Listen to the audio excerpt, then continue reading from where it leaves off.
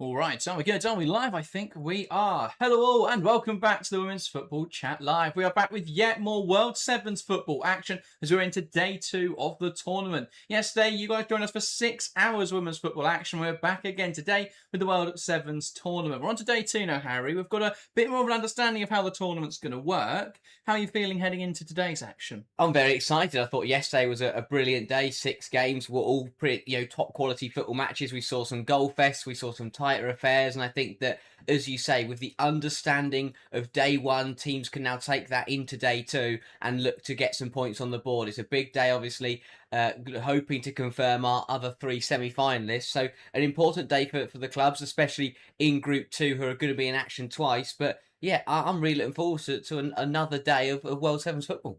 Yeah, and we've got a load of action coming our way.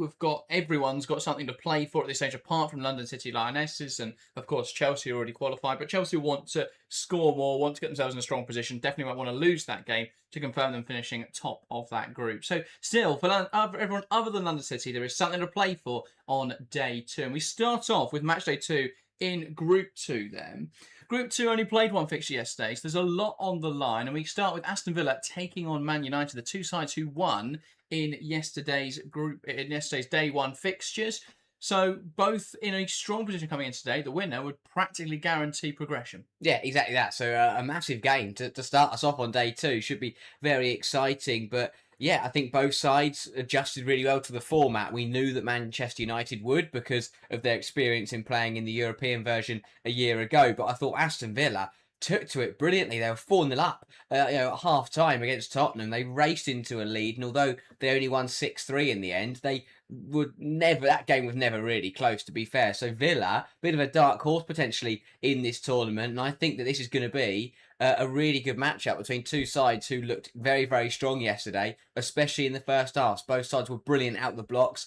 I mentioned there, Villa were 4-0 up at half time. United were 5-1 up at half time against West Ham. So both were really fast in that first half. So maybe the first 15 minutes of this game is going to end 6-6. Yeah, that would be an incredible first half. Yeah, I think it'll be a big test of Aston Villa of where they're at, whether they are one of the sides who can seriously compete for this, or whether I don't think Tottenham are particularly good at all. They didn't seem to worry too much about the tournament. They're playing a lot of younger players, so I think that was a big contributing factor. And Villa seem to be really up for it. So yeah, this will be a really good test. If Villa get blown out now by United, then we know maybe it was just Tottenham having a bit of a drop-off, not really being as interested in this tournament as some of the other teams. But if Villa come out and are really strong, then it shows they're serious competitors. So, yeah, should be a really good game to start us off. United started brilliantly in the first half yesterday, but fell apart in the second half. Is that something that they've got to be careful of? Because they only ended, they had a 4-goal advantage at 7 points in that game. They only ended the game with a 1-goal margin. That's something they've got to be wary of in this match because they won't get away with that again. Yeah, they've got to be careful because, as you say, West Ham very nearly got that back from what felt like an impossible position. And although the goal difference isn't a factor here, it's about how many goals you score. So winning 5-1 or 5-4 doesn't really have too much difference on paper. But if they don't build up a lead of 4 goals or more, and then they do fall in the second half, that game could get turned around very quickly. So they've got to be careful. They cannot afford for that to happen again. As Villa play like they did yesterday, then I don't see a position where United will be massively ahead, and then suddenly a bad second half would put them in a lot of trouble. So yeah, they've got to improve on that. I thought they were brilliant in the first 15 minutes, but the second half they really fell away and were quite fortunate in the end actually to come away with the victory after how strong West Ham were in the second 15 minutes. But yeah, United, I think, will have learned from that, and they'll come in today knowing that they need to be at a high level for the whole half an hour. Indeed. We've spoken quite a lot yesterday, and I'm sure it'll be a talking point today as well about how best to use substitutions with the roll-on, roll-off function. We've seen a mixture of sides who are constantly making changes, changing 1 or 2 players, and then some sides who have got almost 2 teams that they rotate in and out of the game. And these two sides both took very different approaches to that. United rotated quite heavily, I thought, throughout the game. They kept making changes. And Aston Villa seemed to be a side who rotated their whole team quite often and almost had 2 different teams out there. So we're going to see a nice contrast in those 2 styles early on. Yeah, and I think that it will be very intriguing to see which one comes out on top. As you say, I think that it's a bit of an unknown with these tournaments, so different sides have gone different ways about it. But I did like United's heavy rotation element of it. I think that, I mean, we saw them making changes after a minute and a half. You're really utilising the roll-on, roll-off effect. There's not a chance that anyone on the pitch is tired for United because of how quickly they were making changes, and I think that it's a very strong effect. The concern with it is that it can with the constant happening, it can cause problems with players coming in, and it can get a bit messy. But equally, I think that they did well to balance it out because it wasn't wholesale changes, and that's what Villa are doing, and that I think has had a few flaws on day one, where sides would completely switch out the six outfielders and then end up looking worse because of it. So it'll be interesting to see whether that will affect Aston Villa going into this game and going into day two. I prefer United's way of going about it with the constant rotation, but one change every 2 minutes. I like that way rather than the complete overhaul of the team. But both approaches, I think, can work. Yeah, I mean, we saw Chelsea start the day. They played in the first and the last game of day one. In the first game, they came out and were trying to use that sort of two different teams style. By the time they played Leicester in the evening, it was a bit more of a constant rotation. So potentially we'll see teams coming into day two, having those learnings, having played in a game, at least one game, possibly two games yesterday, and have some takeaways then taken to today's game. United, with that experience, I think that really shone through, didn't it, early in their game against West Ham. And it'll be interesting to see whether they can continue to use that as other teams start to gain back that advantage. Yeah, I think we saw that experience, pay dividends in the end. But also with the players they've got, it's a mix of players that have suited this format and players that have played in this format before, and that set up very nicely for them. I thought that they looked very, very strong. A lot of individuals, stepping up and performing. Turlin obviously got that hat trick, had an absolutely brilliant game. Melvin Mallard was another player who was superb in that initial game against West Ham. So I think United's forwards have looked really good in this seven-a-side format, and they'll be hoping that they can be as clinical and as deadly in front of goal as they were yesterday. Yeah. Should be interesting then as we prepare to get underway for the first game of day two. It is Manchester United taking on Aston Villa in Group 2. The two sides leading the way at the moment in Group 2, both who claimed victories yesterday, both with a lot of goals, the most high-scoring teams in individual games, these two sides. So it should make for a very high-scoring affair. Yeah, exactly that. I mentioned United's attackers being on top form, but Villa as well, were absolutely brilliant in front of goal. Kirsty Hansen was, I think this is, again, a format that can suit her. She's a player that likes to get stuck in, covers every blade of grass. Rachel Maltby was absolutely brilliant for Aston Villa in yesterday's game, got that brace against Tottenham and looked really, really strong. She was really enjoying the fact that, she could get although she's a fullback on an 11-a-side pitch, she could get very, very high in this format, and those late runs were paying off, and she scored some two very nice goals. But yeah, both sides were really strong in front of goal, but they also conceded. United conceded 4, Villa conceded 3. So I think this could be another really open, high-scoring game. Yeah, hopefully. There doesn't seem to be much defend. At least the teams that have been more successful don't seem to do too much defending, which I think is quite enjoyable, I guess. And we've not seen too much involvement for defenders in this tournament. Think of someone like Chelsea. They seem to have only had one defender on the pitch at a time. United started yesterday with Laetitia, and even players like Sandberg and Lundqvist were getting into attacking areas. And often it's actually players like Toon that are going to drop deeper so they can pick up the ball and be a bit of a playmaker. So, yeah, there's not too much defending happening in this, and that is important.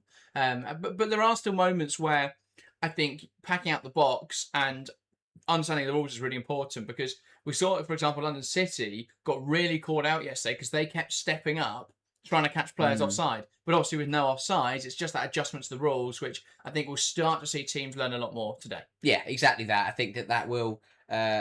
they would have worked that out by now. They've done a lot of work on that as well going into today. And as you say, hopefully we will see them get to grips a bit more with the difference in the rules. And the referees getting in the spirit of the World Sevens. Yesterday we saw the first set of officials weren't really in the mood. The second set, though, seemed to really get into the spirit of it. We're seeing a similar thing here. I think is it the same set or is it a mixed set? No, they've mixed them up now. But yeah, I think that the referees have really got into the groove of the tournament, and it's good to see. Yeah, absolutely. And now we prepare for the player walk-ons.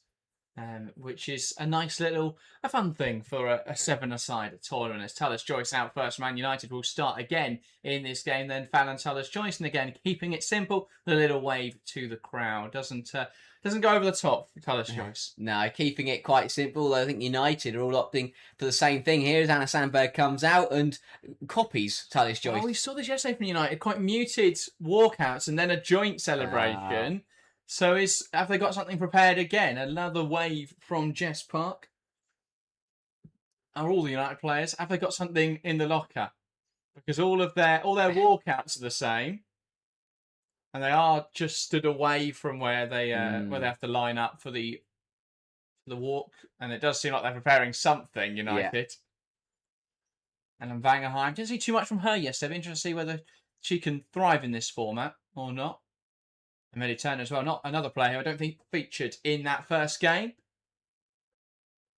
And United did have something ready, and Middleton Patel is on camera work. And I don't know how to describe what's happening. I have no idea what's going on. Mallard is now being thrown in the air.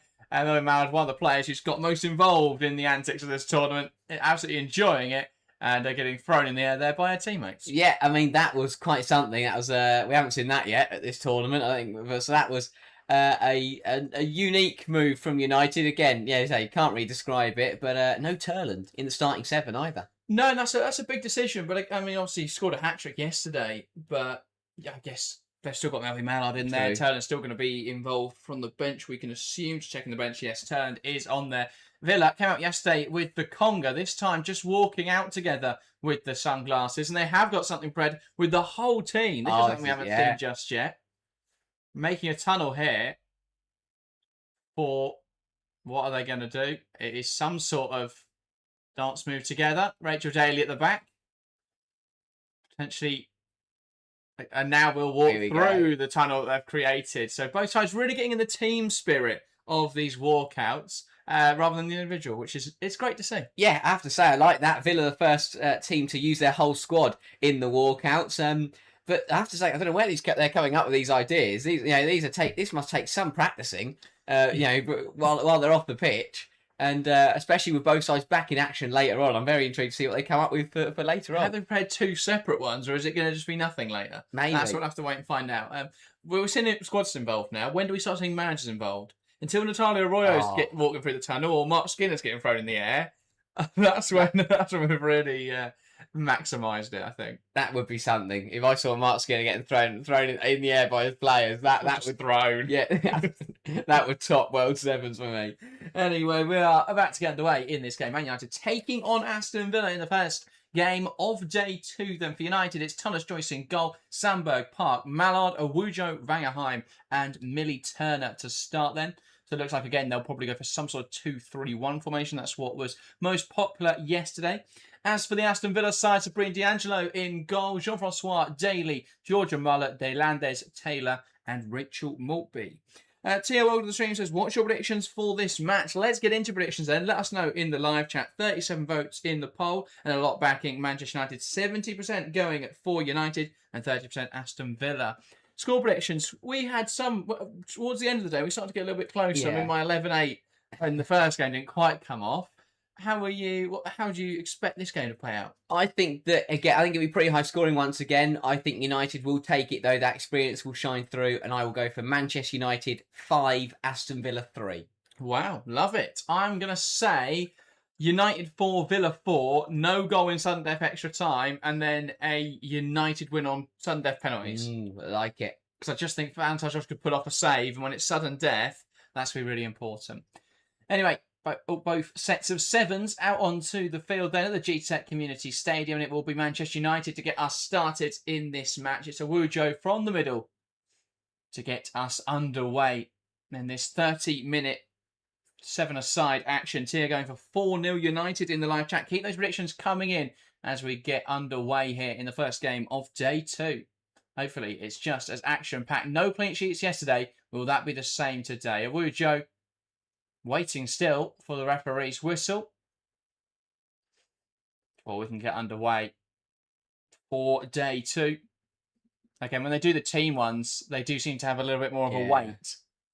Then obviously with the individual ones, and Wujo does now knock it back and run away in this game. Manchester United taking on Aston Villa in this first game of day 2. And they'll go long immediately from Tullis Joyce. United started really quickly yesterday. Can they emulate that today? Equally, so did Aston Villa. Daly looks to play it to the right-hand side to Muller, but it's cut out by Sandberg. Down the line into Mallard, and it's a lovely control, but can't quite take on Taylor, who recovers possession. And Villa now on the ball. Yeah, again, very intrigued to see how both sides approach this, especially in the early stages. I meant, United. We saw United make changes after 90 seconds. We're interested to see if they opt for the same strategy. And that seemed to work really well for them. So we may see that again. Here is Melvin Mallard on the left-hand side. Wants to take on Miri Taylor. Going to the outside. Chops back in. Trying to cut inside. Mallard. Lovely feint there, but can't find a way through. Awujo now. Now she's forced to running that ball out of play. Kylie Perks up to the stream as well, says 6-3 United. That would be an excellent game. And Tia predicting as well with a 4-0 prediction, the first clean sheet of this tournament. We don't want to see any clean sheets, do we? Yeah, no, I think we all want to see goals be flying in at both ends. It was Leicester who came the closest. Both Everton and Leicester, who in the London City games were the closest. Everton were only a couple minutes away in that last game. But still yet to get a clean sheet. And to be honest, I'd be surprised if we do get one. Yeah, I think the best chance would be Chelsea against London City, just because London City don't have much to play for. And if Chelsea do decide to put Hampson in goal, they may be a bit more defensively solid. But even if Chelsea have been quite open, like I said, 3 against Everton in the opening game, conceded as well to Leicester City. So it's no guarantee that they could keep a clean sheet in that game. Villa coming forwards now. Ball delivered in towards the area and a good claim from Fallon Tullis Joyce. It will just slow things down. Now looks to roll it out to Awujo. Can she find a forward pass? I guess another interesting aspect could be, it's still warm in the UK, but slightly more overcast conditions. Does that impact on how quick this game may be played? Will it be faster? Are we going to see less substitutions, though? How do you think that could impact things? Potentially. I think the intensity will... To be fair, every team did well to keep the intensity up for the whole 30 minutes in all their games. But, if the game is going to be played faster, that would be incredible to watch, because it's very much end-to-end as it is. But, yeah, potentially. But we've already seen United. We're only 2.5 minutes in, and they've cycled through their second set of changes in this game. Yeah, keeping the attacking players the same. Mallard battling away for up there. Now crosses it into the box, but can't quite find Vangerheim. And Villa could break now. Jean-Francois wide into Maltby. Up against Letizia, who just stands her ground. Maltby now goes back to Taylor. Taylor looks out to Muller on the right-hand side. He's going to get around George. Lifts it into the box. And a good claim from Tullis Joyce. And now United playing forwards. Here's Ziggiotti. Immediately dispossessed there. And it's won back by Turner. I'm not sure how much a player like Ziggiotti can impact this game, especially in a midfield role. I'd expect her to play a more defensive role instead. At the moment, United have got George, Turner and Letizia on there, which is quite a defensive shift, I think. Daly looking to play it long in behind, and Tullis Joyce out to collect. Heidi, welcome to the stream. Says, where can you watch this? It is available exclusively on Sky Sports in the UK. If you're outside the UK, it's available on DAZN. Ball through, looking for Mallet. Well done. Tullis Joyce coming out to claim that ball. Again, though, it's a positive start from Aston Villa, and it's Maltby who's involved once again. That lovely dink ball, and Tullis Joyce as well to get there before Mallet. Toon. Nice footwork from Ella Toon. Can she find the forward pass? Locks it into Turlin now.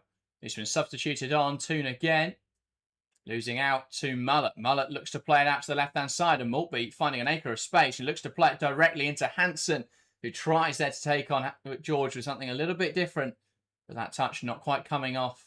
And United back in possession. Ball down the line from Toon into Turlin. Turlin looking to lift it into the box, but it's blocked out for a corner. Do you think we'll see any different approaches to corners in this games? Because yesterday we saw teams winning corners not really know what to do with them. And we saw some defensive teams actually putting the ball out for a corner because they view it as a not very dangerous situation. Yeah, I'd expect teams to try routines. And as we say that, United have gone short here. Ziggiotti back into Ella Toon. Now Ziggiotti, who's going to drag it down the line. Back to Toon because you get the shot away. Squares it to Turland. looking for her 4th goal of the tournament already, the top scorer, despite having played only 1 match so far. The hat-trick in the first game. United coming forward. Ziggiotti forced backwards, though, to Turner. A pass in towards the penalty area, but it is cleared away. And it does feel there's a slightly more cagey aspect to this game than any of the games we saw yesterday, apart from perhaps London City Leicester. Yeah, I think both sides seem to have got the format nailed down, but also we saw how yesterday, the teams in Group 1 who played twice, the games in their second games, later in the day were a little bit slower. So potentially these Group 2 teams realizing that they're both in action again later in the evening, perhaps maybe just taking it a bit slower and wanting to conserve across the 2 games. Yeah, I guess as well, both these sides obviously know that they can't really afford to lose at this stage, because it just would make things more difficult for them later in the day, while the winner would be in a fantastic position. United breaking forwards now, though. Here's Ella Toon, who looks to square it across to Mallard. Can she finish it off? It's a big save from D'Angelo, who's able there to parry away Melvin Mallard's effort. Yeah, I think they just slowed it down too much there. Did Ella Toon. It was a 2-on-1 for Manchester United, and they really should have capitalised on that. They caught Aston Villa high up the pitch, but D'Angelo coming up with a big save to keep the game level. Yeah, Melvin Mallard looking to draw level with Turner at the top of the goal scorers chart. She bagged a brace yesterday, had the chances really to make it a hat-trick. Ball into the area, Turner header on target. And that's perhaps one way you can use corners. Get a centre-half on the pitch, which not a lot of sides have actually had on there. Yeah, don't mind that, hanging it deep. And it was Turner who ended up going up against Hidja Carter. And, Turner was always going to win that one. Mallard coming forwards and lashes it home. And the deadlock broken with a lovely finish from Melvin Mallard. Carries it forwards, finds the camera, and her Awujo are eating in this game. And will United be feasting on goals as this game continues? It took them a little bit of time to get going in yesterday's game. It's taken them 7 minutes here, but they do find the breakthrough through Melvin Mallard. Yeah, nice finish from Mallard again. Villa just get dispossessed out the pitch, and it's a brilliant drive from Melvin Mallard through the Villa shirts, and she just fires it past D'Angelo. Enjoyed a very good game yesterday, and yeah, this is a format that Mallard's really enjoying, and it's another contribution. Yeah, so many half-assed efforts, half-assed challenges there from Aston Villa, and Melvin Mallard just able to escape all of them. United under pressure here though as Villa come forward. Jean-Francois, can she find a cutback? Turlen standing her up, doing the defensive work, and it is out now for a Villa corner.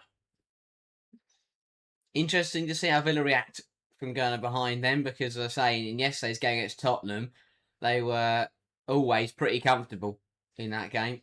Salmon into Jean-Francois, back to the taker. He's going to take George on directly. Lovely from Ebony Salmon. Can't quite find the shot towards goal, and it is then deflected off of Jean-Francois and out for a goal kick, I think, there. This is brilliant, though, from Salmon, bursting into a dangerous area. Tyler Joyce made the save. I'm not sure if that's been given as a goal kick or a corner. I think it is a goal kick, though. Tyler Joyce will look to send this one long. Will send all the way through and head away by Aston Villa, out for a United throw. Tia says who just scored. It was Melvin Mallard who got that goal for United. Taking her level with Elizabeth Turlen now as the top scorer in the competition. Both of them bagging 3 goals so far. Park knocking it back to Gabby George, who could take aim here, George. It's a low effort that's blocked away. And Villa now looking to break, and that's a ball through towards Maltby, who enjoyed a really effective attacking display yesterday. Can she have a similar effect? And United constantly making changes once again. Awujo on for Ziggiotti. Now here is Park dropping in to receive. Looks to lift it forwards. Nodded on, looking for George. But Turlen's header running a little bit too long and out for a goal kick. Yeah, United are one of the only teams that have really got that direct element locked down. They seem to have, too many teams have been going too long or too short, but United seem to have really unlocked being able to go long, but keeping it within the confines of the pitch. Daly winning it back there off Toon. Toon looked to bring her down. We'll get away with it, though, as Daly continued, but the pass inaccurate. Toon now looking to lift it towards Awujo. If she can keep this on. Simeon Wujo, has she got a cut back? Does look to cut it back, but it's cut out by Mullet, and now Villa will break away. Jean-Francois carrying it forwards, now shifts it to the right-hand side. Hansen chops back a little bit too quickly. And now Jean-Francois laying it out to Rachel Daly, the low-driven effort, and Tyler Choice does well to make the save and collect the seconds. Yeah, been a busy first 9 minutes for Tallis Joyce. Aston Villa look good coming forwards. They combine nicely in the final third. Villa, and I mean, it's the main reason why they scored 6 goals yesterday. And Turner lifting it over the keeper, but wide of the mark, and United almost capitalising on a bit of a defensive mishap from Villa. Yeah, again, it's that directness that United have managed to unlock by putting an advanced player as Letitia there, but putting a player in an offside position on top of the goalkeeper, and it meant that D'Angelo just didn't deal with it properly, and Turland probably should have done better with that lifted effort. Yeah, both United and West Ham were sides who experimented with actually defensive players in attacking roles due to their height and physicality. They're actually quite important up there. I mean, we saw Eva Nystrom score, and we've seen United now using Letitia. We saw Willie Turner get a header away a few minutes ago. It's interesting to see those players playing slightly different roles.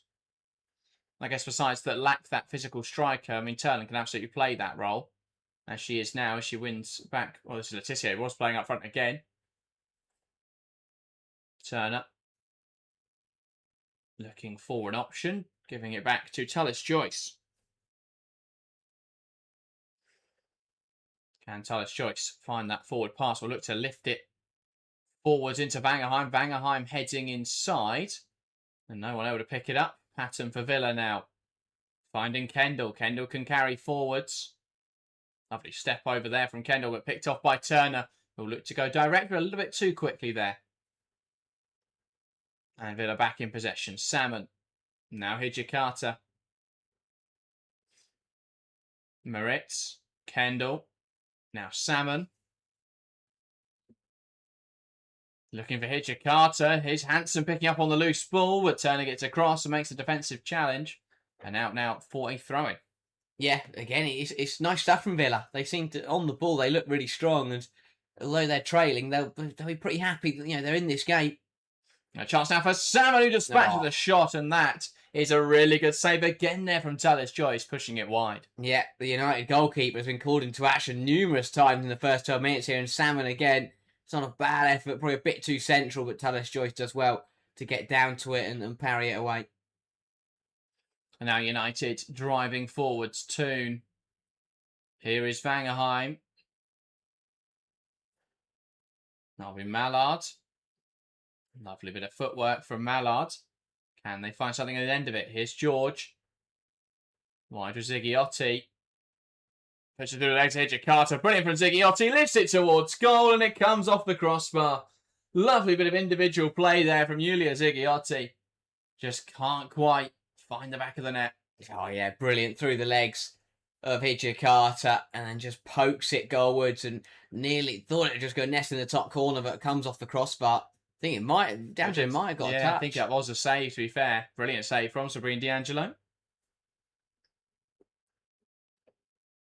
Now be Mallard trying something spectacular. Not coming off, though.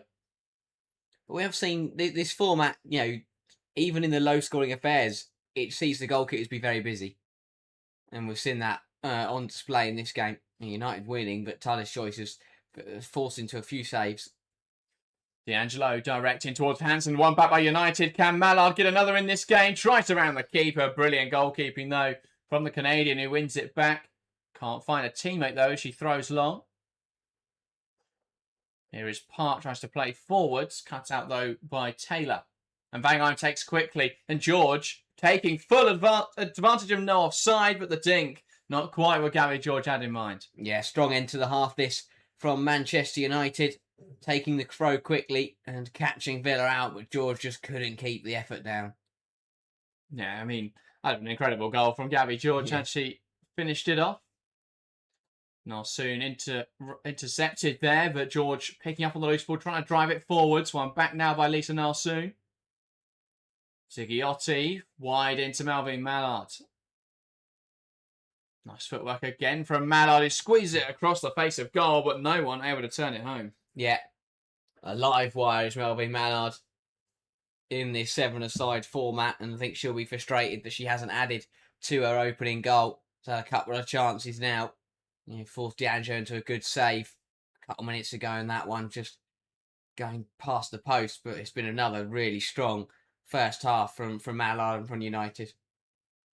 Indeed, as we come up towards that 15-minute mark, I'm under no additional time in this. So as soon as we hit the 15-minute mark, the game just stops. And Villa, realising there's only 10 seconds left, try and force the ball forward. United, though, could take advantage as they break away. Lifted to the left-hand side. George needs to get the shot away. Does so, and it's there. And United, just short of the half-time, get the second goal in this game. It's United 2, Aston Villa 0. George putting it across goal, Sandberg touching it home, and it's 2-0 United going into the break. And that's where you run the risk. Villa committed players forward with 10 seconds left of the half, trying to find a goal, and Manchester United move it quickly the other direction. And George finds Sandberg, the left-backs combining, and Sandberg touching it home. Yeah, great time for United to grab that second on the stroke of half-time, exactly on half-time, and that could be a big goal from Sandberg, and Villa will be very frustrated because they played well in that first half. They gave a good account of themselves in the first 15 minutes, and you felt 1-0, is a decent scoreline. 2-0 though is a lot harder to come back from, but we've seen many goals scored in this format. Definitely not over, but a frustrating time to concede for Villa. Yeah, no planned celebration there for Anna Sandberg, just enjoying the moment. I love the United coach there, so I'm talking to Melvin Mallard, who has no idea how to cover his mouth when he's talking. This is not very effective. Just holding your fist near your mouth while you're talking doesn't block it at all. But yeah, Melvin Mallard, a player I think is really enjoying this format. Seeing her score again then early in the game, and we saw obviously she was the player thrown up in the air in celebrations. She had the celebration plan there with Simi Awujo. We're seeing Mallard really, I think, take to the vibe of this tournament, as we did in the first time that United were in it. Exactly that. We saw this last year, and we're expecting to see the same again from Melvin Mallard, a player that really thrives in this close quarters, fast-paced game. And I think that especially she's very good at just breaking away. Her goal was brilliant in this game, just picking up the ball, running through bodies, and then blasting it past D'Angelo. And she seems to have found that real sweet spot where she's not blasting it over, but she's getting enough behind it. We've seen a lot of players get trying to go for power, and it's gone well over the bar, or they haven't put enough on it, and it's been a comfortable save. But Mallard seems to have really got the knack of hitting it low and hard and into the corner, and not really giving the goalkeepers a chance of stopping it. But yeah, a player that, as you say, clearly just understands the format, really enjoys herself. Another really good 50 minutes from Mallard, and I think that we all saw this coming, to be fair. Yeah, I think it. I mean, United, devastating attacking areas once again. Turner, when she got on, was impacting the game as well in attacking positions, and those two I think have been so deadly as a combination throughout this season, really, until United stopped using them together. But also as a pair in this tournament, I think have worked really well together. So yeah, really effective in attacking areas. And then we saw that moment right at the end of the half, United moving the ball so quickly and to devastating effect. George putting the ball in the right area, and Sandberg anticipating it, making that forward run and taking full advantage of the fact there's no offsides. Yeah, another really nice team move from United. And that's the thing, when you do move it with that kind of pace, you're going to get yourself scoring opportunities, and they just open Villa up. And as you say, the United showing that understanding, that experience, really utilising the no offside rule and finding a way to find a second goal, which could be crucial in this game. It was quite a nervy, quite a close first 15 minutes, but getting that second goal just gives them a bit of a buffer. And not only to give them a buffer, but they're now ahead of Villa on points as it stands, but also on goals, puts United onto 7 goals scored, which is the most out of anyone in Group 2. So 2 big goals for United. They'll be hoping they can pick up a couple more, and they need to keep the standard up. We saw yesterday how their second half performance was a lot worse than their first half. They can't afford to drop off today because they're only 2 goals ahead rather than them being 4. So an important second half coming up, but United in a promising position. Yeah, we mentioned at the start, obviously both these sides started really fast in their previous games. Perhaps it was a little bit slower to get started here. I wonder if both sides are considering how they had those drop-offs in the second half and perhaps being a little bit more laboured in their approach in the first half. I don't think the intensity was as high as it was for either of these sides in their first games. Yeah, exactly that. I think that, as you say, it's a lot of things have been learned from yesterday, and that is one of them. It's important to maintain a high standard across the 30 minutes rather than having you can blitz the first 15 minutes, but then if you run out of gas in the second half, you could end up, even if you are miles ahead, you could end up being caught up. So yeah, a more management mode from both sides in that half, and that's why we only saw 2 goals. Indeed. Lise, welcome to the stream. Says, where can you watch it in the UK? It's available exclusively on Sky Sports in the UK. So if you're in the UK and you're unable to watch it, feel free to join us here. We'll be watching through all of the 6 games today. There should be some great fun. And obviously, if you can't watch it and want to try and enjoy it in some way, then hopefully you can enjoy it with us. If you're outside the UK, it's available on DAZN. We are back underway for the second half, then short half times in this competition. Obviously, no added time as well, so we get moving quickly, and it's Villa who get us back underway. Kendall goes back to D'Angelo. Now Hijikata. Back again to Sabrina D'Angelo. Who can she find with the pass forwards? Goes into the feet of Hansen. Hansen looking to drive it down the left-hand side, and just running out of play will be a Villa throw-in.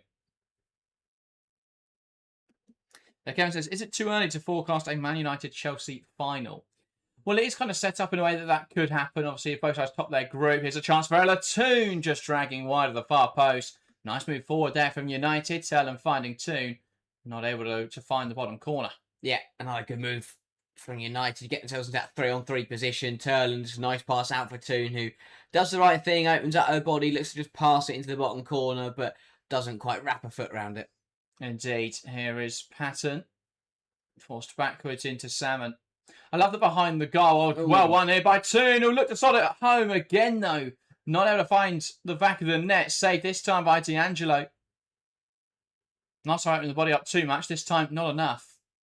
Letitia trying to come down the line. Knocking it out of play, though, Emily Salmon. Letitia. And now Toon driving inside and goes backwards. Be interesting. There's more vertical content creators behind the goal than there are players on the pitch. Yeah. Toon takes aim, and a good save there from D'Angelo. Yeah, it's just an army of people, of influencers just filming behind both goals. Well, I'm not sure there's many in the behind the United goal. They all want to capture Ella Toon scoring. Hansen takes aim just wide of the mark. Fair play to the 2 people behind the Man United goal, hoping Villa will score. And rather than joining what looks like about 15 people behind the Villa goal. Charles Joyce sending the ball forwards, then headed away by Patton. But I think it is too early to forecast United-Chelsea final, but it is absolutely a possibility. Come forward. But I think we saw yesterday with Chelsea that they didn't have it easy against Everton. And I think there's a format which does close the gap. I mean, even United only ended up a goal ahead of West Ham. Villa could absolutely mount a comeback here based on their performance yesterday against Tottenham. So yeah, I don't think it's a foregone conclusion, but those 2 sides would be the favourites for this tournament. Both have lots of players that are suited to this format. Park, Ziggiotti. Park again, cuts it back across the face of goal. No one able to touch it home, though. Here's the second goal scorer. Sandberg gives it to Ziggiotti. Lovely footwork from the Swede into cannot tell who's got the ball anymore. Bound around so quickly there. Turland couldn't get the shot away. Now Daly looking to come forward, switching the play to Hijikata. Back to Daly. Can she get the shot away? Blocked again. Or was it? I think it will be a goal kick. Yeah, better from Villa, but they look a little bit vulnerable defensively. You can see how they won 6-3 yesterday, because while they were strong going forwards against Tottenham, they did also look pretty open. And again, that you feel that's happened today, but the difference is that Talis Joyce is keeping them out up the other end. I mean, to be fair, defensively, they've had Ebony Salmon in defence. Yeah. They've had Georgia Mullet in defence. They're going very aggressive for Aston Villa. Thrown on the near side then, and it's thrown long. But one back by United, and Ziggiotti looking to carry forwards. Ball sent long, looking for Mallard, headed on there by De Landes. Mallard still battling away though. Spins in now. Great chance for Mallard. Cuts inside and saved by D'Angelo and out for a corner. And there was an injury there by the looks of it to Oshunde Landes, who I think obviously in this format, because you can just roll on, roll off, will come off for the moment and be checked over. Just seemed, I think, to get caught there. Unfortunately there by the elbow of Melvin Mallard. No intent. George now to Mallard, who is looking for another goal in this game. Unable, though, to find the back of the net. Yeah, again, this is better for United. As we say, the drop-off in the second half yesterday wasn't good enough, but this has been a good... They've picked up where they left off in the first half, and they're looking to put themselves 3 to the good. D'Angelo coming out now, getting involved, but losing possession in there, Aston Villa. It's Vangerheim driving it forwards, out to the right-hand side with Park. Lovely footwork from Jess Park, looking to get the shot away, and it's blocked wide again. Out for another corner. Yeah, again, Park, lovely footwork, and she's a player that I also think has enjoyed this format across yesterday and the start of today. Again, loves tight spaces, likes to take people on, and has caused problems, even if she hasn't got involved in the contributions. Park looking at for Vangerheim. One back well, though, by Aston Villa. Try and play quickly, but it's one back by United. Letitia. Into Awujo. Turner. Awujo. Vangerheim. Awujo. Ella Toon. It's blocked. Chance now for Turner on the rebound. It does take her a couple of attempts, but eventually slotting it home. And United extending their advantage in this game. It's Manchester United 3, Aston Villa 0. And again, a bit of an unconventional goal scorer in this tournament, but Millie Turner getting in and amongst the goals. There's a lovely move from United and a bit of a mess at the back from Villa. Probably should have dealt with it better. Turner took 2 stabs at it, but does eventually get it in the back of the net. Yeah, D'Angelo, very unlucky there. Does really well to deal with the initial deflected effort from Toon, then saves the rebound from Turner, but the third one she can't quite get back up and stop it going in. Here is Kendall. Across to Muller. And she's charged down well by Nalsoon. And now Ella Toon. Awujo. Lovely pass round the corner into Nalsoon, who's going to lift it towards Turner at the back post. Brings it down. Creates space for the shot. Saved well, though, by D'Angelo, who's been busy in the Villa net, and Salmon driving forwards in space. Takes aim, and a big save from Tullis Joyce. Ebony Salmon 1-on-1 with the keeper. And it is saved. Taylor. Kendall. Into Salmon. Now playing it in behind quickly, and well, none of the defenders there for United dropped back quick enough, but Tullis Joyce jumped up quickly and punched it away. Yeah, another really strong showing from Tullis Joyce in this game, coming up with a big save to deny Salmon and reads the game well there. But yeah, Villa will be frustrated that they're 3 goals down this game. They'll also be feel like they should have scored by now. And even if they aren't to turn it around, we know how important goals will be. So if they could get at least 1 on the board, that would be could be a big help. Soon driving the ball forwards now for United. Gives it to Ziggiotti. He's going to lift it into the area. D'Angelo, though, able to punch it away. Quite a lot of height on that cross. Gave D'Angelo time to come and punch it. Turland holds onto the ball. Into Letitia, round the corner nicely from Nalsoon. But Kendall will see it out for a goal kick. Villa playing short. Taylor. Into Hijikata. Wide now today, Landes. Is there an option for Aston Villa in an attacking area? Or will we see the first clean sheet of the tournament? Landes breaking into the box. 1 back well by George. And now United driving forwards. George poking onto Ziggiotti. Tries to play towards the back post. Blocked away by Patton. Now for a corner. Yeah, another good move from Manchester United. They're really flowing now in this game. And they don't look like they're not showing any signs of letting up. And as you say, only 7 minutes, 6 minutes and a half away now from the first clean sheet. And it's looking pretty likely with the form that Tullis Joyce has been in. in the first 23 minutes here. Zigiotti looking for Mallard, but one back by Aston Villa. They try and move the ball quickly. But yeah, United have found a much better balance, I think, in this game. Well, it hasn't been all action in attacking areas. They have dominated, really, this match. Yeah. And they're only 2 goals off what they scored yesterday. Yeah. And while not conceding any. So, on one hand, it's been more controlled and actually a better result. Zigiotti pouncing on the ball, can't find the forward pass. Yeah, I guess you can look at it either way, can't you? There's less chance of them throwing this away than there was yesterday. There's a great chance they could have lost that game against West Ham. But equally, 5 goals, it doesn't really matter how many you concede in this tournament. It matters how many you score. Come back looking for Hijikata, one back by George. But it shouldn't come down for United to the goals scored. It shouldn't make a difference. Yeah, they should be okay if they win this game. I don't think they had any problems against Tottenham. I think they've probably been who looked yesterday the weakest side, by London City, the weakest side in the tournament. So that is positive news for United, who have come through, who look to have come through this challenge quite easily. And of course, Man United fans, make sure to join us for that later this evening. That's the last game of the day. Kicking off at 8 o'clock. Hansen coming forwards, takes aim wide though, off the far post. Kirsty Hansen's effort. Unable to get involved in the goals. This performance in front of goal from Villa has been much more representative of how their season in the WSL went. Yeah. With the lack of clinicality, which feels a bit of a surprise, saying how strong they were in front of goal yesterday. Here is Jess Park carrying it forwards, takes aim, and that a thunderous effort from Park and United.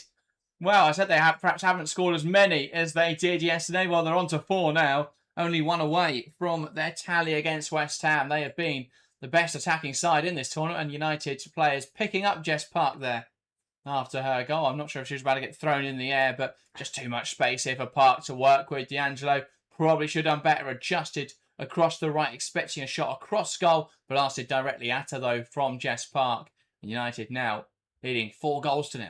Yeah, hit hard and hit well by Jess Park. And as you say, D'Angelo just misreading it, but it's a good effort from Park. And yeah, United now in a very comfortable lead and on to 9 goals scored as well, which is going to put them comfortably top of Group 2. Delander's wrestling Melvin Mallard there, but we'll get away with it as Mallard keeps possession. Now Sandberg lays it off to Toon. Toon in trouble, goes back to Turner though. Daisy says, sorry, who scored so far? Well, we've seen 4 goal scorers in this game. Melvin Mallard scored the first.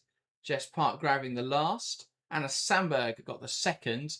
And can you remember who scored the third? Millie Turner. Of course, Millie Turner. There we go. So many goals in this game. Difficult to remember. Mallard needing support. Goes to Sandberg. Toon. Now soon, Mallard on the edge. Back to Toon. Can they find a route to a 5th goal? Jean-Francois hassling here. Villa wanting to get a goal in this game. They don't want to be the first side to fail to score in a match. United have changed their goalkeeper. Not sure when they did that. We've seen so little action in the United goal. That could have been any time in the last few minutes. Toon going forwards here. It looked like gone off the pitch, but Toon will finish it off. It's not going to count for much, though. Referee with a little shake of the head there at Ella Toon. Jean-Francois. Forced backwards. Yeah, Villa will want a goal just to kind of try and solidify their position in second place. They did get 6 yesterday, but Tottenham got the 3, West Ham got the 4, so it wouldn't take much for them to be jumped depending on the result in the game that's coming up after this one.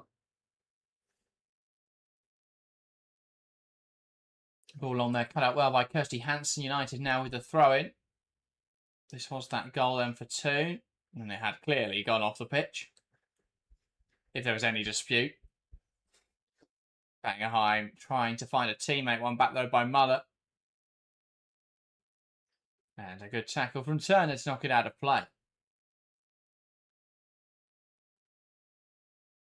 Digiotti forceful there in winning back possession. Here is Salmon. Ball launched long by Middleton Patel. And D'Angelo to collect. Ball lifted forwards, nodded on. Into Salmon, who turns well, fires straight at Middleton Patel, who pulls off a good save. Now Villa looking to break. Toon. Digiotti. Nice turn. Poking it onto Turland. Can she score? Elizabeth Turland. Save well by D'Angelo. And now Villa can break. Here's Mullet. Takes St. Georgia Mullet and a good save from Middleton Patel. United goalkeepers having a stormer at the World Sevens. Talis Joyce was brilliant for the first 25 minutes here. Middleton Patel coming on, making some big saves. Now Salmon takes Sam over the bar. Now, to be fair, Rendell didn't do too badly in her cameo yesterday. Dave says, I'm hoping for an Ella Toonga after coming back from injury. Yeah, good to see her back involved in the United side. United will be hoping that she is fit and firing next season after missing most of the second half of this campaign.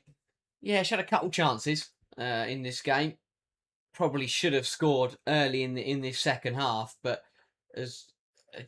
again, it's just adjusting, but probably should have got on the score sheet at some point in this game. Turland cut out by Kendall. On back though by Sandberg. And now Digiotti carrying the ball down the left-hand side. Tries to play down the line, and an interception from Kendall. Out for a United throw. And well, United in no rush here. Mallard wants back on there. Swinging the Viv aggressively. Turner takes aim from range. It's blocked. And that will take us up to 30 minutes. That is full time here in the first game of day 2. Manchester United with a commanding victory in their second match to take them top of Group 2. United 4, Aston Villa 0. A big goal scoring performance and the first clean sheet we're seeing at the World Sevens.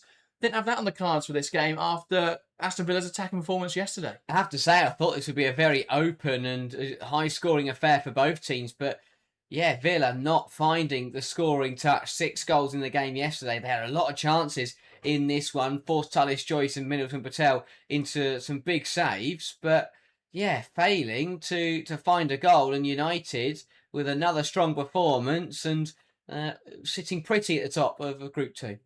Yeah, and this just seems to be a great feeling around this United camp. They are a great togetherness. We've seen them obviously with the group celebrations and the group walkouts. There's a real feeling that they can go and win this. Mark Skinner sporting either it's a very Marmite shirt. You either think that's absolutely incredible or an awful piece of attire. But they're well up for it, Manchester United, and that was shown in this performance. Ruthless attacking play. And the first side to keep a clean sheet as well. Yeah, very strong. Mark Skinner, we're very happy with that. And his side are in a great position as they go into their game, obviously the last game of the day against Tottenham, who, as I said a few minutes ago, weren't great yesterday. But yeah, very strong from United. And we speak about that experience, that what they would have learned from the last year's tournament. Clearly, they've brought that into this year's competition and are thriving. Really, and yeah, to beat Villa in such a dominant performance compared to the close-knit and games that we saw yesterday and how good Villa were in the day 1 game, that's a good marker from United setting out the stall, really, and opening up the day with a big victory. Indeed, Horizon saying United are just so well suited to this format, and their previous experience seems to have really helped. Yeah, I think that's what we saw. We saw yesterday is that United, they obviously have been here before. They know what they're doing with this format, and they got to speed a lot quicker than any other team, of course. And we haven't really seen anyone catch up to that just yet. Maybe when we get to semis in the final, maybe then it'll be interesting to see whether anyone else has perhaps caught up to them. But yeah, I think you have to make them the favourites based on their performances in match day 1 and match day 2.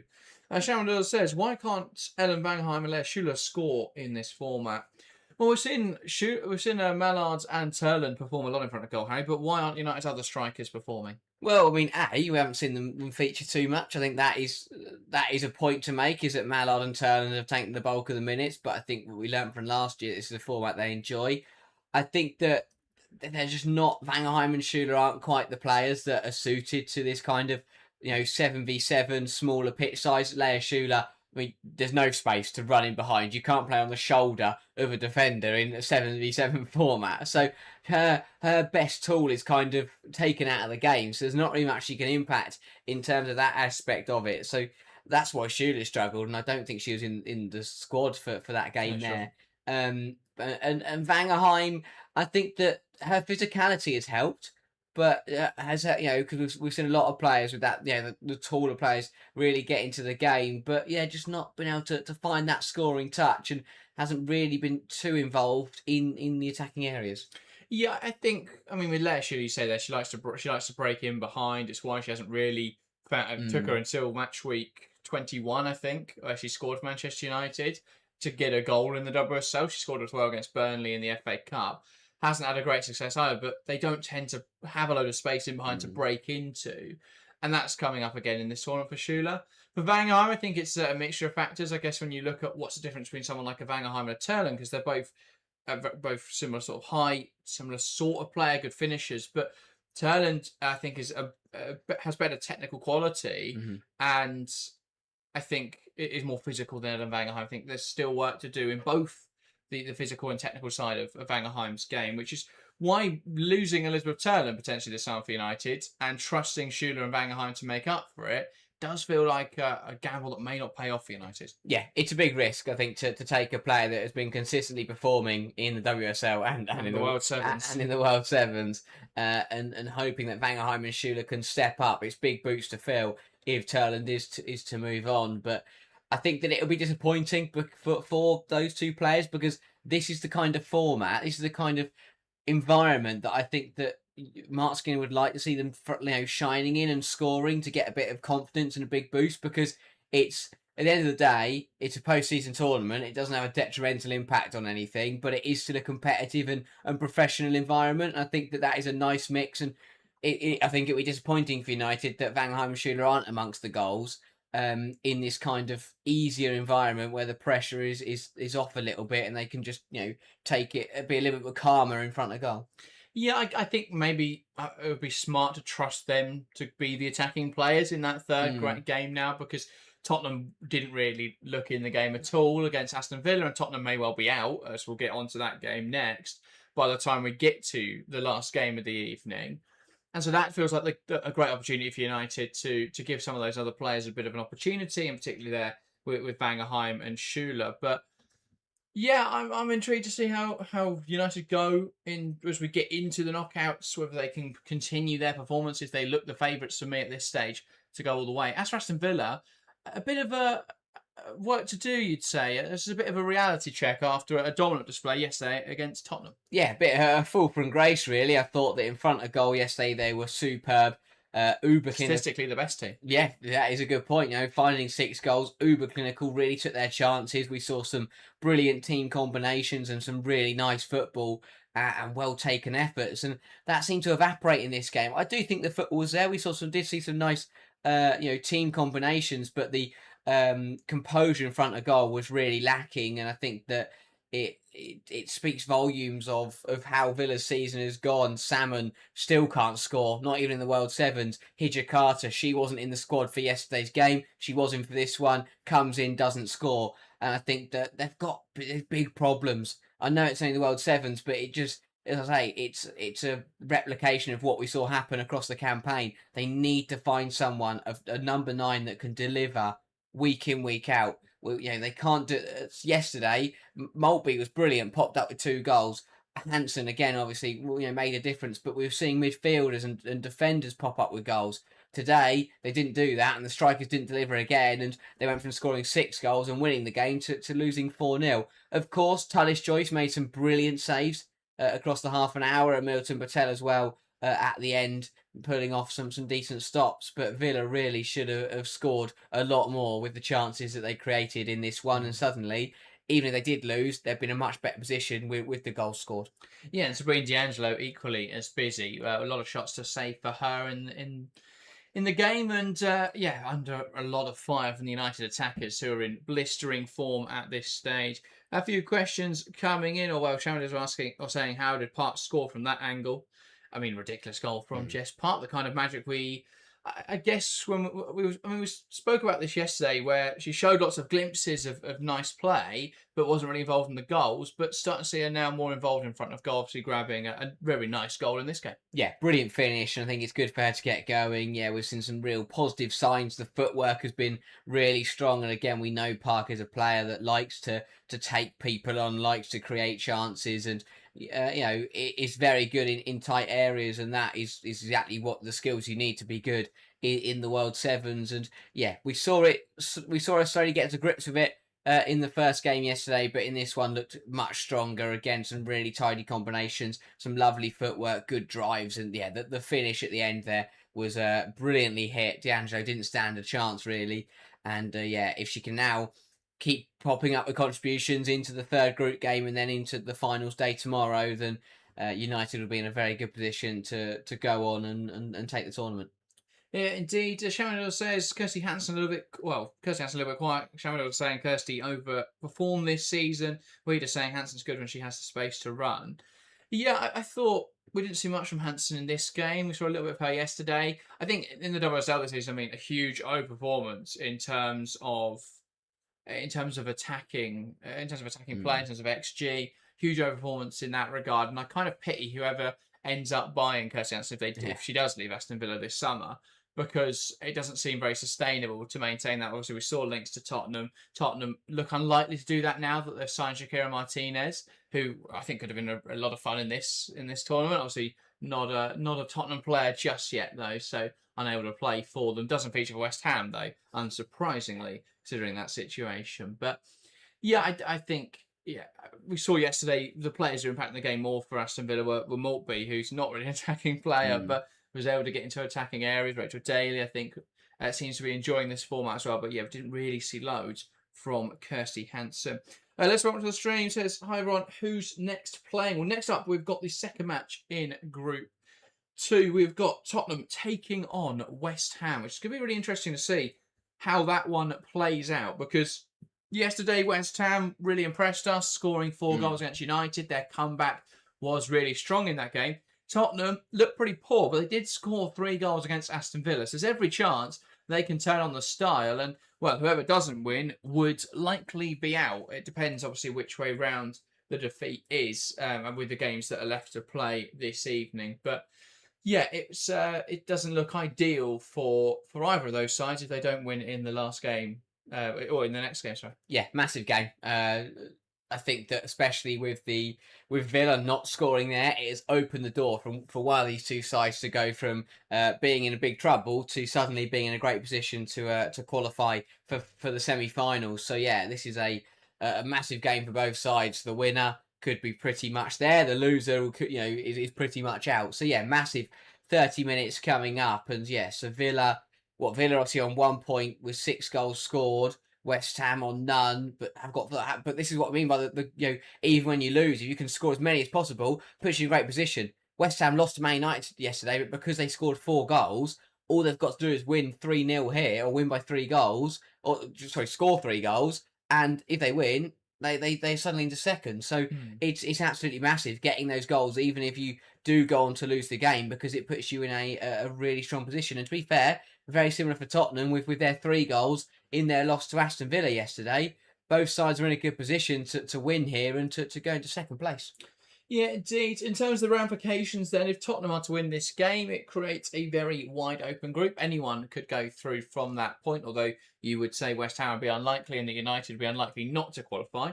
But if Tottenham are to win, it is still open. If West Ham win, Tottenham are eliminated and Manchester United will be through. So everything on the line really in this game, and that's down to how the fixtures play out later. But Tottenham didn't get the business done in the first game against Aston Villa. Now there's a lot of pressure on them finding a performance against West Ham. Yeah, I think that it's going to be very intriguing to see what changes they make, because they were nowhere near good enough in yesterday's game, and whether that was the subs getting wrong. We know it is quite a youthful squad for Tottenham, choosing to not bring as many first team players and bring a lot of the academy and younger players. So that is going to hurt them a little bit, because their squad probably isn't as good as some of the other teams in this tournament. But I do think that they've still got some quality on there, and we didn't see enough from the likes of Gaukset and from Holt, who I think that very technically gifted players. If they can get on the ball and get involved, they could have a brilliant 30 minutes coming up. But they've got to change some things. They were too open defensively. They didn't find that balance between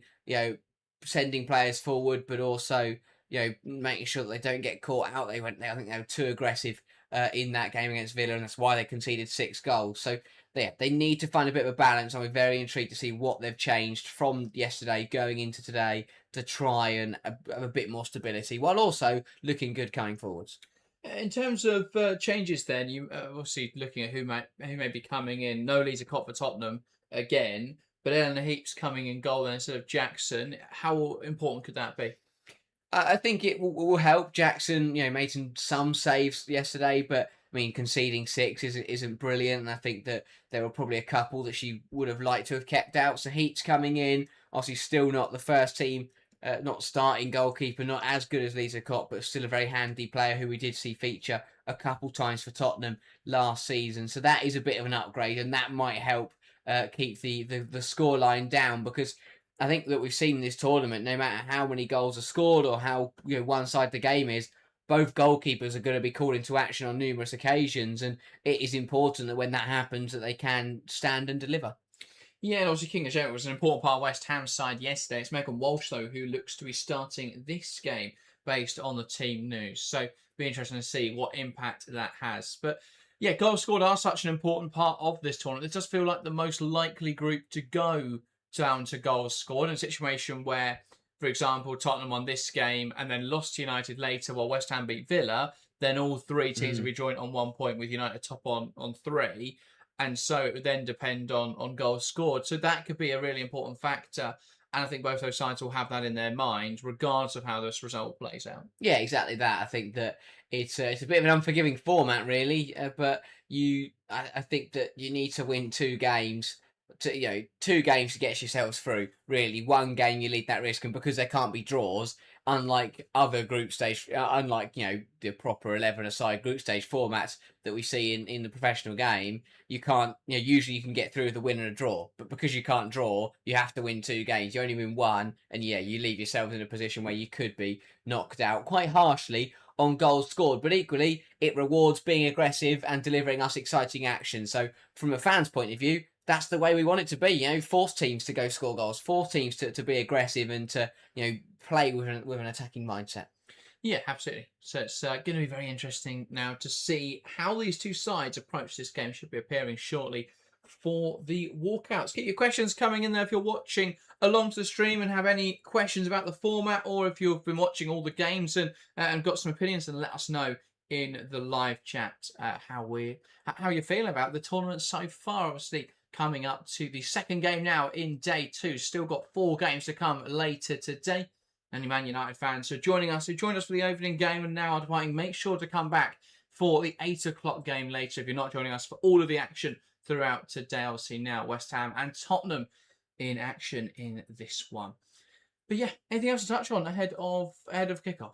No, not really. I think it's good. I think it's a very important game, but I don't know what to expect from it with both sides losing yesterday. I have to say both sides have got quite strong supports. With it being in London, I think that the London clubs are more likely to have more fans that are in the area and can get to the games. I'm not sure how much of an impact it has at the World Sevens, but we'll have to wait and see. I am very excited to see what Tottenham's walk-on is going to be here, because Olivia Holt and Katinka Tandberg have both got boxing gloves on and robes, so this could be quite interesting. And Bartrip there trying to hide the cameras, but there's no spoilers involved. But we are getting a little peek behind the curtain there of what is to come.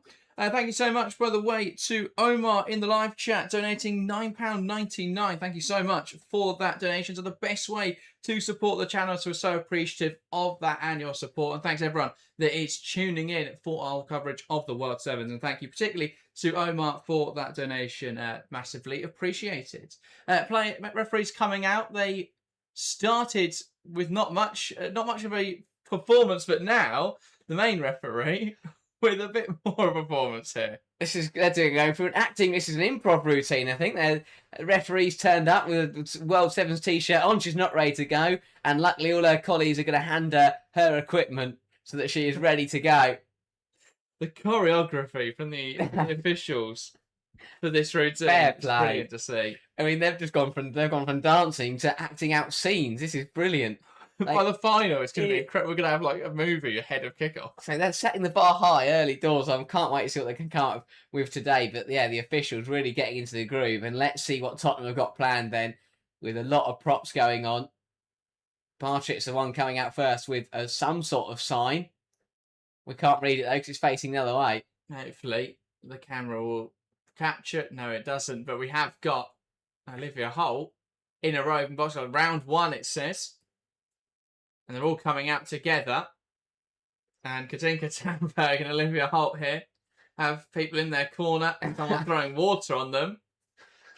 And now, are they going to have a fight? Tamberg looks to punch Holt. Holt actually goes for Tamberg.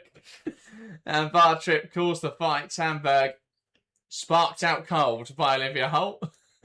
Very inventive. I like the fact we're going from dance routines to going to like acting out different things. But Holt winning the fight then, brilliant. That is incredible. About it. Fair play to Tottenham. They upped their game from yesterday. That was much stronger. Yeah. Someone cheering on Lisa Kopp there. Not involved in the action for Tottenham. But cheering him on. And Vivian Asai has the Asai glasses once again. What do West Ham have planned now then? Yeah, because they didn't have anything. They got a bit confused yesterday and they're all looking around like, are we going to do something? Are we not? But let's see what they've got in the locker. Out first. Just got a dance for the cameras. And a bit of a stylish dance there from Vivian Asai. Then goes and hugs some of the players on the bench. And waits by the bench. Have we got a whole squad routine coming out?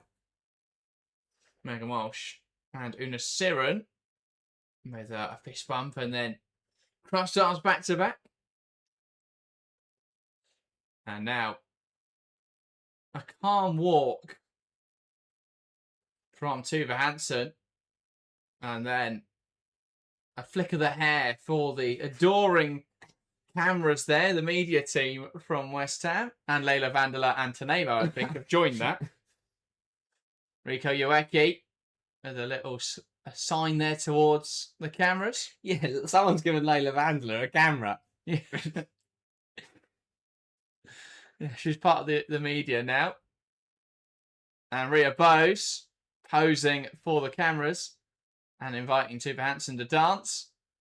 And that is the West Ham 11, or have they still got more to come? I've lost count at this point. Yeah, one more. They still do have Cascarino,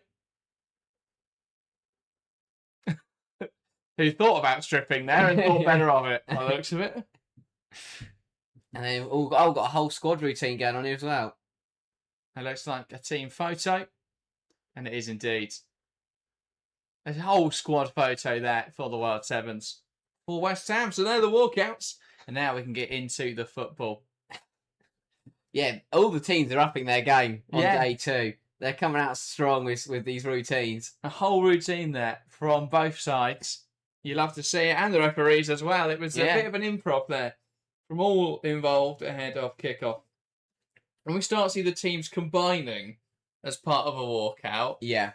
Is that game gone, or is that the best we could possibly have? I think that could be quite, with the referees involved as well. Just a whole whole acting scene going on before these games. But both important massive game.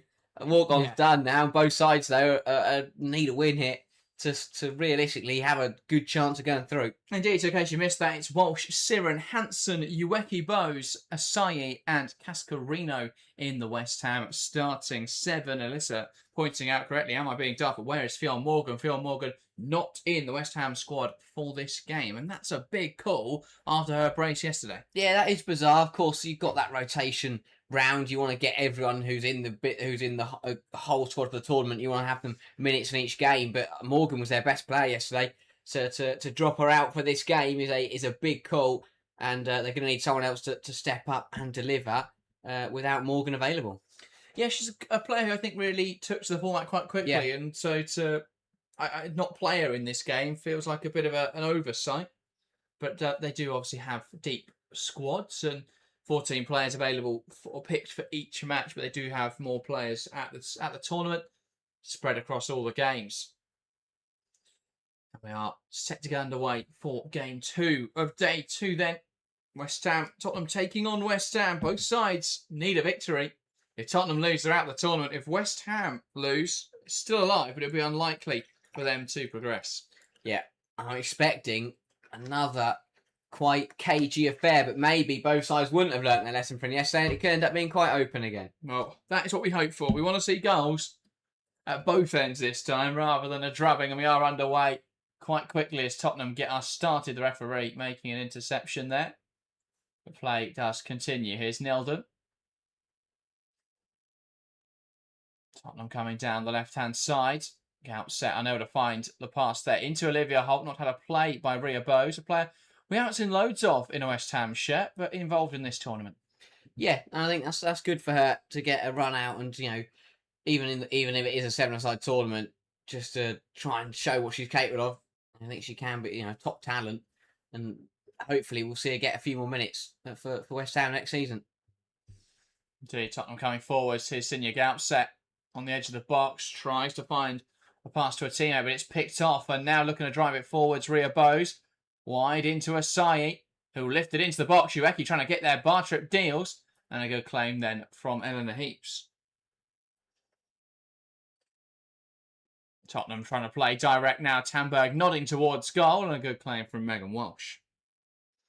Yeah, bit end to end, and again Walsh goes direct for West Ham and finds Ueki, who gives it to Asai. But again, both sides just going very direct, very end to end, putting both goalkeepers under a bit of pressure.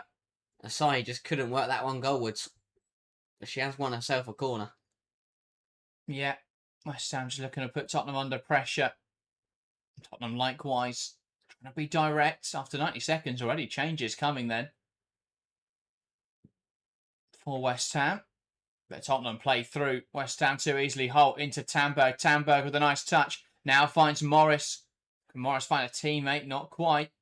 Keeping the move alive though into Gout. Set on the edge of the box. Tries to play the pass through the lines. One back though by Ueki. And now here come West Ham. Asai. Coming inside dangerously. Takes aim and well over the bar from Vivian Asai. Yeah, probably should do better with that one. Asai on the break. And Tottenham again, early doors, just getting caught hard at the pitch. And it was the same problem that they had yesterday. They were just too aggressive.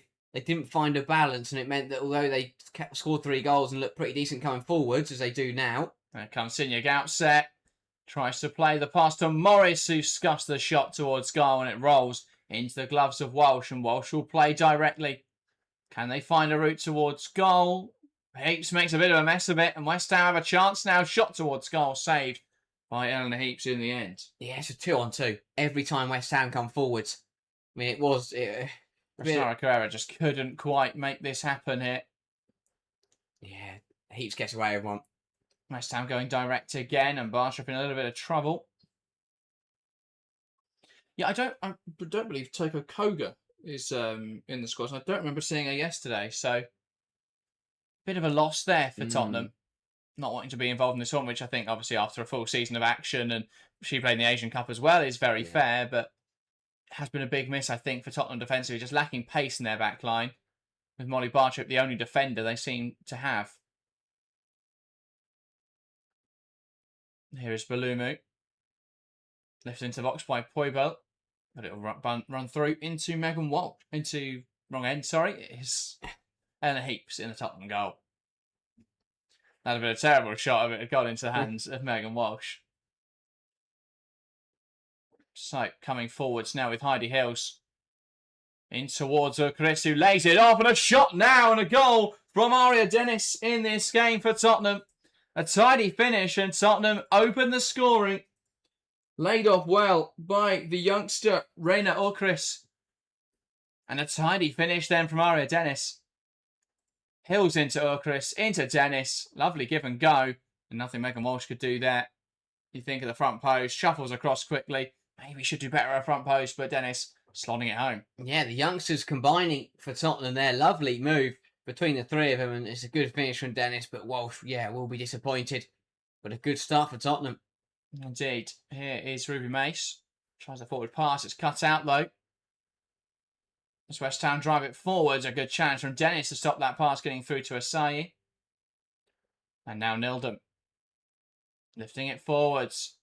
Held up brilliantly in there by Desiree Pierre, who's been brought down. Not sure who that came off last. Will be a West Ham throw.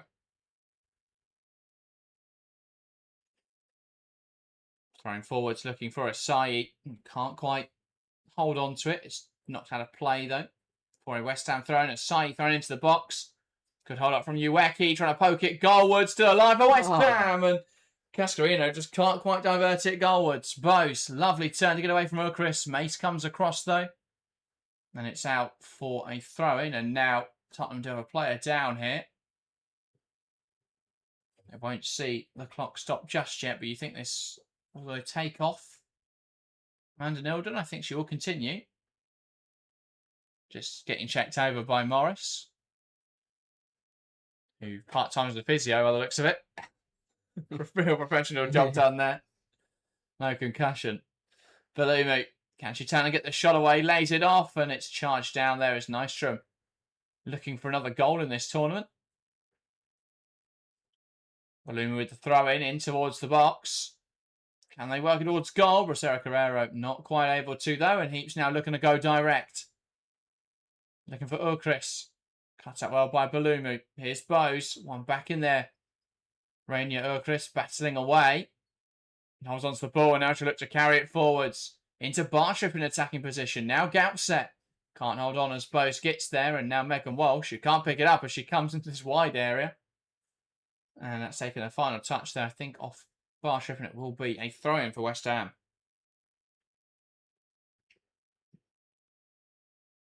Morris. Gaupset into Summonham. Bartrip can't quite bring it down, and West Ham sending it long, but no runner in behind there for West Ham.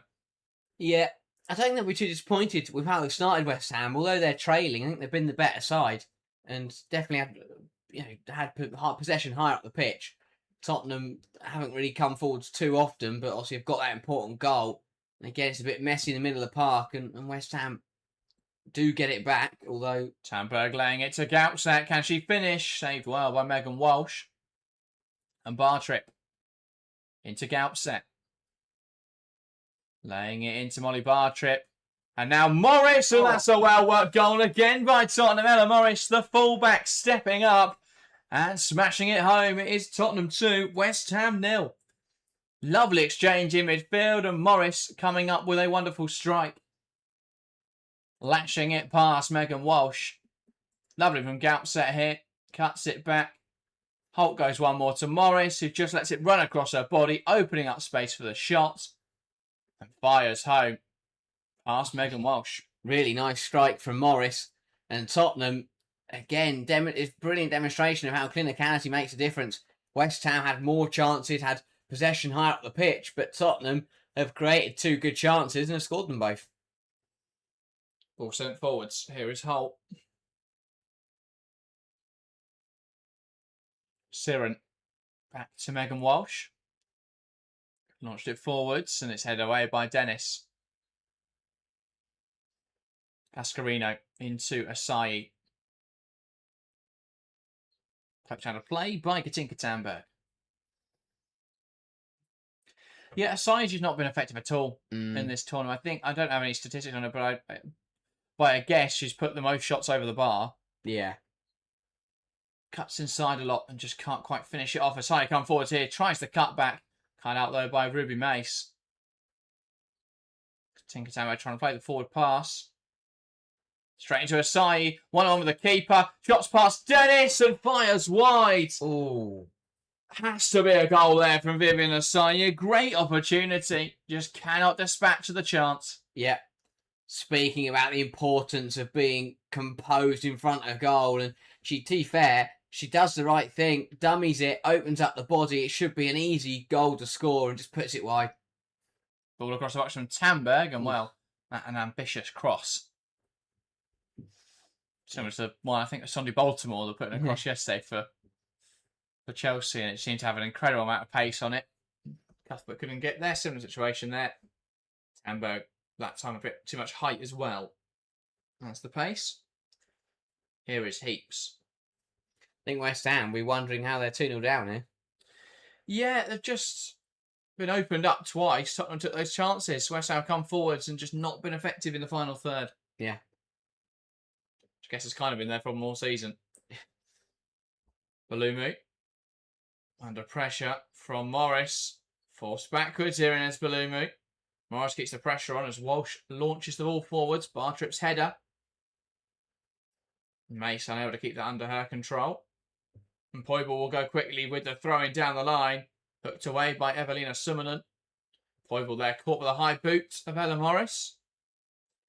And well, we've seen a few knocks and injuries, and that was something we didn't see at all yesterday, but a few players down in this game. Yeah, you say we've seen a couple of players really getting stuck in now and getting on the wrong end of tackles. But a bit of a late one there. Not a high one, really, from Morris. Just catching the West Ham player. So we'll have a stoppage here to the clock. No added time in this format. Instead, just a stop clock for whenever there is a decent stoppage. Goals get stopped in obviously any situation like this. Yeah, so we did. I don't think we saw a single injury yesterday. A single stoppage for a player being down. We've already seen a couple today. But too fast pace for injuries. Yeah. Players very much getting on with it. I mean, there's no diving or exaggerating or time wasting going on because of the clock getting stopped. Yeah, I mean, exactly. There's no point to it, is there? Well, I guess you go the other way and just keep knocking it out of play, and it's going to slow the game down, but not get stopped. But yeah, we haven't seen anyone play that way just yet. Get an early goal and then just keep smashing out of the arena. Yeah. And we've cut to Alicia Lehman for some reason. Needed something to look at while also there's a stoppage, so they go and find Alicia Lehman. Yeah, this camera angle makes it like she's just talking to herself. There's no one else looking forwards. And there's no one else just talking. But Alyssa asks, are there red cards? I would assume there's anything particularly egregious that there would be a red card. But the referees have got them on them, but no referee in the world is pulling out a red card at the World Sevens. High and 2 feet, then it's probably going to be red cards. But short of that, I don't think we'll see. I mean, we've barely seen free kicks given. This is a free kick now. Yeah, Rogelio Yane also in the crowd there, rather than with the team, so potentially not involved later. Which is a bit of a shame. I think she played really well for Leicester in their games so far. Equally did feature it in both matches, so potentially preference given to players who either haven't played at all yet or only played in one of the games. Ball straight through, not cut out in the air. Chance for West Ham. Uendo trying to poke at goalwards. Will fall free now, but it's blocked. And they just can't score in this game. Jess Zhu, who spent the season on loan at Bristol City, getting back involved in action today for West Ham. Not able to find a goal. Uweki heads towards goal, but it's over the bar. They've had some glorious chances, West Ham. 10 minutes gone. They really should have got one on the scoreboard. And as I was saying, even if you do go on to lose the game, you've got to try and score as many goals as possible. Siren carrying it forward to West Ham. Across now to Vivian Asai. Opens up the body and the shot is blocked. And now it's Tuva Hansen. Cut out well by Olivia Holt. And here come Tottenham. Holt. Can she get the shot away? Bit of a roll there, looking then for the shot that's blocked by Ria Bose. Oh, Chris. Now Desiree Pierre. Getting the shot away. Cleared away, though, by Siren. Yeah, again, good from Tottenham. We're looking, I mean, if they get a third before half time, they've been in a great position. And it would also put them level with Aston Villa on both points and goals scored. Here is Chris. Desiree Pierre. Trying the footwork but losing possession. And Asai only Nilden between her and the goal. Across to Uweki, who cuts it back looking for Asai, and they're just overplayed a bit there, West Ham. Yeah, again, decision making in the final third lets them down, and they're going to get caught up high of the pitch here. Because here's Olivia Holt, who tries a bit of a pirouette there, but forgets to take the football with her. Asai, or Let, I guess, that's the skill. Asai there, firing into the side netting. Wide of the mark, though. Yeah, thought she won a corner, but I don't think it did take a touch. Yeah, goal before the break would get West Ham right back in this.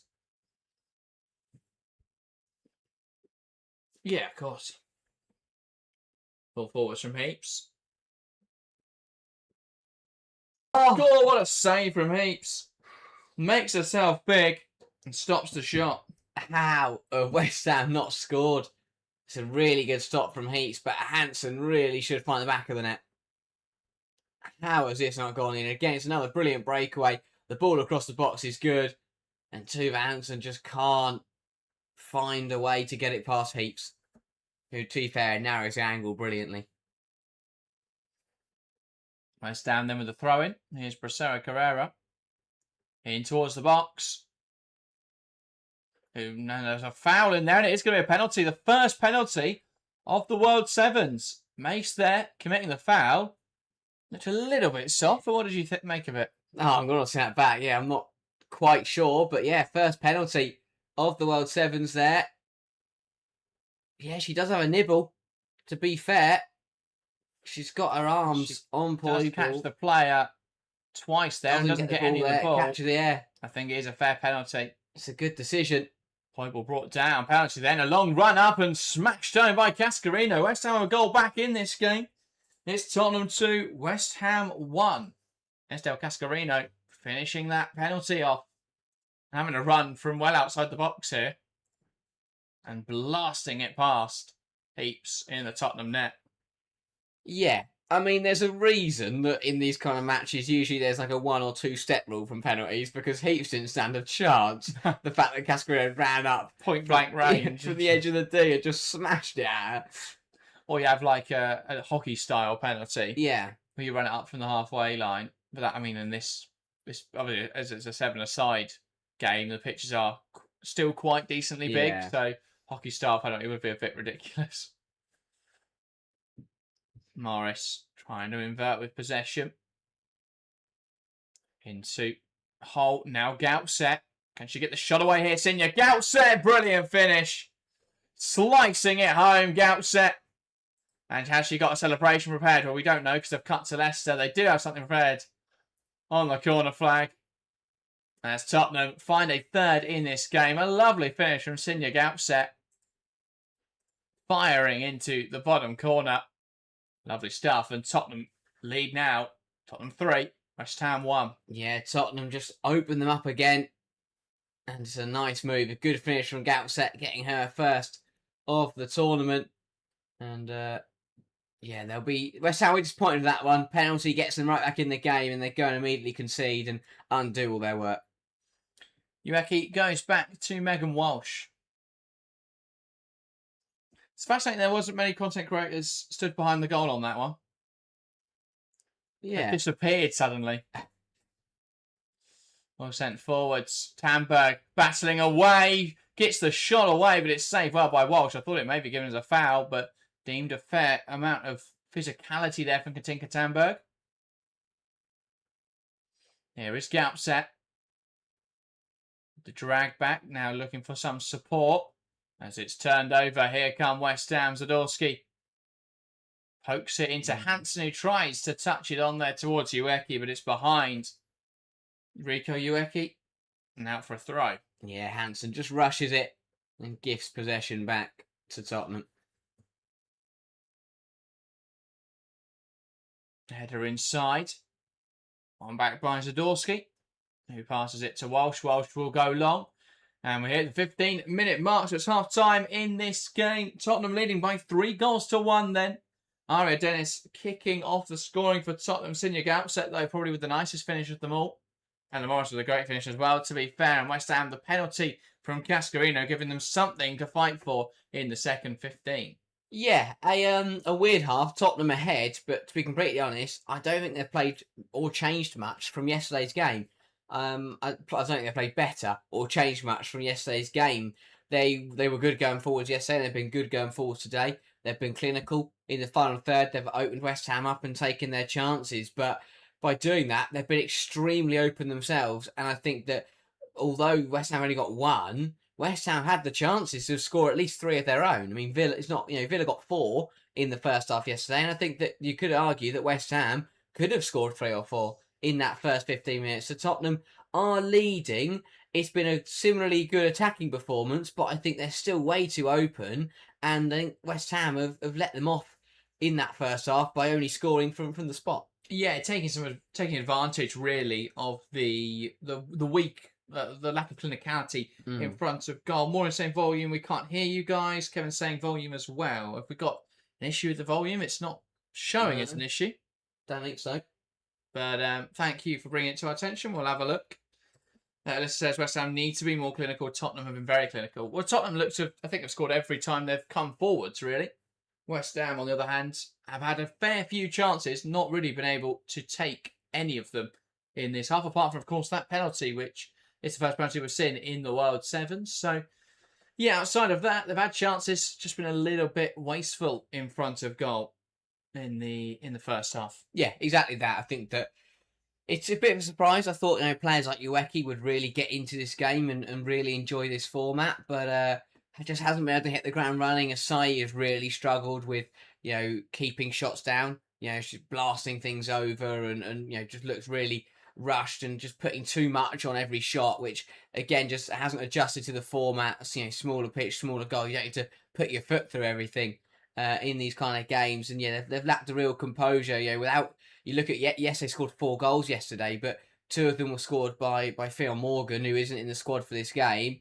Nystrom popped up with one. Yes, a defender. They're not those 2 aren't going to pop up and score your goals again today. So someone else needs to, and it just hasn't happened. No one has really adjusted to the format. That in the final third for West Ham, we've seen quite a cycle of attackers, and none of them have really been able to get into the game.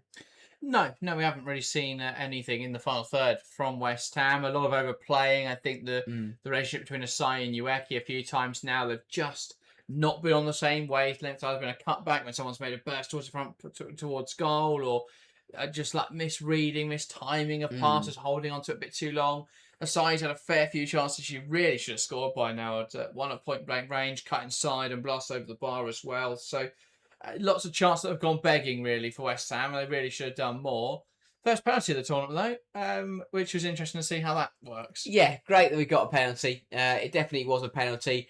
I'm surprised the players allowed to take such long run-ups, because Estelle Cascarino started from outside the D, and when she can get that big of a run-up, the power she drove through it meant that as long as she hit the target, she was always going to score, because Heaps didn't stand a chance of saving it. But yeah, first penalty of the tournament and converted by West Ham, so that's something they can take with them, because at the moment it looks like that they are going to be in a spot of bother going into the last games of the groups. Yeah, well, as quickly as they got back into this game, it came away from them. Sinja Gaupset breaking forwards and a lovely finish from the Norwegian midfielder. Yeah, I thought Gaupset would enjoy this tournament, have a big impact, and I thought that in yesterday's game she didn't really do too much, but in this game she's been much brighter, much more involved, has got on the ball a lot more often, and yeah, overall has had a very strong first 15 minutes, got that goal. It's a really nice finish, and I'd expect her to continue to play as well in this second 15 minutes. Yeah, indeed, we're about to get underway for the second half then in this game. 15 minutes each way. As it stands, we won't be headed to extra time, but if we are, that is a 5-minute sudden death period. West Ham need 2 goals to get to that, though. It is going to be West Ham to get us back underway. Serena Poibel in the middle. Waiting to get us started for the second half. Kevin says all okay now. Maureen saying not okay yet with the audio. Not sure what's happening there then. But Poibel to get us back underway. Knocks it back. Another 15 minutes of action in the World Sevens. Flicked on by Rhea Bowes and now smashed away by Molly Bartrick. Yeah, West Ham want to try and grab an early goal if they can. Bowes into the box. Asai turns, takes aim. A big save from Heaps. And the rebound blasted over by Cascarino. Yeah, great save from Heaps. it's good from Asai, who swivels nicely, uses bar trip, hits it well. Heaps though reacting quickest and making a big save, but another chance comes and goes for Asai in this game. Indeed, here is Tamberg.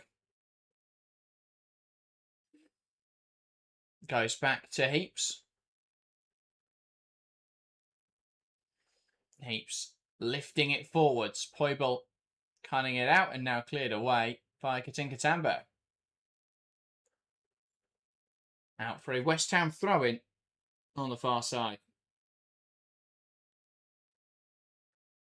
Playing down the line, and Asai brought down for a free kick. She'll now lift it in towards the box. A chance here and a shot towards goal from Ria Bose. Unable to hit the target though. Yeah, again, it's good from West Ham. They're playing pretty decently. They just can't seem to find the target. Sent forwards by Heaps. Headed out of play by Bose and a throw in for Tottenham. Dennis into the box with Tamberg. And she's trying to get the shot away, shooting towards goal. Took a deflection. It will be a corner now for Tottenham. Taken short to Gaupset. Trying to go back towards Holt, but it's picked off by Cascarino, who will now look to come forwards. Knocks it down the line for Ueki, who takes it past Ruby Mace. Ueki shot towards goal and saved well by Heaps. Yeah, Mace does well to catch back up and get to Ueki after initially getting spun, but Heaps is there again. Here is Gaupset across to Holt. Takes aim, and that's a big save from King of Zemek, it looks like. I think they have changed goalkeepers there, West Ham. I may have been Mega Walsh, not 100% sure that. Balumu coming forwards. Comes inside and takes aim, and Heaps with the claim. Yeah, they're not making Heaps work enough. The shots on target are pretty, their catches. There's been a couple of good saves, but on the whole, they're not testing Heaps enough. Holt into Gaupset. Back to Holt. Trying to find Gaupset. And now they'll break away, West Ham. I think it is still Mega Walsh and goal, to be fair. Good save from Walsh a few moments ago. Ueki cutting inside. Puts it out to the left-hand side. And Balumu running herself into trouble as it's won back in there by Mace. Still competing and knocked out of play by Ruby Mace. Ball into the area. Ueki getting the shot towards goal. Dennis clearing it away well. Now Cascarino. Was there a foul on the edge of the box there? West Ham trying to win another penalty. Cascarino losing out there. Desiree Pierre, who breaks away brilliantly. And now it's Desiree Pierre and Ukris up there together. They split well. Pierre takes aim and it's blocked. Is there support now for Desiree Pierre? Hills to the edge of the box with Mace. Touching onto Morris. Ella Morris. Playing inside. Lovely movement there from Heidi Hills. Morris cuts it back, looking for Chris, and it's one back in there by West Ham. And it's Hanson carrying it forwards. Has she got support? Pokes it to Ueki. Up against Summerlin, cuts inside, blocked by the Finn, and Ukris getting back in and clearing it away. Tottenham's youngsters, I think, really struggled in yesterday's game, but starting to show a lot of promise in this game. Yeah, I thought they combined really nicely for the first goal, and overall, yeah, looked a lot stronger. They've clearly adapted to the intensity and the level in this second game. Yeah, I was finding a lot more joy against West Ham than they did against Aston Villa. Yeah, maybe. Here is Heaps.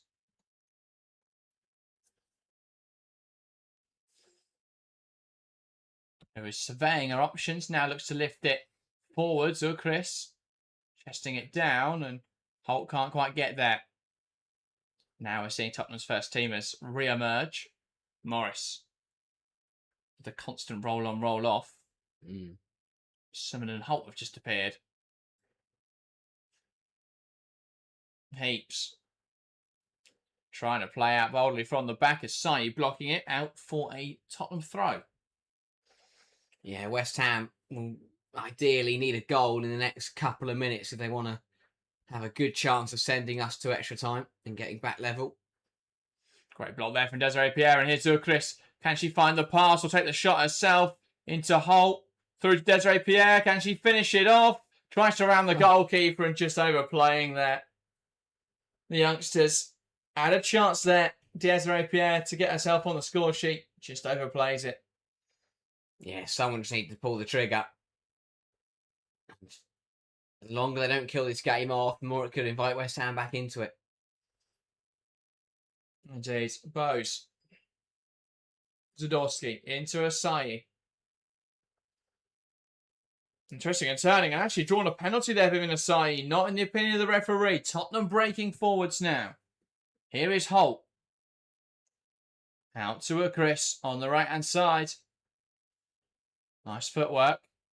Tries to play back to Holt. Doesn't quite come off. Gives it to Desiree Pierre. Tambo. Desiree Pierre takes aim. Wide of the mark. That'll be her last action. But lively for Desiree Pierre and Chris, to be fair. Both getting involved in the action.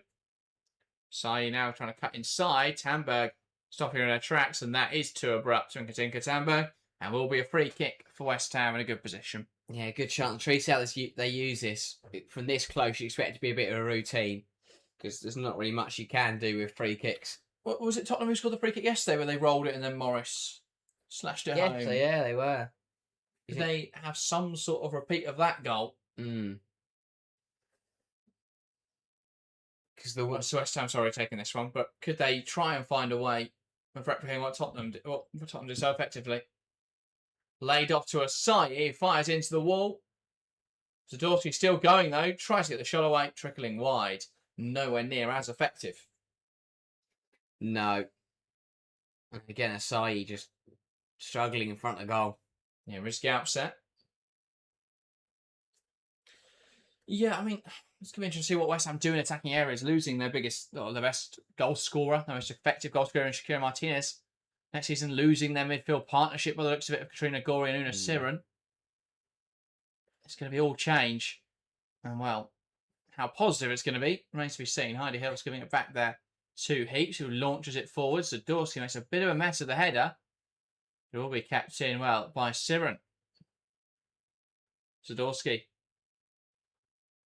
Back to Walsh. One high here by Tamberg, who takes aim. And Walsh parrying it wide. Yeah, making up for a misplaced pass there, Megan Walsh. Tamberg. A decent strike, but pretty central. And again, the effort from Tamberg forcing Walsh into a good save. But yeah, West Ham will be very frustrated. They're still in this game, but they need to get a goal soon. Tottenham coming forwards. Holt breaks into the box. Shot's blocked. Tamberg tries to keep it alive. One on the edge by Ruby Mace. Holt. Mace goes back to Heaps.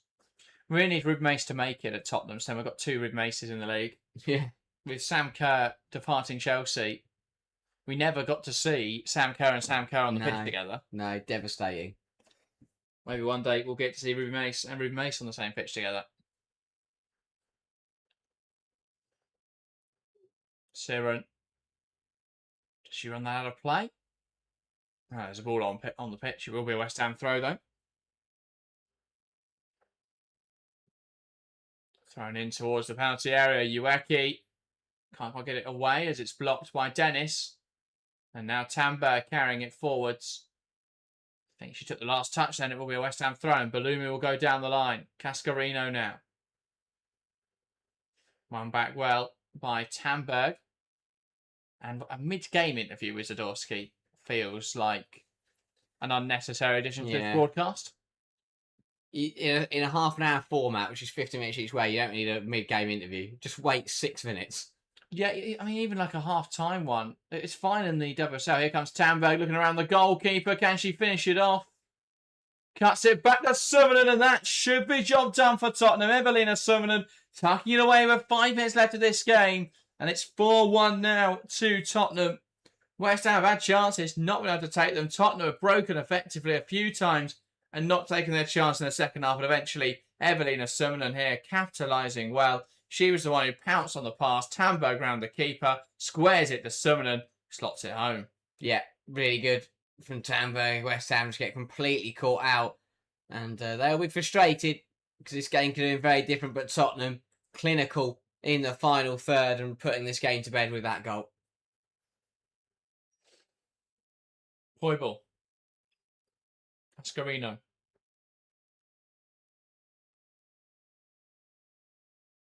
Down the line into Serena Hoiberg. And now Tottenham coming forward to Chris. Has Tambo to her left, brought down there. Renea Chris. There will be a free kick there. Just got caught as she was running towards goal by Bracera Carrera. In a good position for this free kick for Tottenham. Yeah. Bit clumsy, but another good drive from the youngster. And yeah, Tottenham looking to extend their advantage. I mean, they've already got enough goals to jump ahead of Villa. But the more goals, the merrier. Indeed, Tottenham trying to come forwards. The pass to the right hand side, though, cut out. It will be a Tottenham throw-in on the far side.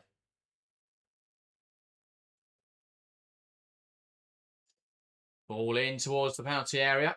Hansen heading it away. And now West Ham will look to break. Bowes carrying forwards and Holt poking it out of play. Bowes in towards Estel Cascarino. Turning, now looking towards goal, and a good challenge from Desiree Pierre to put her off shooting. Cascarino back to Hansen. Here's Asai. Nice footwork from Vivian Asai. Opens up for the shot. Plays it backwards instead. Asai laying it off. Shot from range, not quite coming off. And now here comes Tottenham. Holt looking to shoot from range. And that could have been glorious from Olivia Holt. Not quite getting enough height on it, though. That would have been goal of the tournament, I think. If Holt had managed to pull that one off. But yeah, Walsh alert to it and didn't let her get lobbed that easily. Heaps throws it all the way to Aria Dennis. Coming down the right-hand side, a good tackle from Bowes, out low for a corner. Martin Ho didn't look too happy about the performance yesterday and the way that game played out, but does seem to be enjoying himself a bit more now. Ball into the area, punched away. Now Bartrip back to Summerham. Ball forwards. No Chris battling away in the penalty area. Desiree Pierre. Trying to knock it to the right-hand side. Bartrip. Can't keep it in. It will be a West Ham throw.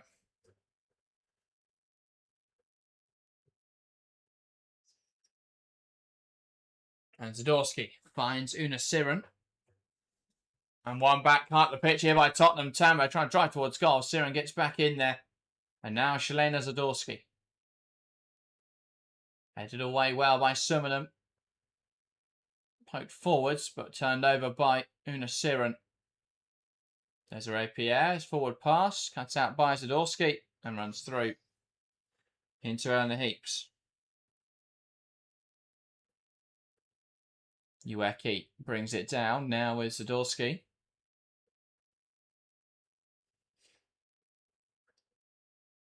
Sumnerton heads away. Now Gaupset. Gaupset coming forwards brilliantly. Sinja Gaupset. Overload for Tottenham in attack, but a forward pass is cut out by Zadorsky. Still with Gaupset now, though. Tries to take Zadorsky on down the line, but not the space there to do what she tried to do. Yeah, trying to add to her goal there, Gaupset, but just couldn't find the pass to Tamberg, who was waiting in the area to give Tottenham their fifth. But yeah, a whole range of goal scorers in this one for Tottenham, but can't find more than 4 at the moment anyway. Ball sent directly into Tamberg, who takes aim early and just wide of the mark and has damaged one of the advertising boards in the process with the venom on that shot. Don't mind that. Took it on quickly. Caught Walsh, yeah. Caught Walsh out, just couldn't quite find the back of the net. Summerlin cuts it out. Now Endo.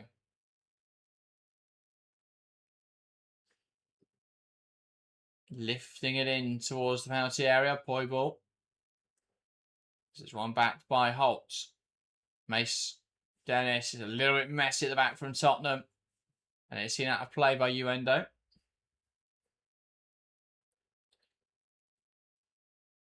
Ball into the area. Not out of play for a corner. Hill's getting back in there. Ball lifted in. And Dennis rising highest, heading away. And Holt now looking to break. One back by Cascarino, though. West Ham's only goal scorer in this game, scoring the first penalty of the Wild Sevens. Here is Livia Holt trying to lay it into Tamberg. Walsh will take aim there as she wins it back, and that is full time here at the GTEC Community Stadium. Tottenham 4, West Ham 1. They get onto the board then. Tottenham with a win in this game, and it sets up an interesting evening of action. They will probably need a result against Manchester United, who've looked flawless so far. But West Ham with work to do then as they face Villa later today. Yeah, keeps themselves alive there, Tottenham, with a good win. And as you say, West Ham still in their hands, kind of. But puts them on the back foot, sat bottom of the group, but not in a terrible position. Should be very interesting with all 4 Group 2 sides back in action later this evening. But a good performance from Tottenham. I thought that it was a better second half. First half was very similar to yesterday. They were good going forward, but were very, very open. But I thought second half, they did start to find a balance. And that is important going into the last group game against Man United, who have probably been the best attacking team of the tournament so far. So much better in that second half from Tottenham. Only conceding a penalty is not a bad game at all. And yeah, I thought that was a strong showing from Martin Ho's side and a good way to bounce back from what was a pretty disappointing defeat yesterday. Yeah, indeed. Tottenham will be back in action at 8 o'clock, so make sure to join us for that one. Meanwhile, West Ham will be back in action against Aston Villa at 7, so lots to enjoy later this evening. And, Tottenham can get through and lose to United, but they would need West Ham to beat Aston Villa. Tottenham there, the goals really coming in handy because it's taken them ahead of Aston Villa after Villa didn't score against Manchester United. So important goals there. That's why we keep talking about goals scored, because especially in this group, it could all come down to goals scored.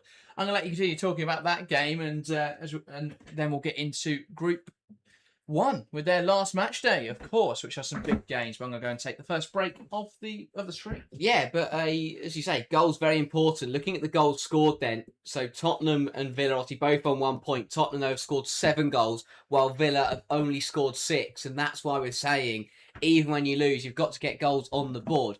Also importantly, West Ham are only 1 behind Villa on 5 goals, so that even West Ham lose here, puts them on the back foot, but they got a goal, and that's going to help them out later, because now they've only got to go and score 2 against Villa. Obviously they've got to win, but they can win by only scoring 2. They haven't got to go too aggressive and have to score loads. So that every goal could be absolutely crucial, and that penalty, who knows, could be the difference between West Ham going through and West Ham not. So although a disappointing result, and they are now on the back foot in this one.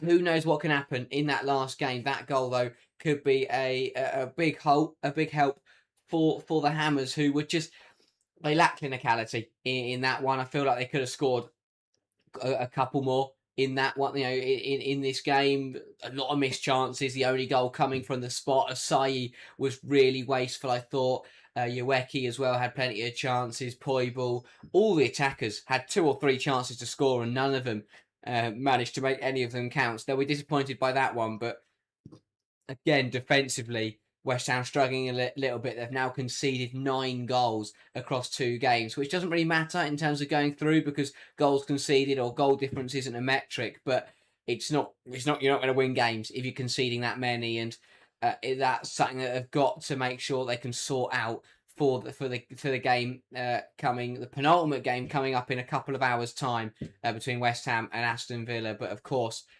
we will now switch focus to Group 1, which was very interesting yesterday. All 4 Group 1 sides were in action twice in day 1. Chelsea coming away with 2 victories and booking a spot in the semi-finals. Still got to decide where they're going to place in that one, and Everton and Leicester are in a straight shootout as well, which is coming up next. But Yeah, that group is a little bit more cut and dry. Group 2, though, still very much wide open. Tottenham there, though, picking up a valuable win and 4 goals to boot as well, which does just sneak them ahead of Villa and put them into second place as it stands.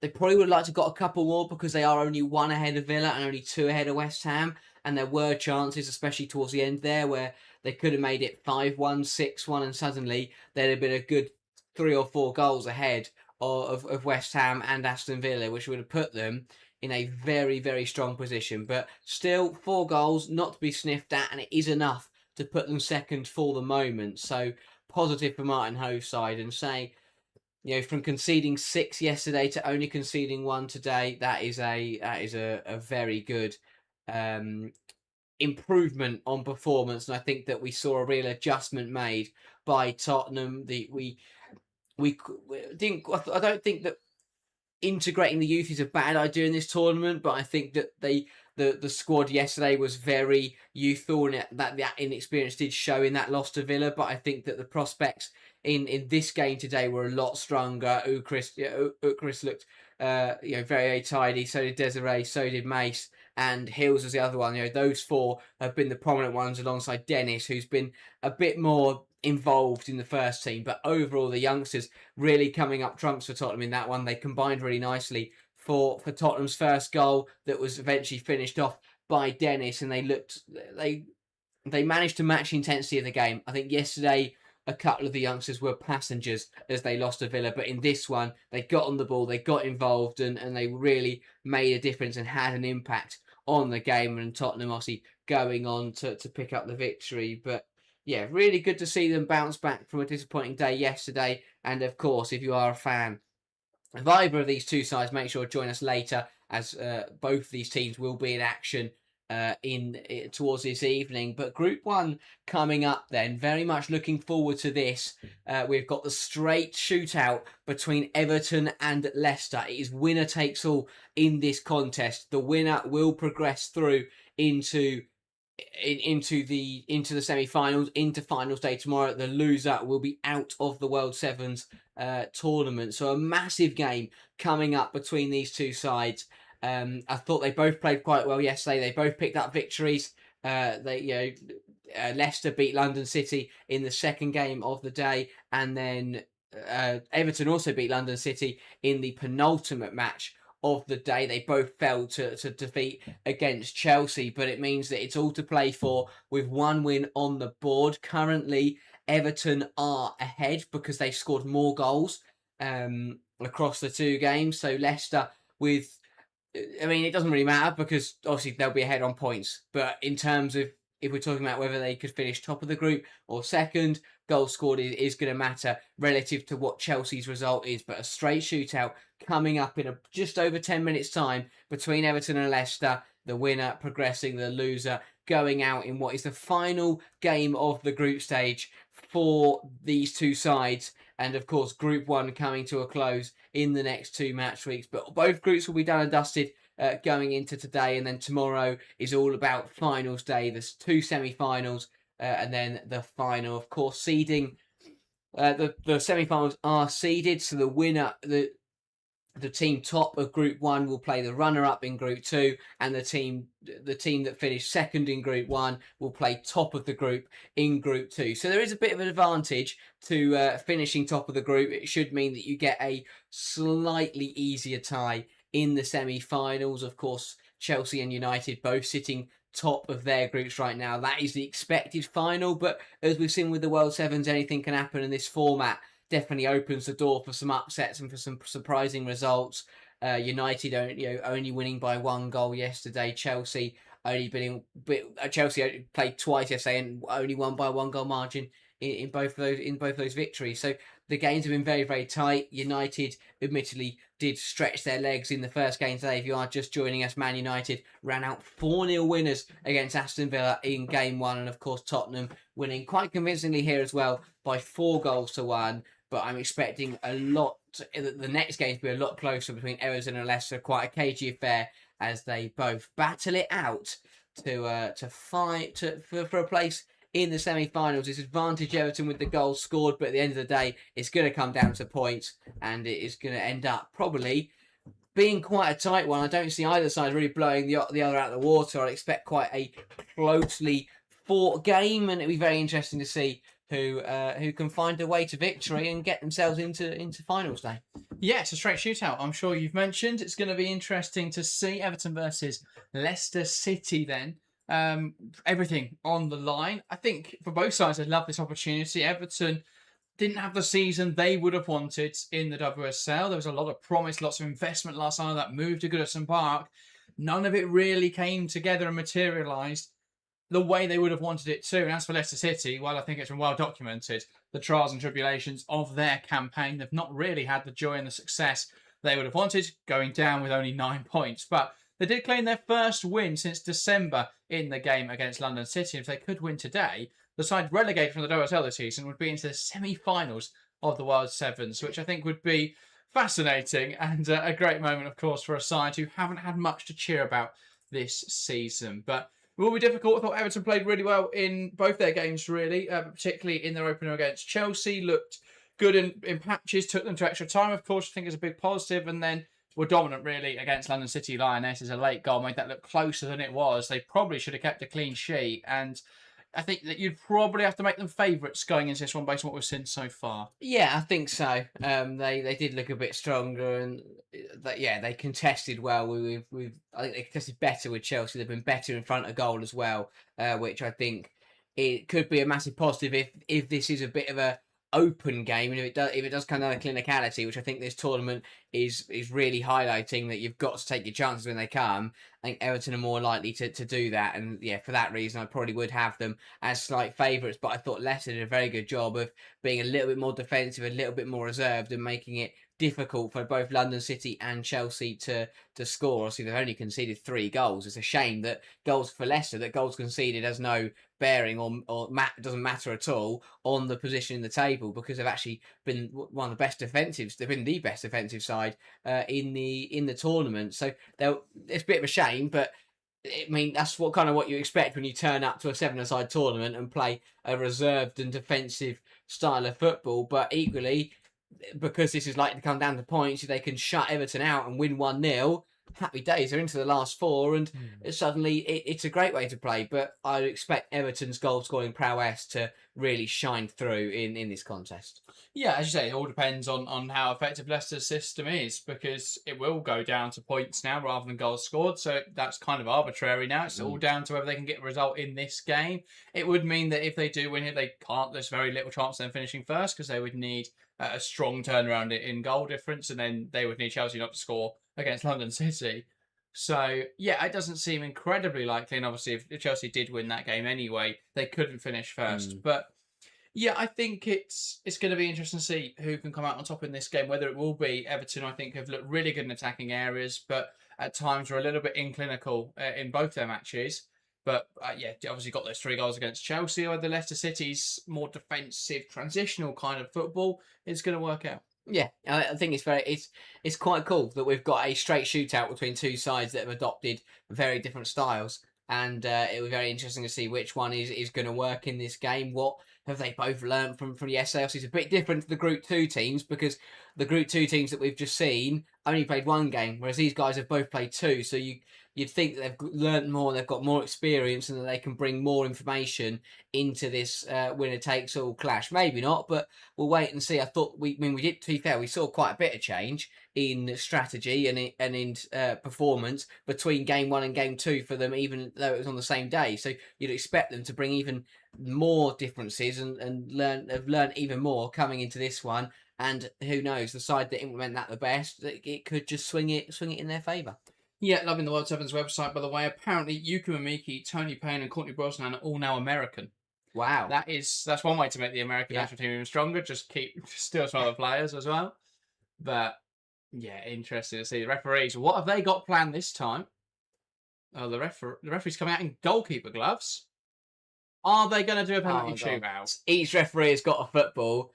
Stacey Pearson's come out first, and she's got goalkeeper gloves on. And they're all going to take a penalty. This is phenomenal. What's Kirsty Dow got?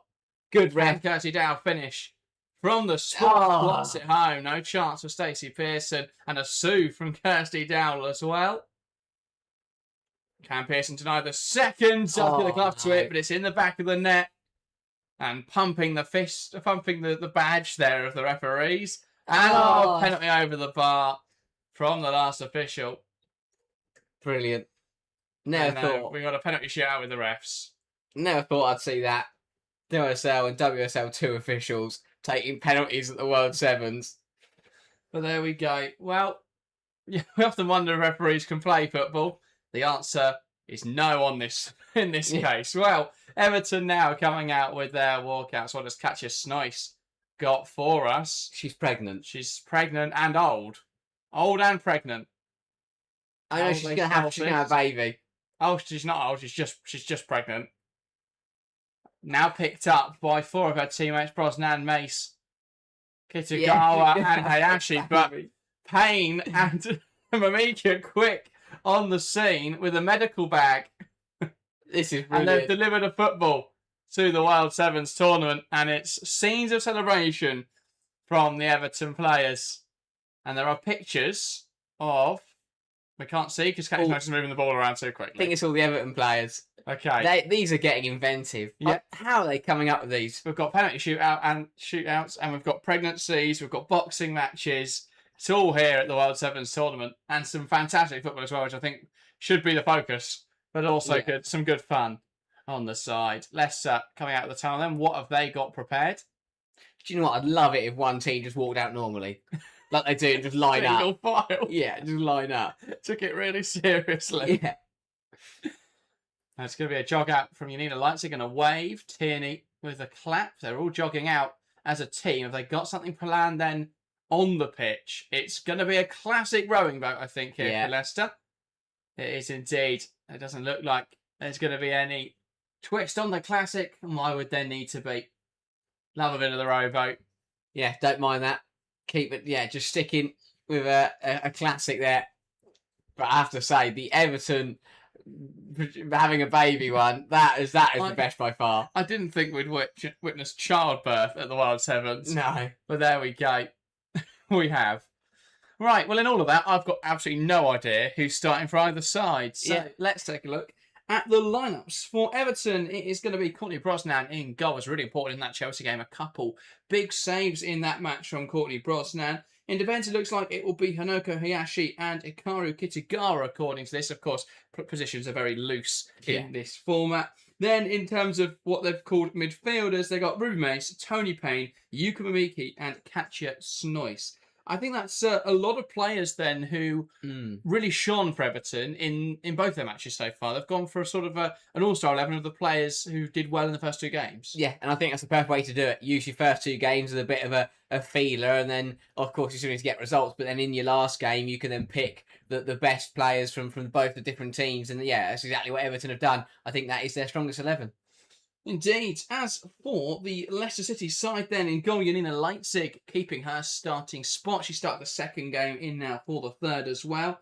In terms of what have been called defenders, they have got Sam Tierney and Sarah Mayling. Then in terms of midfielders, they've got Yuli Tiba as well, who apparently is a midfielder. I would think she's playing a defensive role though. And then Denny Draper, Jutta Rantala and Emily Van Egmond. So yeah, again, I think Leicester going for a similar approach. The players that performed in this tournament, a bit of a shame not to see Naomi Mouchon starting still, but a strong 11 from Leicester City nonetheless. It is Katja Snois from the middle to get us underway in this game. And Sky Sports are showing us who Yanina Leipzig is, which is great to see. In case you didn't know, that is Yanina Leipzig in the Leicester nets. To get us underway, though, it will be Everton to get us started in this last match for these 2 sides then. It's the last final game, or first final game, I guess, of the group stages.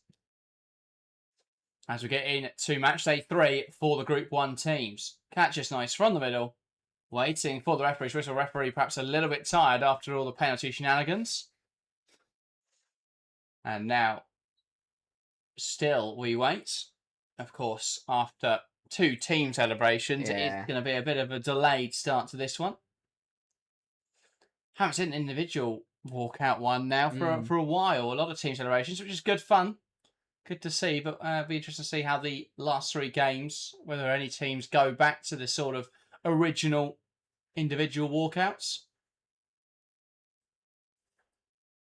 And still, Catch Noise in the middle, waiting to get us underway in match day 3, the last game for these two sides. Everton versus Leicester. A winner takes all game. Not backed by Snoise are underway in this game. Everton getting us started as they take on Leicester City. Ruby Mace in possession, back to Brosnan. Can Brosnan find a forward pass into Hayashi? Back then to Brosnan.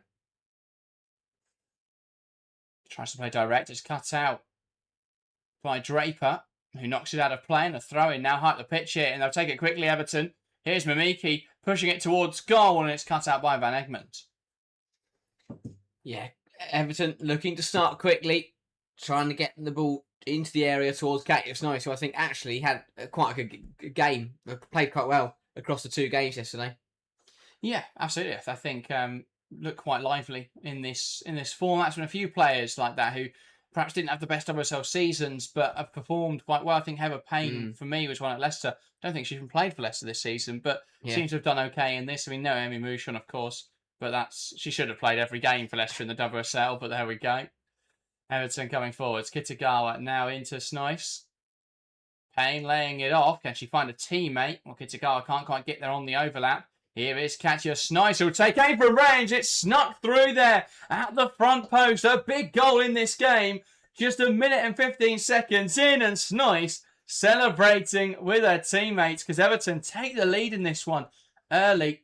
It's a good finish from Snice from range, who picks up on the loose pass. And it's a really good finish into that front post. Should Janina Leipzig do better? She's a little unsighted, to be fair. And Snice thought about the suit, made it her own, though. She's had a bit of a Catherine wheel, I'd describe that as. Great finish over from Snice. Yeah, really good. Kitagawa in towards the box, and Leipzig collecting the cross. Yeah, just singing her praises, and she steps up and delivers once again for Everton at this tournament. An important goal. Everton, 1 foot in the semi-finals. Van Egmond's cut back to Rantala. A player who's missed most of this season with an injury and has understandably had a big impact on Leicester City. By far their best player when she's fully fit. Payne cutting out that forwards pass. Tierney winning it back. I think the final touch there has come off Tony Pace. It will be a Leicester throw-in. Van Egmond lifting it into the box. Mace clearing it away. Miki will put pressure on him. I think Tebow will get there without issue. Leipzig. Lifting the ball forwards. The flick on from Draper. In towards Van Egmond, who's going to get to the ball. Tries to cut back. Battling away with Mace. And Leicester do get a corner. Can they make something happen from this? Can they become the first side to score from a corner at this tournament? Van Egmond into the box. Head away by Mace. Rantala on the rebounds. Trying to recycle it. Can't quite find Van Egmond with the pass. Exchanges with Van Egmond. Rantala again. Well, a wild attempt. And will that signal the first subs to the half? It will. 3 minutes then that took. That's a decently long period by the standard we've seen at this tournament. Constant subs have been the talking point. Yeah, both sides seem to be happy there to wait for a longer stoppage. Everton coming forwards. Van Gaal trying the cutback. Cut out low by Payne. And a corner now for Everton. Yes, a good start from Everton. We'll hope to try and race into a bit of a lead here with what has been a very good start. Wheeler coming inside. Here's Gargo. It's a bit bumbly between them. Kramzar takes aim, but it's blocked away. And Lass trying to go down the line. One back by Wheeler. Lass, though, battling away. Lass then ran it out of play. So Everton with the throw. Wheeler going direct, looking for Kramzar. Seen how to play by Tierney. So Leicester will look to go long. Leipzig Picked up there in midfield by Van Gaal. Trying to play it out to the right-hand side. Kramzar, brilliant use of the body there to keep possession. Plays towards the back post. Great chance. Everton are on fire in the attacking third in this game. Kelly Gargo touching it home, and it's Everton 2, Leicester City 0 after just 4 minutes. Great ball from Kramzar across to the back post. Kelly Gargo lurking in a position to take advantage and slotted it home well. Everton 2, Leicester City 0. Yeah, lovely ball this from Kramzar. Great pass, and Gargo fully utilising the no offside rule to take up a good position and put Everton into a really strong lead. Yeah, Leicester haven't been known for their defending this season. This was poor again. Just no one really got back in. Here is Mouchon now as Leicester try and come forwards. Tries to turn the ball around the corner, but no teammates able to pick on it. So Everton now build out from the back with Courtney Bross now. Lovely football here. It's a lovely exchange. Van Gaal switches it inside. Kramzar in to score and a big save. But Everton with some free-flowing football, and Leicester, for lack of a better term, at 6s and 7s. I guess at 3s and 4s. Yeah. Draper coming in. Side with the ball. Now Mouchon. Plays it inside. Van Gaal poking it away. Noemi Mouchon, what a finish. Picks up on that loose ball. And a lovely low drift and effort into the bottom corner from the French forward, Noemi Mouchon. Lovely goal. And that gives Leicester a bit of hope in this game. We're struggling in the attacking areas. Mouchon comes on and bags a goal. Much like the Chelsea game, they didn't have much going forwards, but Noemi Mouchon still found a route to goal. Yeah, Mouchon going for goal of the tournament, I think. With her strikes so far at the World Sevens, a lovely little dink against Chelsea, and that is a brilliant drilled effort. And they always look better when they go off the post. And that has got Everton back in the game from absolutely nowhere. It's been... Leicester got Leicester back in the game from absolutely nowhere. Yeah. Mamiki to Kitagawa. And Leicester City with 4 goals this tournament, Noemi Mouchon accounting for 50% of them. You've got to wonder why she didn't play more for them in their WSL relegation fight. T-Bow into Sherwood. Payne can't keep it in. It's going to be a throw in. Everton looking to take it quickly. Kitagawa down the line. Here is Kelly Gargo battling with Yuli T-Bow. And I think it's Heather Payne against the far touch. No, what did come off Gargo? No, it didn't. It's going to come off Heather Payne. They couldn't decide there. But it will be a corner now for Everton. Mace. Mamiki. Oh, actually, sorry. Now Gargo trying to turn. Payne does well to come in and make the challenge. It's out for another throw-in. Gargo. Mouchon jumping in front of Mace. Now, Leicester coming forwards. It's a bit of a shame that we haven't seen anything, really, of Ornella Vignola yet. Yeah, there's a fleeting minutes, I think, but you'd think a player that would enjoy this kind of format. Yeah, not named on in this team. I think is in the squad. Yeah. But hasn't really featured yet for Everton.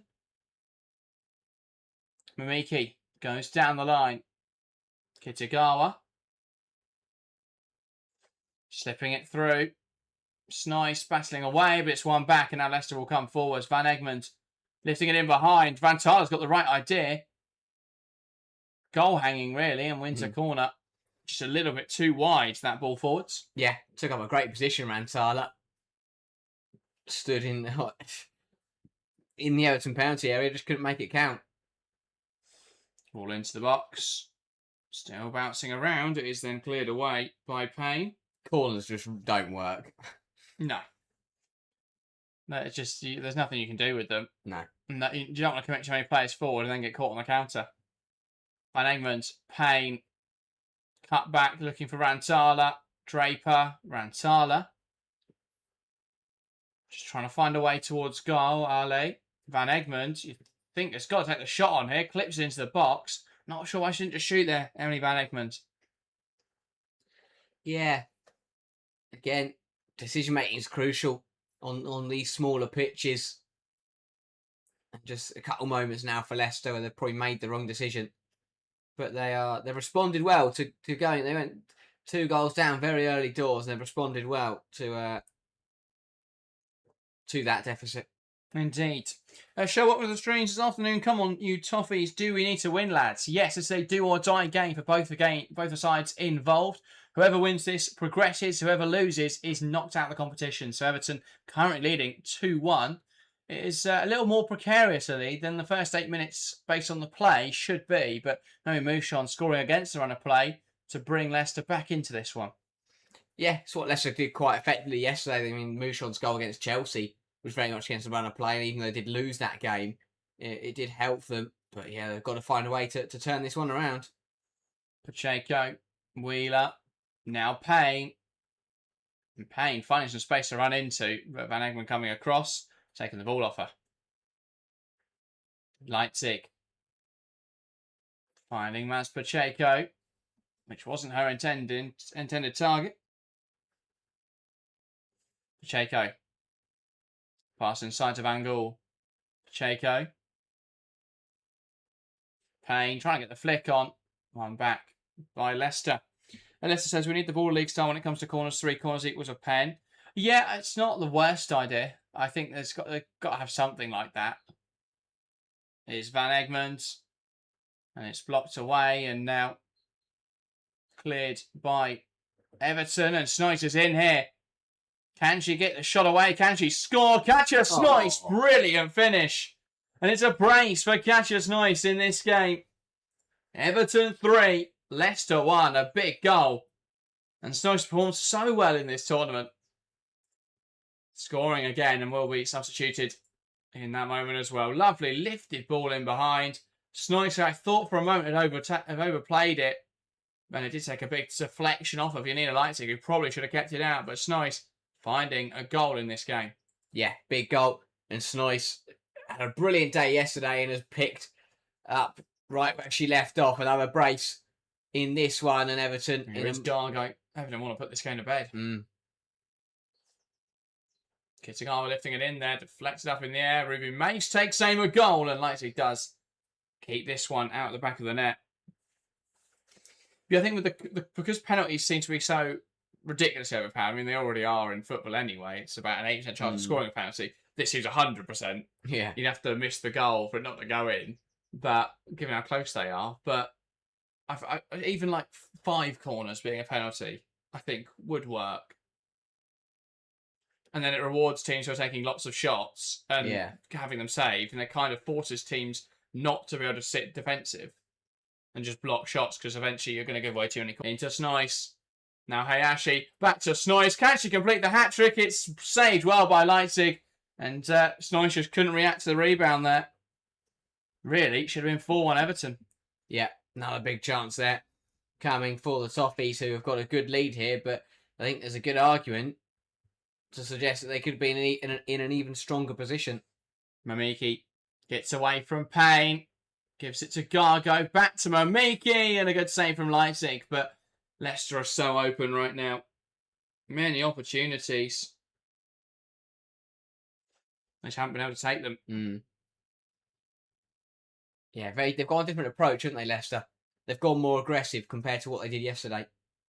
And I think that's hurt them. Although they got a goal, it's hurt them. Leicester coming forwards, and that shot smothered well.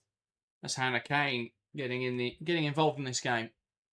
Yeah, nice drive. Took on 3 or 4 players there. Just the final finish lacking from Kane. But better from Leicester as they come forwards again here. Indeed. Out now for a corner. Can Leicester make something of this? Mouchon lifts it in towards the back post and a header towards goal from Sherwood. Well, nearly that, sorry, but unable to hit the target. Yeah, the deep corners seem to have a bit more joy. So maybe that is a way to go for teams. In terms of making contact, yeah, but we haven't actually seen a goal. I'm surprised people aren't hanging it really deep and then heading it back across into the box. I'm surprised we're not seeing teams get corners and make 6 subs and throw on all their centre-backs. Yeah, and then just head it home. Mace. Nice footwork. Now Wheeler.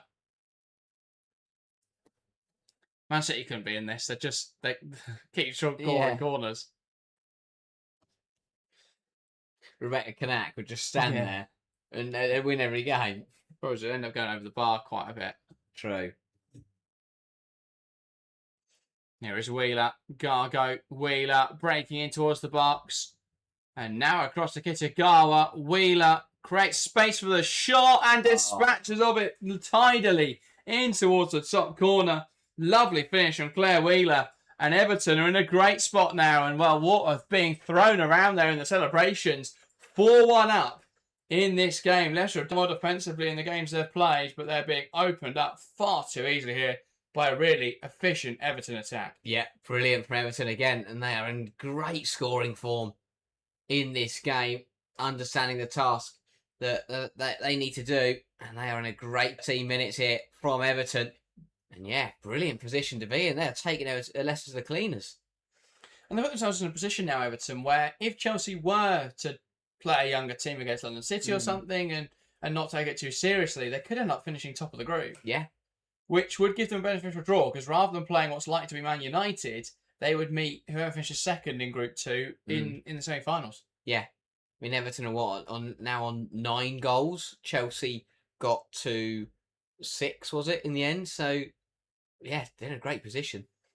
Yeah, obviously if Chelsea win, it doesn't matter either way, but at least for now, Everton will move to top of the league as it stands. It's nice. Beats Ale. Leicester getting back in quickly this time, though. And now Brosnan.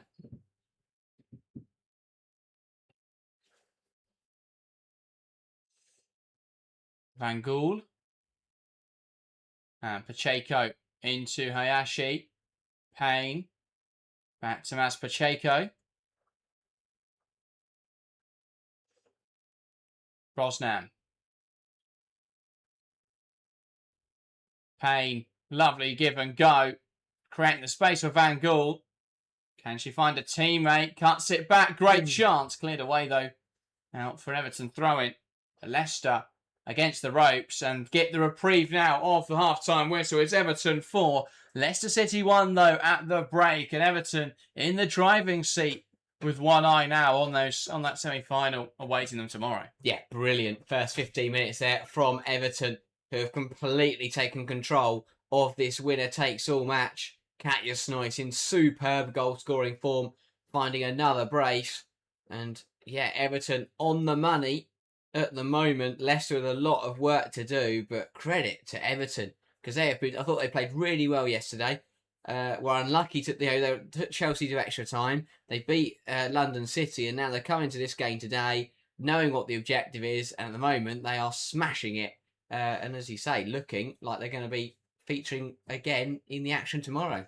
Yeah, Katja Snoyce playing with a vengeance, wanting to find some goals. Kelly Gargo and Wheeler, the other goal scorers in the first half. They've been ruthless in front of goal. Everton, they keep going forwards. They're just cutting through the Leicester defence like a hot knife through butter. Way too easy.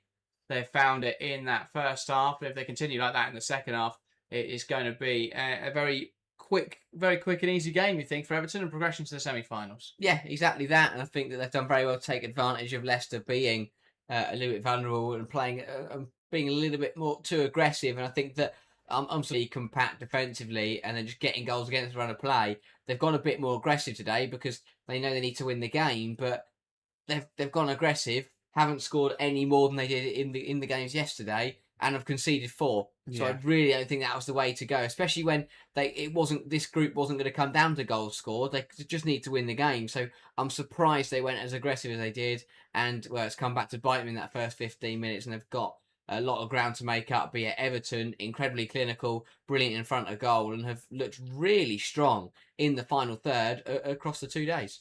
Yeah, particularly with Leicester when they've got, you look at the goal that they scored, and it came from an individual moment from Naomi Mouchon. It wasn't because they had all those attacking players in the final third. It was because Naomi Mouchon scored a really, really well taken individual goal. But yeah, outside of that, they haven't been able to do much. And you've got to question why they've sent so many players forward. Yeah, exactly that. very surprised. I thought that it was quite an effective tactic that they used yesterday, and it's the reason they had a chance to get through the semi-finals today. But now they're in a spot of bother because you think they've now got to go aggressive and try and score 3 goals, but they've gone aggressive for 15 minutes and they've been massively opened up. They can't afford to go defensive now because they're trailing. So by going aggressive from the start, it's not paid off, and now they've put themselves into a very difficult position. I think that it is always be difficult because Everton have been very good at this tournament and do look in good touch, but I feel like Leicester have helped them out a lot by getting the setup wrong. Yeah, absolutely. I think that's been the issue for Leicester this season, hasn't it? Tactically, no, I don't think the personnel are incredibly strong either. But yeah, they did well in the first 2 games. They limited Chelsea quite effectively. Obviously, they found a lot of joy against London City in attacking areas, and didn't really face too many issues in defence. But they've just been opened up far too easily in this game by an Everton side who found a lot of joy in the attacking third. Everton they're understanding the format. They're understanding how to create chances, how to get shots away, and how to score goals, and that's been really important. Yeah, they've done exactly what you need to do in these small-sided games. They've combined nicely. They've stayed pretty close to each other and moved it quickly. They've utilised the offside Gargo there. You know, the fact there's no offside rule. With that second goal, she strays into a nice position, gets that advantage, and finds the back of the net. And yeah, they've really understood this format, and it means that they are now excelling. And they're, with 15 minutes to go here, they should really be in the semi-finals tomorrow. Yeah, a lot of time it's not just that last touch that is the offside, is using that no offside rule. It's getting into the final, going beyond that, and then be able to cut it back because they aren't dropping the opposition to deal with those players. We're getting back underway then for the second half of this game. 15 minutes. Leicester City needed a dramatic turnaround now, and Everton just need to see this out and avoid throwing it away. But it is going to be Leicester to get us back underway in this game. Waiting for the referee's whistle. And it is Draper from the middle. It's been good to see Leicester integrate some youth players into this tournament. And we are now back underway in this game with Asmita Ale. Yeah, we've seen Draper, we've seen Simone Sherwood and Nelly Lass. I think that's been really positive. Mace now getting a shot away out of the half, and such a quick start. 12 seconds gone, and Everton add another to their tally. Ruby Mace has been in hot form, and her and Gargo swaying hips side to side. She's got another celebration with Claire Wheeler as well. And I know with Kramzart, and it is some sort of rolling celebration there between the two. A quick start to this second half as Ruby Mace buries the finish. Yeah, really good from Mace. Gargo shifts it to her. Mace has got time and space to drill it, finds the bottom corner perfectly. And yeah, it's been really enjoyable to see Ruby Mace in the higher role, in a more aggressive role, and she's got a goal yesterday, and yeah, it's in very good touch. Another brilliant move from Everton. Yeah, indeed, lovely finish from Mace. Leicester's change of goalkeeper hasn't changed anything in their fortunes. Still conceding. Katie Keane in the back of the net. Nothing she could have done about that one. Yeah. Leicester trying to come forwards, cut out by Mace. Payne now reacts though, and she's driving this ball forward for Leicester. Plays it forwards. What can last make happen? Leaves it for T-Bow, who lashes it over the bar. Yeah, they've had some promising signs. Sorry, probably should have hit the target then. Some promising signs against the run of play, but not really tested or hurt Everton at points. No, 5 goals conceded. 1 in response. It's a strong performance from Everton. Ramsey to Kitagawa. Back to Ramsey. Kitagawa. Looking for Gargo. One back though by Leicester. Quickly turned over again by Everton. Lovely turn from Gargo, who can play it in behind now. Kramzar, sorry, using the no offsides. Pokes it towards goal and blocked off the line there by Sherwood. Yeah, another brilliant move. And again, he's utilising all the rules to full effect. An important touch there on the goals. Pacheco into Payne. Back to Pacheco now to Payne. Inside with Hayashi. Pacheco. Payne on the overlap. One back well by Tierney. Lass tries to play around the corner. Hayashi jumping in and winning a throw. Payne. Heavy touch. And now Heather Payne has the throw in. She goes back. And to Tierney. Now Keane.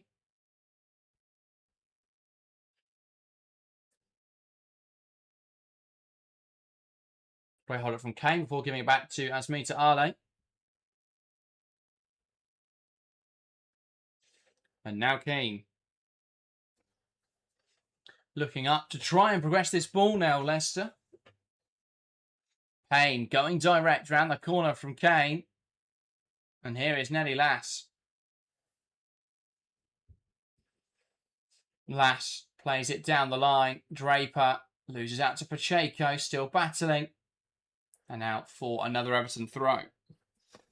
Yeah, Everton just doing a good job of limiting Leicester now. They shouldn't have any problems from 5-1 up, but we have seen some goals flying in at points.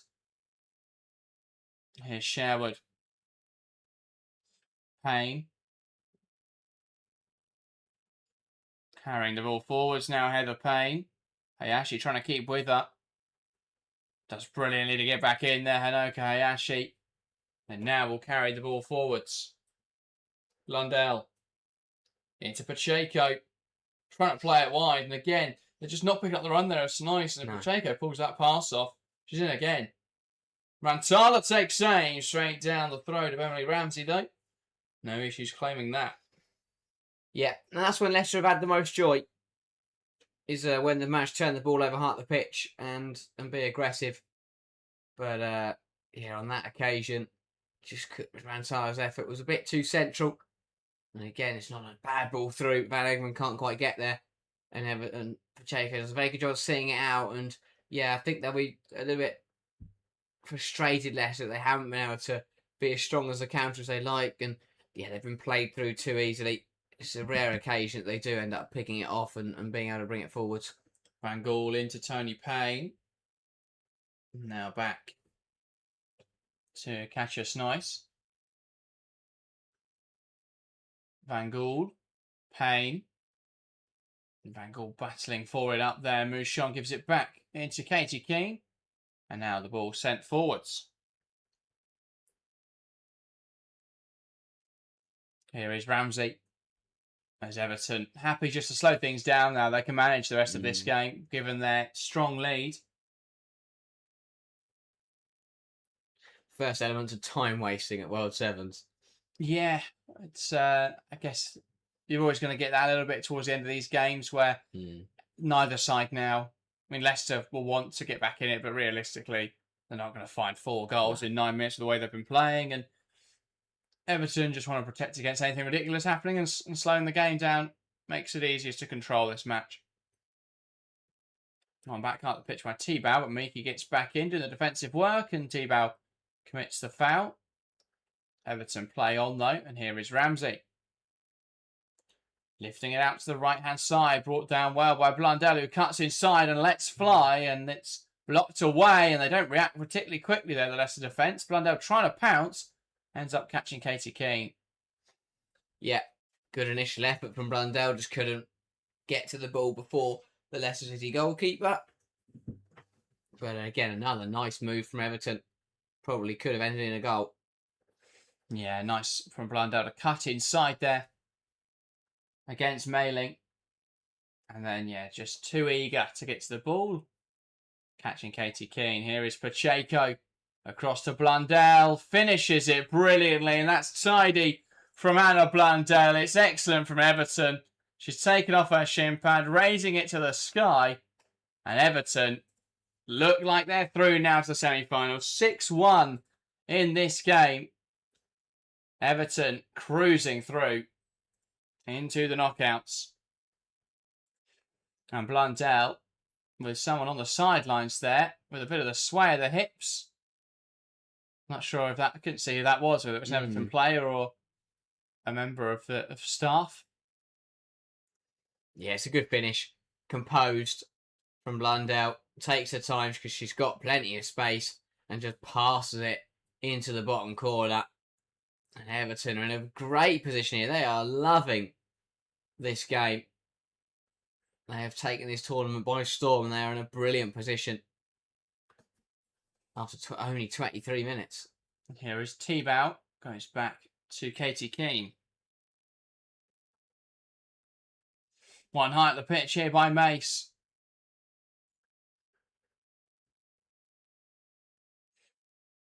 Mamiki back to Mace. Leicester have got to go. Mace cuts it across and it's 7. Tidy goal. Kitagawa dropping in from an offside position and slotting it home. A lovely little flick. A deft touch from Hikaru Kitagawa. And she's doing a windmill celebration with Ruby Mace. Getting in on the act then Kitagawa. It's 7-1. Brilliant attacking display for Everton. Yeah, another brilliant move. Lovely combination within the penalty area from Everton. Touch of class for the finish from Kitagawa. And they are in. They're definitely in the semi-finals now. 7-1. We've seen some high-scoring affairs, but this has been the most one-sided one. Definitely mailing. And this is more the Leicester that we've seen all season. Good claim there from Ramsey. Now looking to find Gargo. Certainly isn't the Everton we've seen all season, though. No. But I guess they can't build up with 4 players when there's only 7 of them. Well, they kind of are. Yeah. They're just not pushing loads of players forward and getting outnumbered.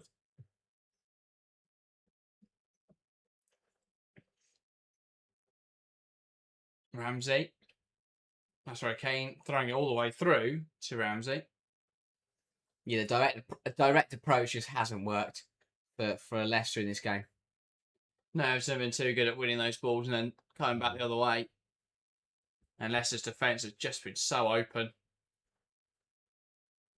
And Everton have exploited it brilliantly. The most goals by any side so far in an individual match. And it gives them a really healthy goal scored to capitalise on any mistakes Chelsea make against London City.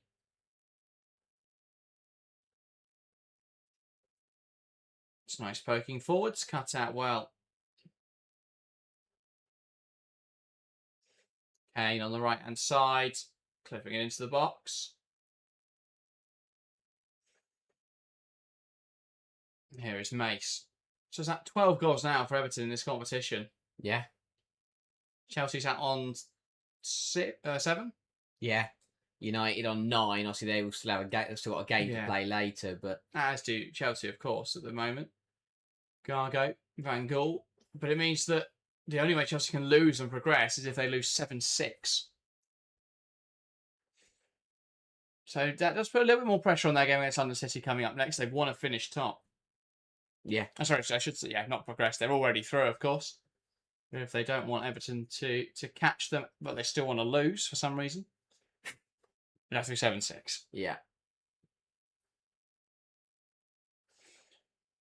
Pacheco knocking it wide into Payne. Something here, Tony Payne.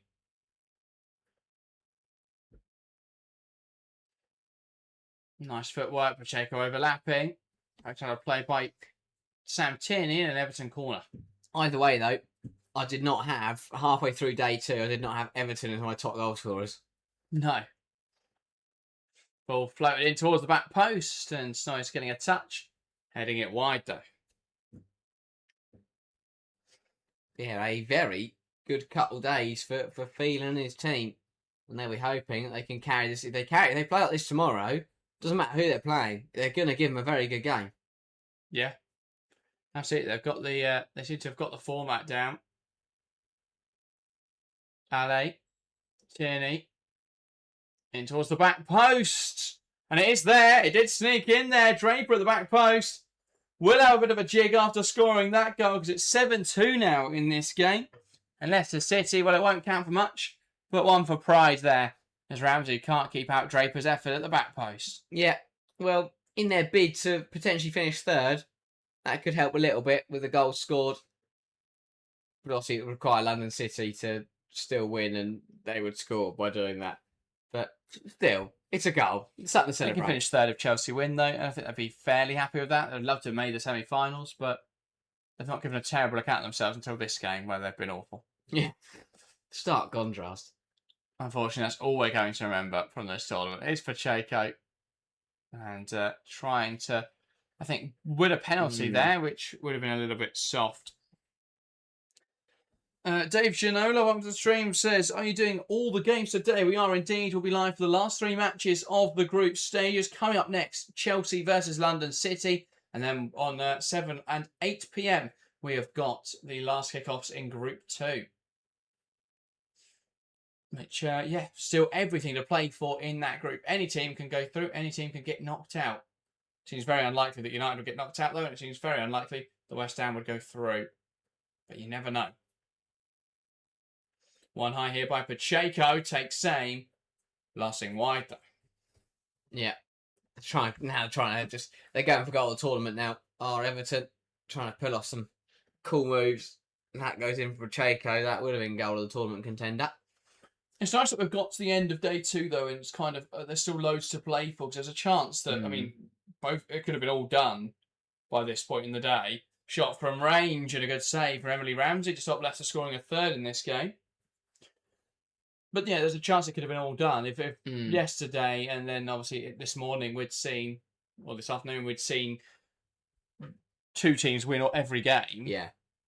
In both groups, and obviously we'd already know our semi-finalists, but it's still all to play for in this game.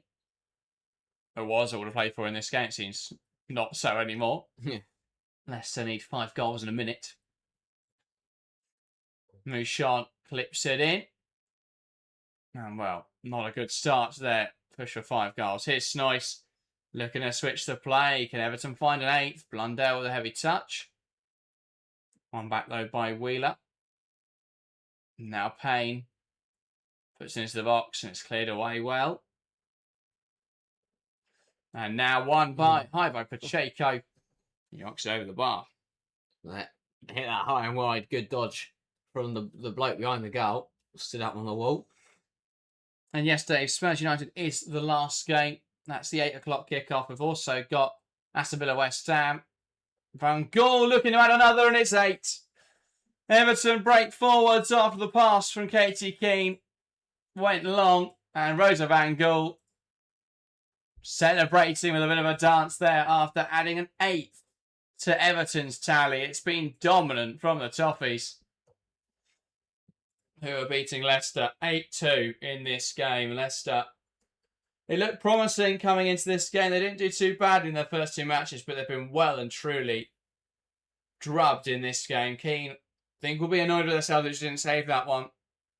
Rose Van Gaal, though, very happy that she didn't. Yeah, lovely goal. Another good move from Everton. Absolute hammering in their last game, ending the groups in style. Mace taking aim from range. Unable to find the target, and that is full time in this game. Everton 8, Leicester City 2. Leicester eliminated, Everton through into the semi-finals tomorrow. And as it stands, they're currently sat top of the group, though they would be relying on London City to beat Chelsea to remain there. That game coming up next, make sure to stick around there. But for now, our focus remains on Everton-Leicester. What a game of football, Harry. 10 goals, a higher scoring affair so far. Obviously, our biggest win. I believe it's a higher scoring affair. 5-4 was nice. This is more goals in this game. And a very enjoyable watch. Yeah, really good performance from Everton. Completely smashing Leicester in that one. Brilliant goal-scoring form. Some superb goals in there along the way. And, massive performance to end their group stage, Everton. Leicester will be, disappointed by that. They'd like to get through, but I think they'll be happy with how they play. They put in a good performance. But, again, Everton, same players that performed yesterday, stepping up today. Gargo, Snoyce, Mace, Van Gaal, all looked incredibly strong. And a brilliant performance from Everton. Roll on the semi-finals tomorrow. Indeed, Everton have done really well to get to this point. I think they played well in the first game against Chelsea, deserved more from that match. Were the better side, much the better side against London City, and really showed that superiority against Leicester in this game. So very much deserved semi-finalists, and they do top the group for now with 13 goals scored across their 3 matches.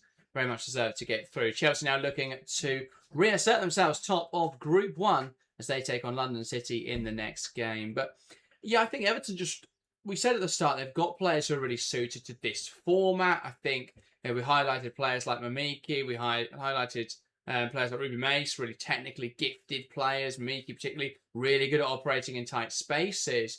But I think as well, the physical forward like Kelly Gargo, and again, a technical player like Cassius Noyce, they've all really stepped up. There's lots of technically gifted players, lots of Japanese internationals as well, which helps a very technically gifted team and a side who focus on that style of play. And you can see that really paying off in this game. Some lovely football in passages in that game from Everton. And yeah, absolute credit for that 8-2 victory.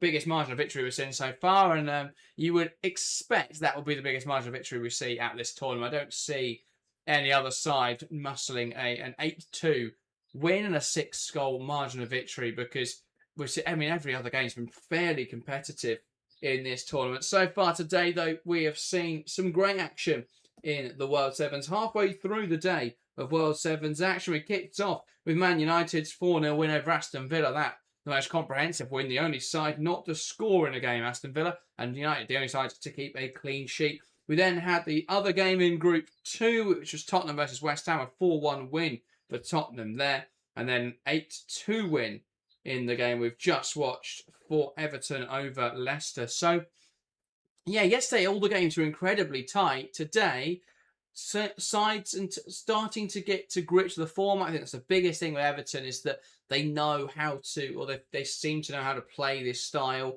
They've used the lack of an offside rule really well, being able to get into positions to impact the game higher up the pitch. We've seen Gargo in really good positions to impact in those areas. Obviously scored from an offside position in this game, and we've seen a lot of strikers sort of lurking in those spots to take advantage when they can.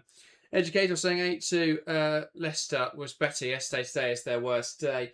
Yeah, it's a bit of a shame. I thought they gave a good account of themselves yesterday, Leicester. The win over London City was well fought, and while London City were very poor, I thought Leicester took their chances well, and at times they rode their luck. London City were very poor in front of goal, but they took their chance well, and yeah, the goalkeeper had a great game, Katie Keane.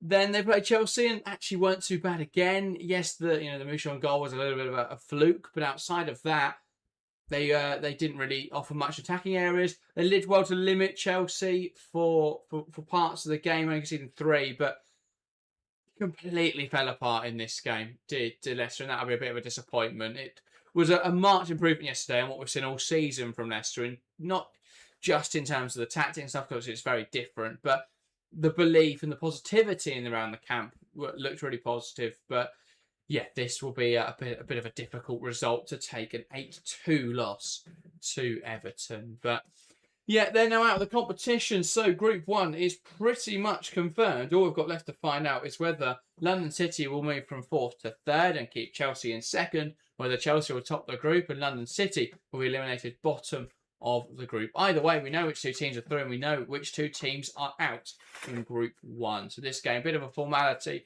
a bit of a dead rubber, but still important now for Chelsea to win in order to finish top of their group. And then, of course, we're into the last match day of the Group 2 games. They get underway at 7 o'clock, so make sure to join us for that in an hour and 15 minutes. But don't go anywhere. Chelsea versus London City coming up next.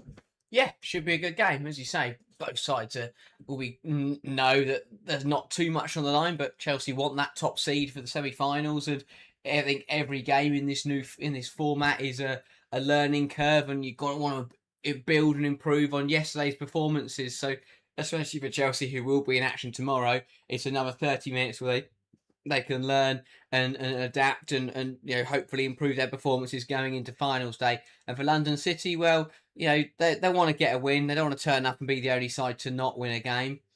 So yeah, they'll want to make sure that they get a point on the board by beating Chelsea here. Yeah, absolutely. Based on their performances yesterday, it's going to be difficult. They've got to bridge the gap, really, between how poor they were yesterday and how good Chelsea were on the opening day of the tournament. Though I don't think Chelsea were perfect. So there is a slight opportunity there for London City to pull off an upset, finish 3rd, and at least that would save face somewhat. But still, exiting on day one, the only side to do so, would have been incredibly disappointing for Michelle Kang's London City Lionesses. Educator says, waiting for London City. I hope they will win at least one game before leaving. I don't want Chelsea, but I don't want Chelsea United in the semis. Yeah, obviously, if Chelsea were to finish second, that would likely be the semi-final matchup, which, yeah, would be a bit of a shame. I guess that it could lead to a bit of a less competitive final. But equally, I think that Everton and all three of the sides in Group 2 alongside United have given a good account of themselves at times. Yeah, West Ham, haven't got a result yet, but I think they played really well in the United game and were a little unlucky they didn't complete the turnaround there. And should be interesting to see how they get on later against Aston Villa. They still have a slim chance of progressing. Poll and chat then about Chelsea London City. That's the game coming up next. Make sure to get your votes in there, and we'll get into predictions for that in a moment. But yeah, Chelsea coming up next then. They know what they need to do, and they'll be hoping they can get it over the line without too much issue. Yeah, I'm very intrigued to see how they go about it. Obviously, we saw them adopt two different tactics, two different ways of playing across the two fixtures yesterday. So I'll be intrigued to see what they've settled down on for this game, whether they'll go back to the wholesale use of the two teams, or whether they'll use the constant roll on, roll off. It'll be interesting to see how they go about it. But yeah, it's just about building that confidence and improving once again. You've just seen Everton there go and smash Leicester 8-2. Chelsea will want to go out and also get a few goals under their belt. United were in free scoring form as well earlier in the day. So Chelsea, they'll see those performances. They'll want to match them better than they want to come out and deliver a strong performance, set the tone, end the group stage on a high. And you don't want to sneak through 1-0 here. You want to get goals in the back of the net, get into some good form, and really put London City to the sword, and maybe become the second side to keep a clean sheet at the World Sevens, and the second side to do it today. Yeah, I think they'll be hoping not to overexert themselves so far. To be expecting a bit of rotated lineup from Chelsea. Hopefully, seeing some more youngsters. Obviously, we have seen Lexi Potter, and we have seen Chloe Sawi, of course, got involved yesterday. Hopefully, we see a few more younger players getting involved. I think Hannah Hampton was there in the warm-up, so it looks like she will start in this game. And a strong Chelsea squad then, of course, for this match. But you'd like to think they will give some opportunities to some of the younger players, notably amongst them, Lola Brown. Looks like she's in the starting team as well. Great to see her back at Chelsea. Be interesting to see how close she is to breaking through the first team level. You'd think it may well be another loan next season, but has impressed in moments for Crystal Palace, particularly the final day. Was a complete shift of gear, really, for Crystal Palace in the game. They were struggling to find a breakthrough, and Lola Brown came on and just made that a completely different occasion, really, and helped Palace gain promotion to the WSL for next season. Yeah, and I think that we've seen that this format is a nice environment for the younger players to come in and play with the first team. Tottenham, although they struggled to get into the game in Match Week 1, I thought that in the second game earlier today, the youth players did really well. They played brilliantly. Also, I thought they combined really nicely. There was a goal that was created and finished off by academy players as well for Tottenham. So I think it is a nice environment for the younger players to come in. We just saw there, although Leicester lost 8-2, Draper getting on the score sheet. So I think that this tournament is proving to be a good opportunity for the younger players to get in amongst the squad and get used to the intensity of first team football. Indeed, London City going for what looks like a very strong squad then, based on those pictures. There, lots of their first team players out to warm up, and I guess this shows a bit of an issue they had yesterday, because they took Leicester a bit too easily. Played a very rotated side full of players who hadn't really played for them at all this season, and they were punished for that. Now they're in a situation where they're playing the full strength side in a game that doesn't really matter.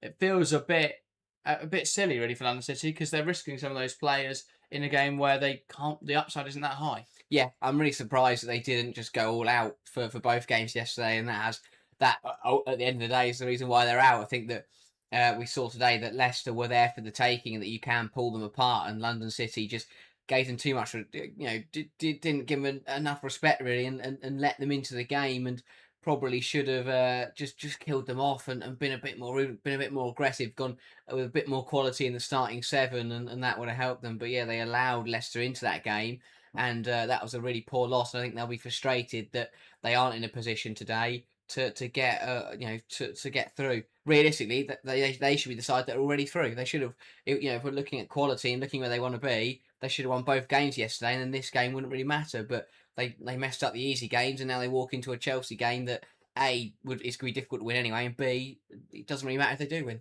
It doesn't matter either way. Yeah, they're out of the competition, of course, which I think will be a big disappointment really for London City. And yeah, I think they took it way too easily. Also, I saw him Eder Maestre. I was intrigued by that. I don't remember seeing him at all yesterday, and I haven't seen him yet in this game. They had another coach who seems to be doing all the talking through. So I don't know if Maestre's not there.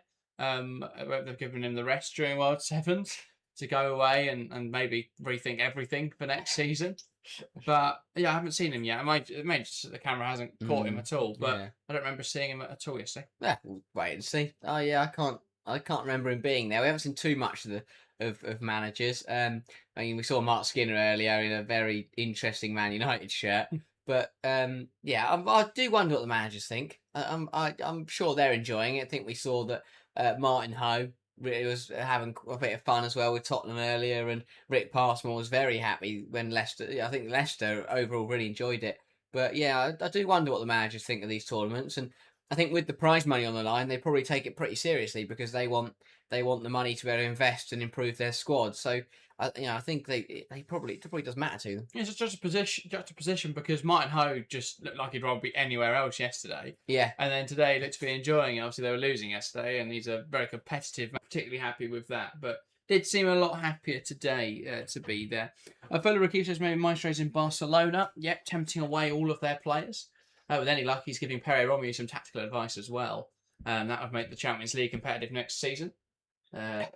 Should be, yeah, interesting to see. But Group 1 then getting, finishing then with our next game, which we're getting to, we're halfway through day 2 of the World Sevens. What have you made of the tournament, Harry? Yeah, I think it's been a great tournament. It's flown by. It is fast-paced action. The fact that we're already we're ending Group 1 now feels like rapid fire. But that is the nature of the tournament. It's been very enjoyable. We've seen some brilliant matchups. We've seen goals flying in left, right, and centre, and it's delivered exactly what we want. The walk-ons have been phenomenal, and that is a really nice extra. But I think that the fact that the football's been good has been the main thing that I've enjoyed, is that we have seen some real quality on the football pitch, and some teams have really taken to this format well and have adjusted brilliantly and have put on some brilliant performances.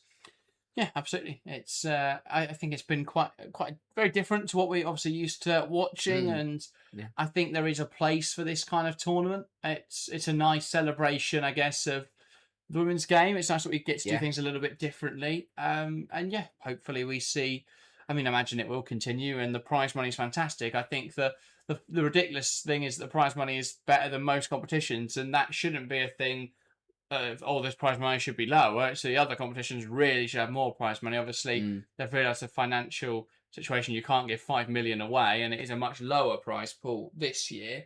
But yes, still a decent amount of money. Obviously, next year, the fact we'll have a major tournament could impact things, because I'm not sure how many players are going to want to go to a World Sevens thing just ahead of a major tournament, but we may still see it run potentially with some teams who won't have players involved in the major tournaments. Yeah, I think it will be interesting how it plays out. I thought that, it's a bit like last year. The throwing it in for the Champions League final is interesting. It's the same. I think it feels weird to do while there are still games going on, like this year's, with the FA Cup final. Well, obviously last year they had it in Lisbon, so it's sort of this event where anyone who's travelling there goes to that, and then obviously goes on to go and watch the Champions League final, and you create a few days of it. But the difficulty here is, yes, the FA Cup final's in London this Sunday, but they're so far apart, Brentford and Wembley, they don't really feel the same thing. Two players, the referees coming out and jump into each other. And now we're seeing wheelbarrowing for the referees, followed by some forward rolls. The choreography between Chelsea coming out with their walkouts. It's going to be Alyssa Thompson to lead them out. So how will Chelsea approach this one then with the walkouts? We're all waiting to see. Chelsea haven't done a team walkout. Both walkouts yesterday were individually or in pairs. Yeah. But let's see what they've got in the locker here. I'm intrigued. Lisa Thompson out first. It looks like they're all going to run out together here, the Chelsea players. Have they got some sort of team walkout prepared? Or are they just going to run it on? Well, there's something here between Villa, Berman, Ellie Carpenter and Shocker Nusken. Carpenter's helping them get going. It's just between Berman and Nusken. Rolling straight in towards the team, and it's a rolling celebration, and Thompson, a pin that won't tumble, but it does go again in the end. And a good bit of fun to start the game there from Chelsea. It's a nice little twist on what we've already seen done, so I'm a fan. That was strong, turning Shocker Nusken and Werner Berman into a bowling ball. Well, London City have got something planned here. Though they need to be careful because Maria Perez is not going to get out of the G-Tech Community Stadium tunnel. And neither is Yana Fernandez. But they are hoisted. The two Spaniards in the air. Elena Lete leading them out. As though it's some sort of regal affair. Yeah. And they wave to the crowd in a very regal manner. Not bad. A muted walkout, I have to say. Unless we're about to see something else. It's not the most creative. There is some sort of dance and shaking going on. And Sonny Baltimore finding it particularly funny. Yeah, fair enough. Inventive. Not the high energy that we've seen, but that was inventive. No, something different. But yeah, it's a little bit of a calmer walkout then from London City than some of the extravagant ones that we've seen. Yeah. And so now we can get our focus to the football. But should be a Chelsea hoping just to get through this without too many issues. London City hoping to give a good account of themselves for the first time this tournament. If they are to lose, it would be 0-3, not the record they want. And well, particularly if West Ham can get a result later, they're the only side not to win a game. Nice, Jake. Welcome back to the stream. These intros are jokes. They are indeed. Let's take a look then at the starting sevens in this game. Hannah Hampton between the six for Chelsea. Villa Berman, Shocker Nusken, and they've taken the lineups away from me. I took too long to have a look. Shocker Nusken and Villa Berman, Sonny Baltimore, Lola Brown into this Chelsea team, Alyssa Thompson and Lexi Potter. Who are you looking forward to seeing in that Chelsea team then? I'm very intrigued to see how Lola Brown adjusts. Obviously, throw, as I say, great opportunity for youngsters. Same with Potter. And I'm very intrigued to see how Nusken gets on. I thought she had a very good game, two good games yesterday. And I'm sure that she'll have another good one today.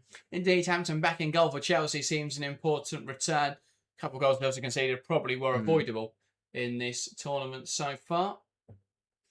And Hannah Hampton back between the sticks then. Bringing a bit of solidity, will probably play this and the semis and the final if Chelsea indeed get there. But yeah, I'm looking forward to watching Lola Brown as well. Very talented footballer and hopefully someone who will be involved in the Chelsea first team in the not too distant future. As you say, Shocker Nusken, a chaotic player able to thrive in these kind of games. As for London City, Elena Lete between the sticks, then Fernandez, Patterson, Sangare, Maria Perez, Nikita Paris and Freya Godfrey. Going for quite a strong team, but none of them really worked yesterday. Will they find a bit more joy today? We'll have to wait and see. London City to get us started. And Bon Pastor on the bench, looking at something else in the crowd. Yeah, she didn't seem too fond of the World Sevens initially, but I think she has been enjoying herself over the last couple of days. Yeah, I think before you're focusing on everything else. Once you're there, though, it does seem to be a bit more of a little bit of fun. But we'll be London City to get us underway. Also, we had two team walk-ons rather than individual walk-ons. So again, a little bit of a waiting period. So we don't get out of time. Adam Maestre is on the bench for London City Lionesses then. And, well, he'll be hoping to coach his side to just their third win under his reign. Chelsea fans in the crowd looking forward to this one. Yeah, I think strong attendance today. I think it's a little bit stronger than it was yesterday, which is good to see. Jamaica goalkeeper shirt as well for Becky Spencer. And we'll be London City to get us underway in this one then. Maria Perez. From the middle. Still waiting for the referee, so we will now get underway. Knocks it back. We're underway for Game 4 of Day 2 in the World Sevens tournament. London City Lionesses against Chelsea. Chelsea already qualified. London City already eliminated. Chelsea need to win, though, to finish top of the group. London City need to win to finish third. Not that it would matter in too much in this tournament. Chelsea throwing on this near side. I think above all else, Chelsea hoping for a better performance. Yeah. And to look a little bit more comprehensive. Baltimore switching the play. Brown can't quite get there. Gianna Fernandez pounces. Lola Brown gets back in, though. Wins back possession. Nusken trying to reverse the ball. Cut out, though, by Gianna Fernandez. And cleared all the way to Hannah Hampton, who we may well see function almost as a seventh outfield player at times in this game. Yeah. I think it's definitely something we haven't seen teams use yet, is it? Because it's a big risk, but Chelsea might opt to try and give them a bit of an advantage. Berman back to Hampton, into Nusken, trying to play it quickly into Berman, who just wasn't quite on the same wavelength there. Nothing wrong really with Nusken's pass. There's a decent amount of power on it, but Berman should have been ready for it. Yeah. Fernandez throws it into the area, Hampton with a good claim, and now Chelsea will look to break. Here's Alyssa Thompson on the right-hand side. Plays it down the line for Nusken. Who can Nusken find in and around the box? Potter, Nusken, Thompson. Wants to take on Perez. Plays it in low, but can't quite find Lola Brown. And now here's Sangare carrying down the line. Takes it past Potter. Berman making the interception and Chelsea back in possession. Yeah, good on the ball from Chelsea to begin with, but not threatening too much in the early stages. Here's Lola Brown, knocks it down the line, looking for Alyssa Thompson. Thompson's going to get there. Can she find a teammate? Looks for the cutback, takes an unfortunate deflection there for London City, but they will get away with it. And now Pattinson. Sangare. Pattinson carrying one back by Potter. Can she find a teammate? Squares it looking for Thompson. Just a little bit too much on that from Lexi Potter. Should have been 1-0. Because if Potter picks out Thompson there, it's an open goal for the American. Yeah, just too much on it from Lexi Potter. He does really well to win the ball at heart of the pitch and just fizzes it too far in front of Thompson. Kira Walsh now. Onto the field, does well. Knocks out to the left-hand side with Lola Brown. And inside again to Walsh. That's a fantastic pass. Walsh trying to find Thompson, trying to force it a little bit. A bit of a mess here between Lette and Pattinson and Baltimore. Trying to dink them both, but end up lifting it over the bar. Yeah, messy for London City. Pattinson looks to knock it back to a goalkeeper who was already running at the ball. Lette then just smashes it into Sonny Baltimore and almost paying the price for a bit of clumsy play. And now for a throw-in, and Thompson will use this as a chance to be substituted. Throwing on the far side for Chelsea, Buchanan looking down the line. It's funny how for certain players, obviously we've seen it more with other teams, but this may be their last game for their club. Yeah. Also, we've got some confirmed ones, like I think Una Siren's leaving West Ham. And so the World Sevens will be our last appearance. London City open the scoring in this game. Chelsea don't deal with the ball forwards. Paris with a tidy finish. And it's Chelsea 0, London City 1. Great finish from Nikita Paris. London City, for the first time in this tournament, taking the lead. Yeah, tidy goal, lovely combination through the centre of the pitch between Godfrey and Paris. And Chelsea punished. Indeed, and Buchanan trying to rush back in.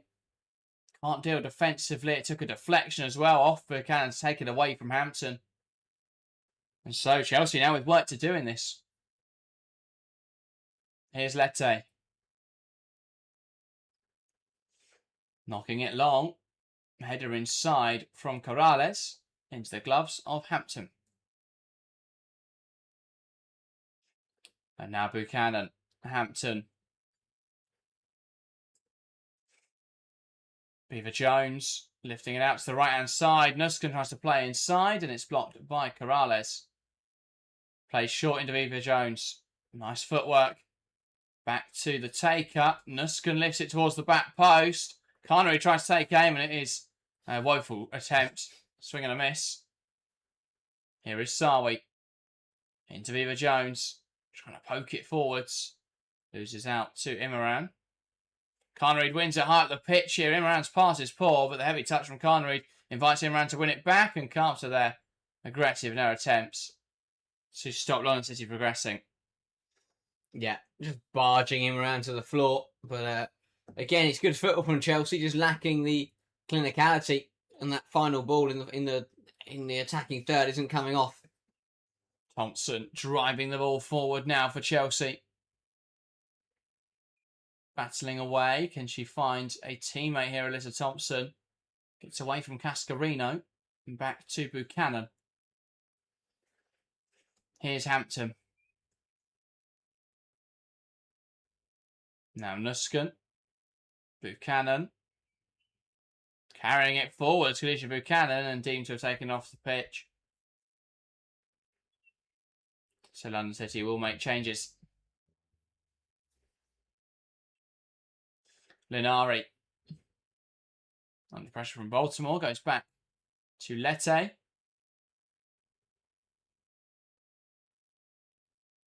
Stepping up the ball now, Elena Lette. Does now launch it into the Chelsea box. Thompson heads it clear towards the left-hand side. Brown can't quite get there. Now throwing into Imran. Corrales seems to have run that off, which again, a little bit unfortunate. Nusken hooking it away. Back now to Elena Lette. Much better from London City compared to the performances from yesterday. Fernandez tries to cross it in, blocked by Alyssa Thompson. Ball one back now midfield by Potter.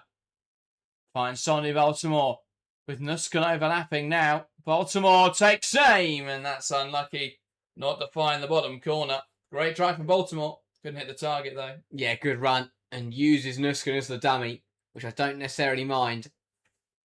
I think she doesn't do too much wrong there, to be fair. Baltimore just looks to smash it in at the near corner, and it just narrowly past the post. Nusken to Potter. Across to Alyssa Thompson, who tries to come inside and loses out. Thompson fights to win it back. Berman, Thompson, down the line to Baltimore. Potter lays it to Walsh. Now a load of space for Lola Brown, and a tidy, composed finish from Lola Brown. Tucks it home, and it's Chelsea 1, London City 1. That was a much better move from Chelsea. A lovely passing play down the left-hand side. London City opened up, and Lola Brown, in a load of space, finishes it off tidily. Brilliant stuff from Brown. Chelsea 1, London City Lionesses 1. Yeah, really good move from Chelsea between the London City lines, and it's really good from Brown. Opens up her body like she's going to go across goal, sends Lette the wrong way, and just puts it in at the near post. No-look finish as well. The confidence on Lola Brown, and a brilliant finish it is indeed. Sends the goalkeeper the wrong way and just smashes it in at the front post. Yeah. Berman to Potter, and a bit of a mess there between Beaver Jones. Beaver Jones carrying the ball forwards now for Chelsea. No one closing her down really. Pokes it wide with Carnery. Can she find a cutback? Probably holds on a little bit too long. Carpenter to Walsh, trying to bounce it forwards. Cleared away. Berman. Yeah, again, I don't think Carnery's really suited to this. Try to take it wide and look for a cross. Yeah. Godfrey plays it inside. Still alive here for London City as it's cleared away. Godfrey again. This time the cross poor and straight to Hannah Hampton. Yeah. Good performance London City, but Chelsea have looked pretty decent. Probably a similar level to what we saw against Everton in the opener yesterday. Beaver Jones. Brown. Lovely switch into Walsh. And Ellie Carpenter losing out in there to Sangare. And London City could break here. And Chelsea are a bit open. Lola Brown, the only defensive player. Here's Godfrey one-on-one. Big save from Hampton. And Chelsea just getting opened up a bit too easily defensively. Here's Carnereid now. Carrying down the right-hand side. Carnereid chopping in. Rebounds kindly. And a shot blocked out for a corner. Yeah. Games have gone very open. Both sides being quite transitional and direct there. London City breaking forward. Big save from Hampton to deny Godfrey. And then Chelsea charging out the other end and winning a corner. Ball played in. Can Beaver Jones provide the finish? Lays it to Sawi. It's blocked. Beaver Jones can't get there to the second ball. It's taken away by Wassa Sangare. And a goal kick there with Beaver Jones. Knocks it away from Sangare. It's probably the best work corner we've seen, though. Chelsea playing it short. Thompson drilling it across goal. And then Chelsea reworking it into a shooting opportunity, but wasn't quite directly from the corner, I suppose. Sawi trying to hold on to the ball. Flicked overhead by Taya Goldie. On back, though, by Buchanan. Here is Walsh.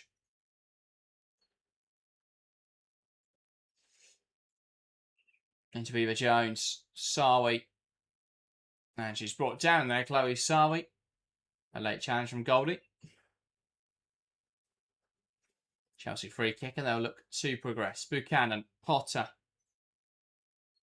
Now Nuskin. Wide into Baltimore. Looks to go down the line. Sondi Baltimore. Now she'll chop inside. Back outside. Back inside. Into Potter, who turns well. Sawi back towards Potter. Can't quite find her. Buchanan trying to make the tackle and stop London City breaking away. She can't. Sawi gets involved. And Walsh. Or Nuskin, sorry, with a bit of an unconventional attempt to make a tackle. It doesn't quite work. Here is Imran. Straight through the lines. And, well, I'm not sure why Candy left that. I don't think she remembered that there's no offsides. Yeah, could have just flicked it goalwards or looked to just do something with it, but let it run through to Hampton. Baltimore. Now Buchanan. Baltimore. Gets the shot away and a tidy finish from Sonny Baltimore. Sawi into Buchanan, into Baltimore. He does really well there to tuck it home, and Chelsea lead in this game in the trademark celebration for Sonny Baltimore. A point to the head and a point to the crowd. Buchanan into Baltimore. Baltimore does well to bring it under her control. Inari and Imran just don't do enough to put her off. And from a difficult angle, it's a really well taken finish from Sonny Baltimore. Yeah, you say tight angle, cross goal, fires it brilliantly into the far corner. And Baltimore puts Chelsea ahead. Good turnaround, good reaction. Paris is getting that early goal against the run of play, but Chelsea have responded well and are now into the lead. Thompson, Baltimore bounces it back. Here is Potter. Now Hampton. Villa Berman looking to go down the left-hand side here for Chelsea. Brilliant from Berman. Cuts it back for Sawi. Trying to wriggle some space. Now Thompson, blocked by Lette. Potter pokes it back. Goal was Linari. Smashing it away, though. Yeah, no, good move from Chelsea. It was laid back to Sawi brilliantly by Buchanan, but Chloe Sawi just couldn't sort her feet out in time. Did want to keep the move alive, though. Baltimore to Potter. Potter down the line, and Carnereed struggling to make an impact. Baltimore back into Nuskin. Potter. Positive touch, but is apprehended by Cascarino. Imran. Now Linari.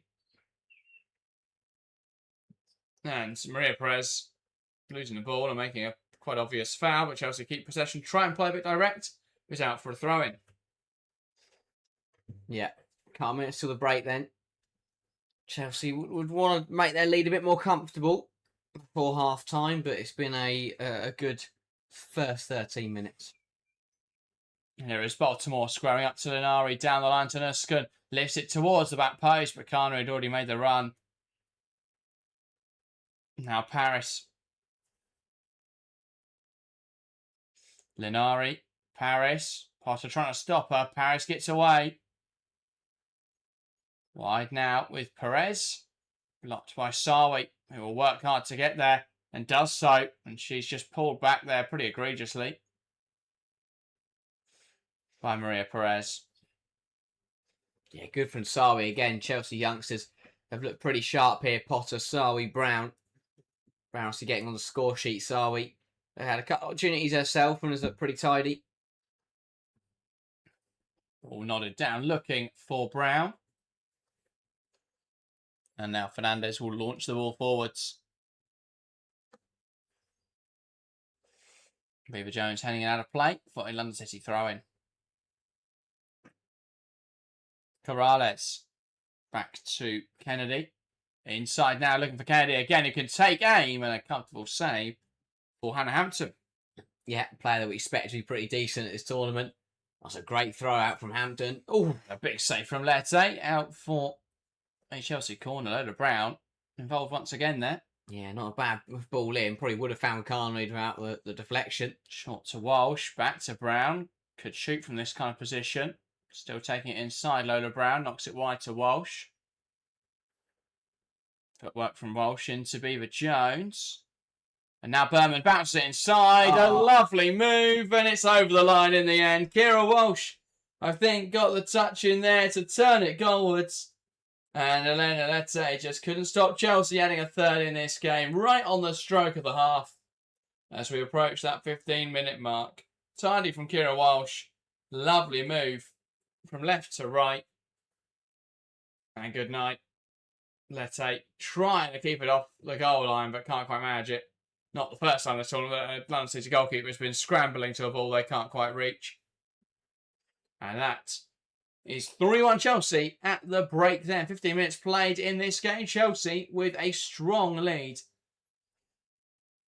And I think they'll be very happy with their performance in that first half. Started a little bit slowly. Nikita Paris getting a goal against the run of play. But outside of that, Chelsea have moved the ball well in attacking areas.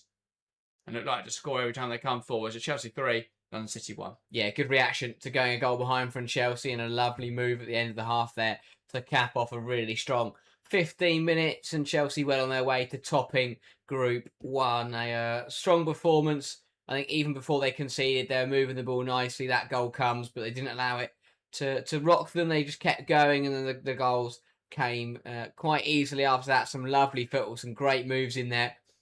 Really nice strike as well from Baltimore.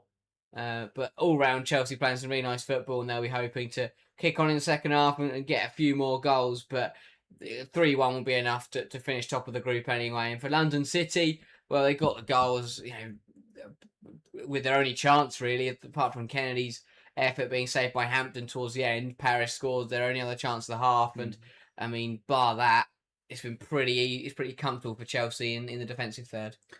Yeah, absolutely. I think they've not had too much to do defensively, and when London City have come forwards and Chelsea have been a little bit too open, they've not really taken their chances against. A tiny finish from Nikita Paris. Outside of that, though, it's been one-way traffic, really. Chelsea have come forwards with a lot of danger, certainly when they've overcommitted in attacking areas that London City have had some opportunities, but even then, not been able to make much of them.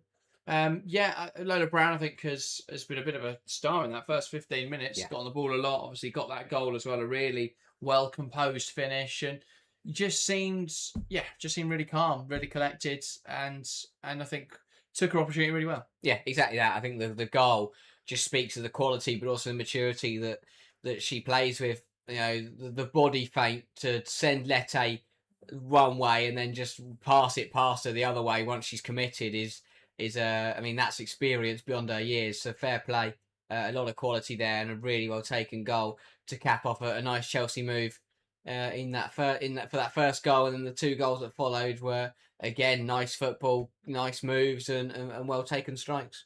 Yeah, absolutely. As Twirling Jojo says, great to see Lola Brown back. Yeah, I think definitely someone who I want to see in the Chelsea first team one day. Someone who, again, we were there for her debut, I think, as well. But seeing her a bit at Crystal Palace this year, lots of quality there. So hopefully a player who will make that breakthrough. Not sure if next season will be that season. It's the kind of one where if Chelsea maybe hadn't got Champions League football, she'd have had an opportunity. But obviously, great to see that Chelsea are in the Champions League qualifiers. Maybe she could get minutes in the qualifiers. But yeah, I think it will be.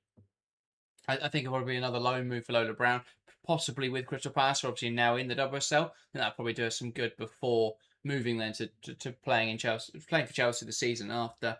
Donald asking which players scored. It was Lola Brown, Sonny Baltimore, and Kira Walsh for Chelsea, and London City's goal came from Nikita Paris.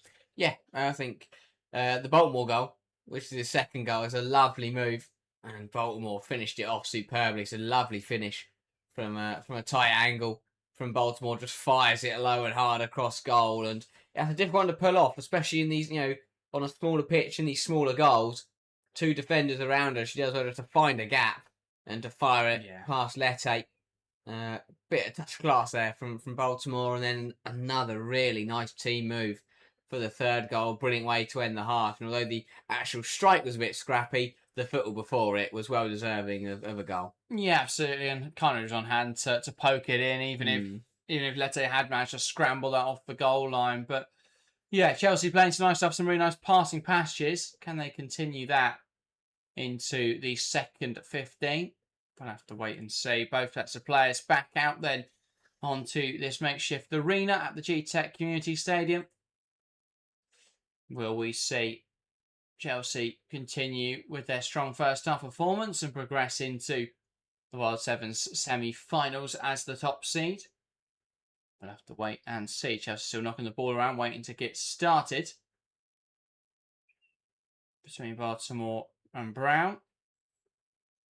And now the referee going to have to intervene and tell them to start the game. Chelsea knocking the ball around. Baltimore from the middle, waiting for the referee's whistle. And does now knock it back. Another 15 minutes of World Sevens action. And London City's last 15 minutes of World 7 action. And Hampton lifting it forwards, looking for Lola Brown. Now to play for a London City throw-in. Doyle saying who's on the pitch. Well, we've got 14 players for each side, rotating constantly, so it's difficult. Starting second half, though, it looks like Carpenter, Buchanan, Hampton stays in goal, Walsh in midfield, Brown, Thompson and Baltimore for Chelsea. But yeah, it's a constant rotation in this format. Roll on, roll off subs. So, it's always changing. Forwards. Chelsea playing forwards looking for Sondi Baltimore. London City win it back though. Here's Sangare. Cuts out well by Lola Brown. Yeah, good work from the youngster. And I think this is what I also like the format is that players pop up all over the place. So especially for the younger players, you're not just getting experience playing out in your position. You're having to get back in, defend, be strong defensively, but also get up and down. It's a good mix. Reno to the back post and Wassa Sangare heading home. We've not seen many headers in this tournament. Only West Ham have mastered the art of the header, but that's a lovely ball from Cascarino. Floated to the back post and Wassa Sangare nodding it in. Brilliant from Cascarino, just working away to the touchline. Leaves it to the back post. Sangare heads home. It's Chelsea 3, London City Lionesses 2. Yeah, lovely little dinked cross towards the back post and, that close to the goal. You'd expect that to be headed home. But London City, fast start to this second half. Sangare cutting out that pass. Carpenter now into Brown. Lovely movement from Lola Brown. Some brilliant footwork. Now back to Walsh. That's a Nuscombe, sorry. Who returns it into Hampton. Nuscombe. Into Thompson. Brown. Out towards Nuscombe. Just behind her, though, with the pass. And Jerry says, is Micah Hamano still playing for Tottenham? I believe she has returned from her loan. I don't think she's listed in either Chelsea or Tottenham's World 7 squads, though, so won't be involved in this. I think with a lot of the players who played in the Asian Cup, they are getting the rest now after what has been a bit of an extensive season. But yeah, and obviously teams can't take infinite players, and Chelsea are picking a few younger players in their squad. Godfrey lifting it in, a header from Goodwin. Corrales, sorry, well wide. Hampton to Buchanan. And now Beaver Jones. Buchanan under pressure from Godfrey. Lovely turn though from Buchanan. Creates space for her to drive into. The Trevella pass forward is ambitious and overhit. Yeah. Bit of a slow start to this second 15 minutes for Chelsea. Yeah, looks like is that a change in goalkeeper for London City? I believe that is Sophia Poor in goal as well for London City. Beaver Jones throwing long into Carnareed. Carnareed goes down the line into the continued run of Nuscombe, who flicks it back, but Carnareed hadn't made an inverted run for her. London City coming forwards. Now Godfrey.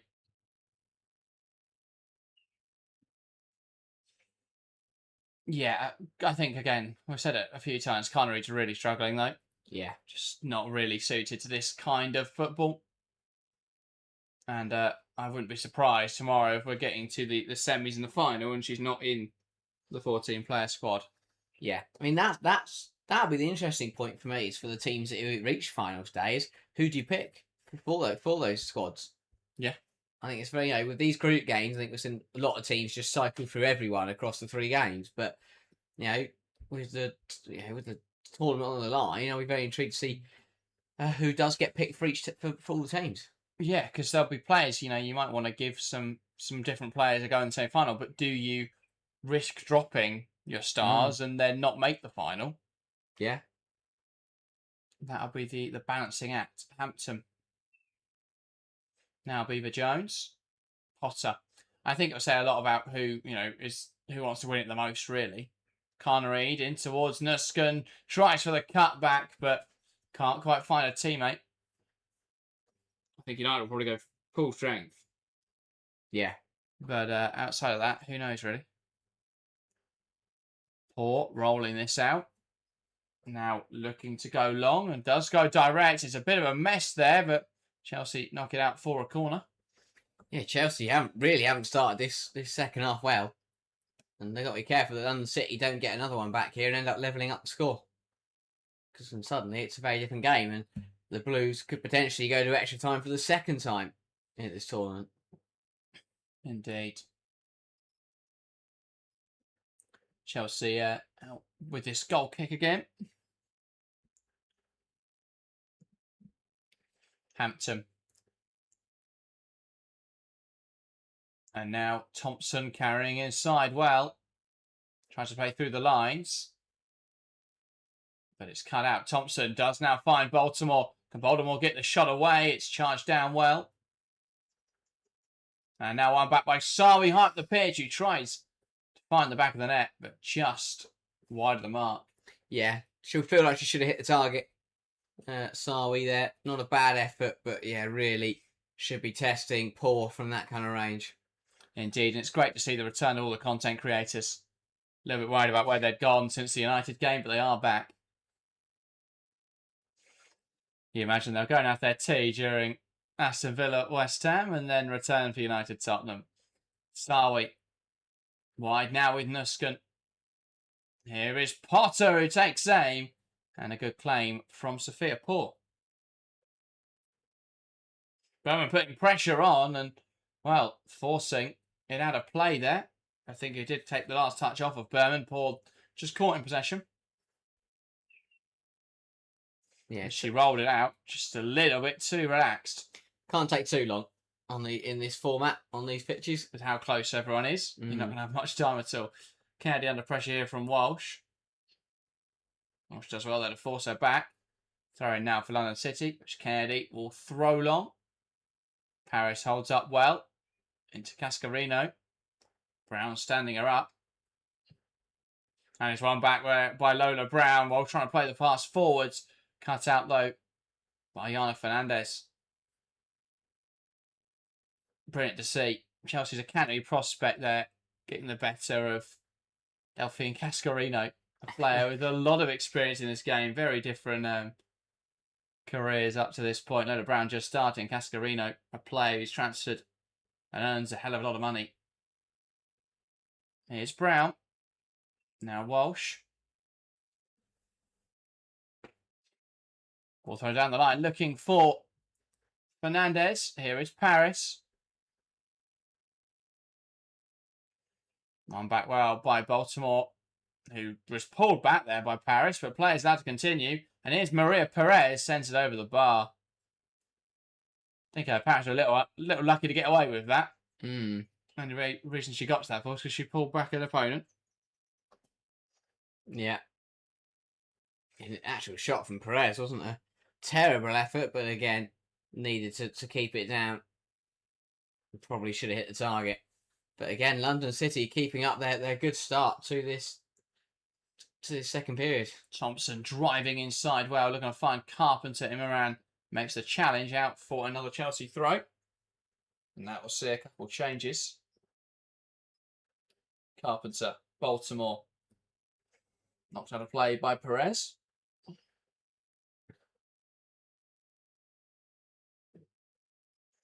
Throw in now. It's a long throw towards the back post. Great movement from Buchanan, who goes down in the box. Not giving us the penalty. Buchanan still working hard, though, to try and hold on to the ball. That was a great move from Chelsea. That long throw, just finding Buchanan in space on the far side. London City counter-attack, though. Imran chops back in and fires wide. And London City almost drawing level. End-to-end stuff once again. They say a brilliantly inventive throw-in from Chelsea up one end. Buchanan couldn't turn it home, and London City break away brilliantly. And Imran does superb, composed, just waits for Lola Brown to slide in, dummies it, and the shot, trying to creep it in the near post, just didn't come off. Indeed, Corrales brought down. Free kick now for London City. 6 minutes to go in this one. Still feel like there's a goal in this game. And Chelsea haven't made this incredibly comfortable for themselves. Linari into Perez. Linari. Now Imran.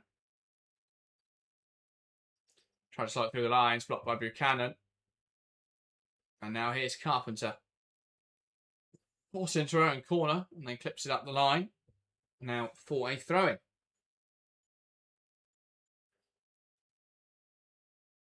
Inside now towards Goldie. Carpenter wins it back. Now Carnreed poking on to Beaver Jones. Great hold up from Maggie Beaver Jones. Falls as she tries to turn though. Does now spin and spins back. Holds onto the ball well. And Hampson lifting it towards the right hand side. Corrales heading out of play. Show, welcome back this evening, lads. My internet went off. Did we win 8-2? Yes. A big win for Everton, and they're through to tomorrow's semi-finals. Chance out for Chelsea. Beaver Jones slots it home, and that seals the game, really. And it should seal first place in the group for Chelsea. Beaver Jones making the difference and celebrates with Sonia Bonpastor. And Bonpastor up off the bench to join the celebrations.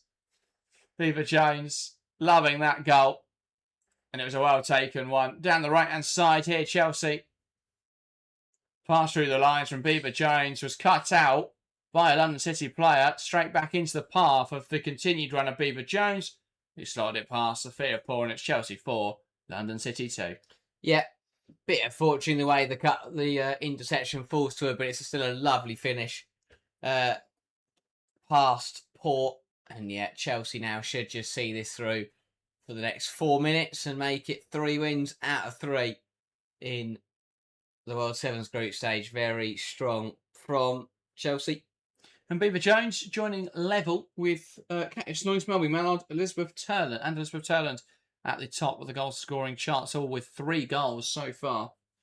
Considering how many goals we've seen, not loads of players getting 3, only 4 players scoring 3, and then we've just seen loads of different goal scorers, haven't we? A load of braces and a load of different goal scorers. Fernandez trying to play through the lines, blocked by Nuskun, Baltimore, Berman, sorry, getting the names all wrong, and Godfrey latching on loose ball, firing wide though. Yeah, again, credit the London City for their reaction in this second half. It's been a good one.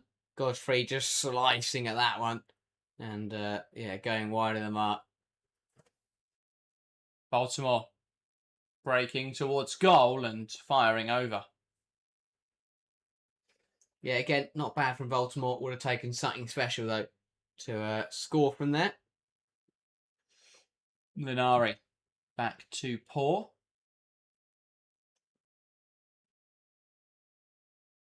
Lifted forwards and lifted right through. No one able to make contact with it as it runs out for a Chelsea goal kick.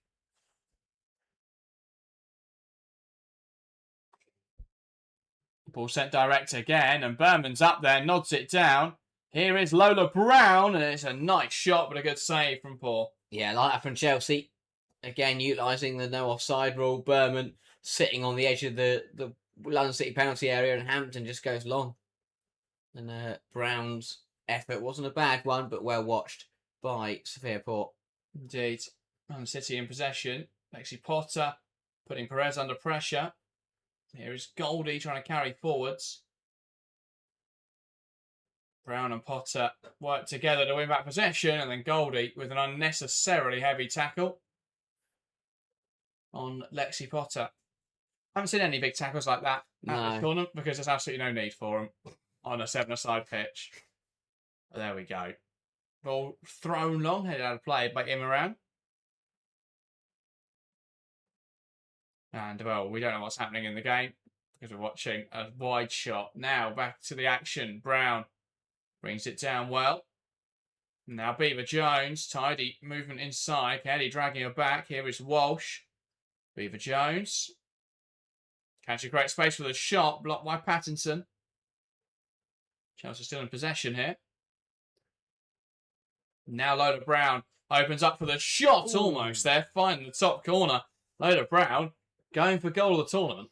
Yeah, again, it was afforded a bit of time and space. Got it out of her body well.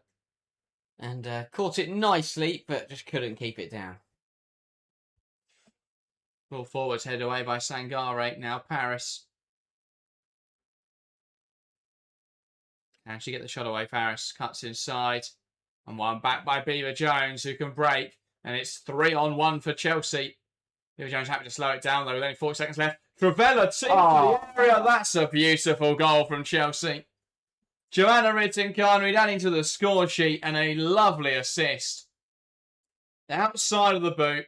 And Carnreid tucking it home well. And Beaver Jones is having a brilliant tournament. Adding with another contribution there. Yeah, brilliant ball. That is from Aggie Beaver Jones. Leads the way in terms of goal contributions. Ridiculously good pass. 3 goals, 4 assists now for Beaver Jones. Yeah, I mean, that is class. Chelsea 5, London City Lionesses 2. And, well, Chelsea into the semi-finals. 3 wins from 3. London City, 0 from 3 record. Not the tournament they wanted. No. Wasn't a good day yesterday and today. I think performance-wise has been a little bit better, but results-wise has been worse. Yeah. Pattinson towards the back post, and it runs through.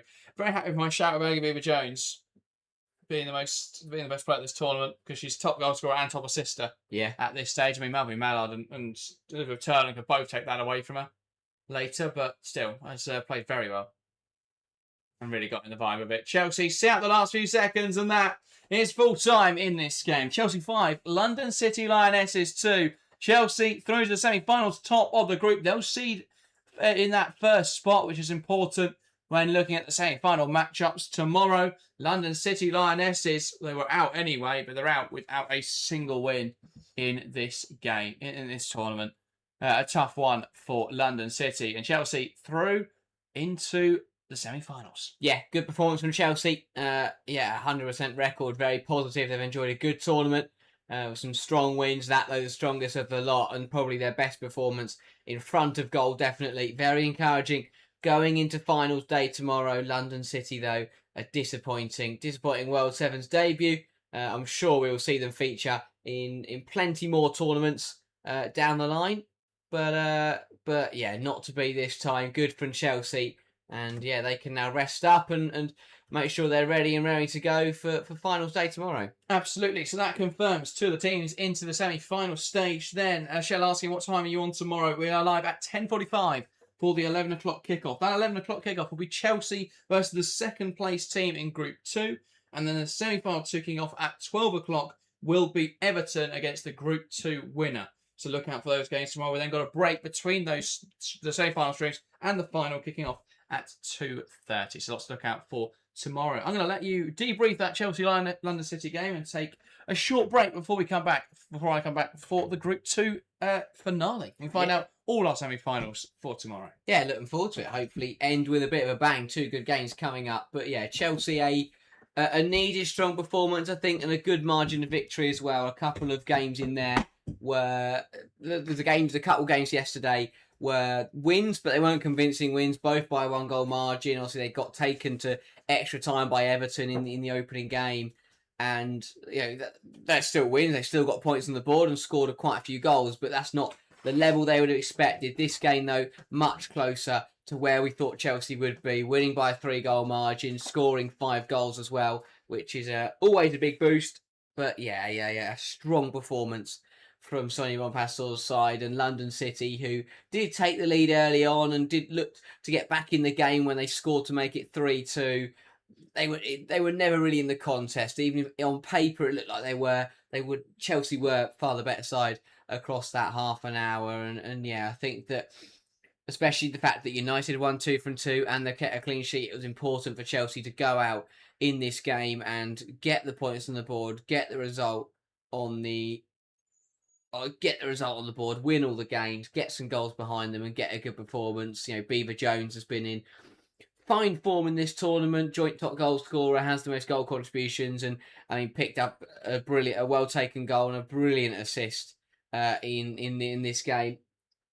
And again, it's good to see a bit of variety for Chelsea. I thought the youngsters were absolutely were really strong, and that's encouraging to see. I've spoken a couple of times already across this stream about how I think this tournament has been a very good opportunity for young players to come in and integrate into the first team setups, and we've seen that with Tottenham, but Chelsea there as well, and Leicester, another club that have done it quite well. But we saw it there with Chelsea. Lola Brown coming in, getting on the score sheet. Sarwi as well, playing, who did also feature yesterday. Same with Potter, did feature yesterday, played more minutes today as well. So really encouraging to see Chelsea giving the youngsters a run out, and for Lola Brown to come in and score the Chelsea's opener, very strong and a very promising set of players for the Blues. But London City, I think they were disappointed. They were happy they got 2 goals on the score sheet, and I think that at times they did play better in this game, especially in that second half. But realistically,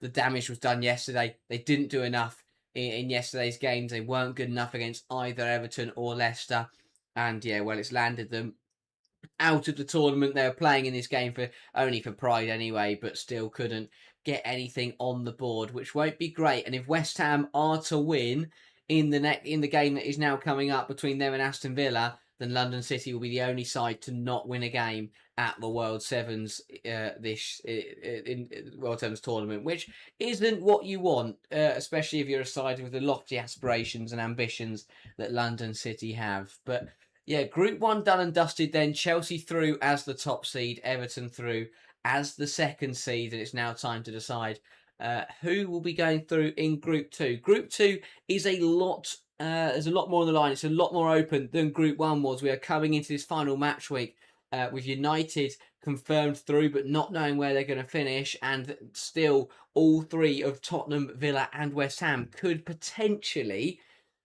get through to the semi-finals. It's going to take a bit. It's a big ask, especially for West Ham, but for Villa and Tottenham, it's all on the line. Obviously, they're both playing in different games, so it's not directly in their control, which is very tasty. But the pressure will fall on Aston Villa and West Ham first. They are coming up at 7:00, which should be a very good game. Villa with 1 win in the bag. They beat Tottenham yesterday, but they did fall to a very disappointing 4-0 loss to Manchester United, and they're the only team to not score in an individual game so far at the World Sevens. So not the performance they needed, but if they can get the win against West Ham, then they'd be there, pretty much there. So I don't know. I don't know, as a player, as a manager, whether you'd rather be playing in the game first, like Aston Villa and West Ham are, or whether you'd rather be playing in the later game, if Tottenham, because Tottenham will go into the game knowing what they need to do, but does that add more pressure by playing last?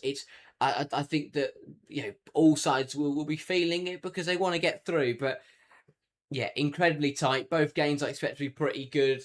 Tottenham will probably find it quite difficult against Man United, who have been brilliant in their first 2 games and look very comfortable playing in this tournament. But all eyes then turning to Villa versus West Ham, which I think will be a very interesting game. Both sides having very different games. I think starting with Aston Villa, they had a really good day yesterday. Beat Tottenham quite convincingly 6-3 there. They raced into a 4-0 lead at half time, and they looked very, very comfortable throughout the whole game. So that was positive for Villa. But then they came in today. They were in the opening fixture against Manchester United, and they fell to a 4. As I say, they lost 4-0, which isn't great. So 2 mixed results to start with for Villa. It'll be very interesting to see where they're at.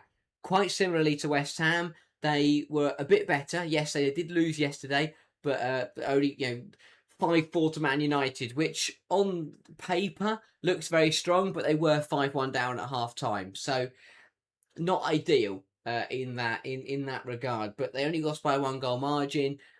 Still, though, conceding 5 goals isn't ideal. They came into today and they again weren't. They played okay, but they weren't great, and they're going to need something special now if they do want to get through. Another loss for them against Tottenham, but I thought they looked better than they did yesterday. But still, I think that they need to raise it. West Ham haven't been good enough in either game at this tournament, so they definitely need to improve on what we've already seen. But I'm sure they can do that. I think that they've shown some glimpses of good play. They scored 4 goals in their game yesterday, and I think even in today's game there were some aspects that did come together quite nicely. But on the whole, they really need to ramp it up if they want any chance of getting through. They've got to make sure they can't worry about what's going to happen in the Tottenham Man United game. They've got to come out and just get the result, get the win against Villa, and then just see what happens. But yeah, it would take something for them now, especially based on how they've played at this tournament. But who knows? Strange things happen. Villa, though, will want to bounce back from the opening game. I'm sure they've taken a lot from that. They'll use the information they got from that game, and they'll come into this last game, the penultimate game of the day, the last game for Aston Villa in the group stage, and they'll be hoping they can get a win on the board, get another point on the board. Goals as well, could be goals scored to be absolutely crucial, so it's very important they do try and score. Whoever win, even if you lose, or if you're winning, both sides, either side, no matter what the result is, goals scored could be quite crucial, so they'll want to score big. So it could be quite an open game. As much as the point, of course, is very important, I think both sides will understand that even if they're in a losing position, they've got to go for it. Even if they're in a winning position, I think they'd like to get a couple goals on the board to put pressure onto Tottenham later on. Because if Villa win 1-0, then Tottenham have still got to go win, but it puts them in a nicer position. But it should come round to be quite an exciting last 2 games to end what has been a brilliant World Sevens football group stage. Yeah, it feels like whatever happens in this game, Villa are in the best position, right? Because even if they lose, they've got a stronger goal scored than West Ham, and they'll be on the same amount of points. So even a win for West Ham is unlikely to be enough unless they can get that margin of goal high enough and not concede. So this is where goals scored are really going to start to come into it, because Aston Villa, even if they lose, as long as they score enough, would put themselves in a position where if Man United beat Tottenham, then Villa will go through. Obviously, if Villa win, then they're in a fantastic spot, because they'd only need United to beat Tottenham. But again, it's not all in their hands now. It's kind of all in Tottenham's hands to an extent, because whatever happens in the Villa game, as long as they beat United by enough goals, Villa can't catch them. Equally, it's kind of in Villa's hands, because if Villa beat West Ham by enough goals, Tottenham can't catch them. So it's all about goals scored, these 2 games. And so hopefully we're in a day where it's kind of been, I don't know, it's not been as frantic, as free-flowing as yesterday. I think obviously a lot of teams now looking at their ramifications and considering different strategies. We've seen a lot of games that have been a bit more one-sided.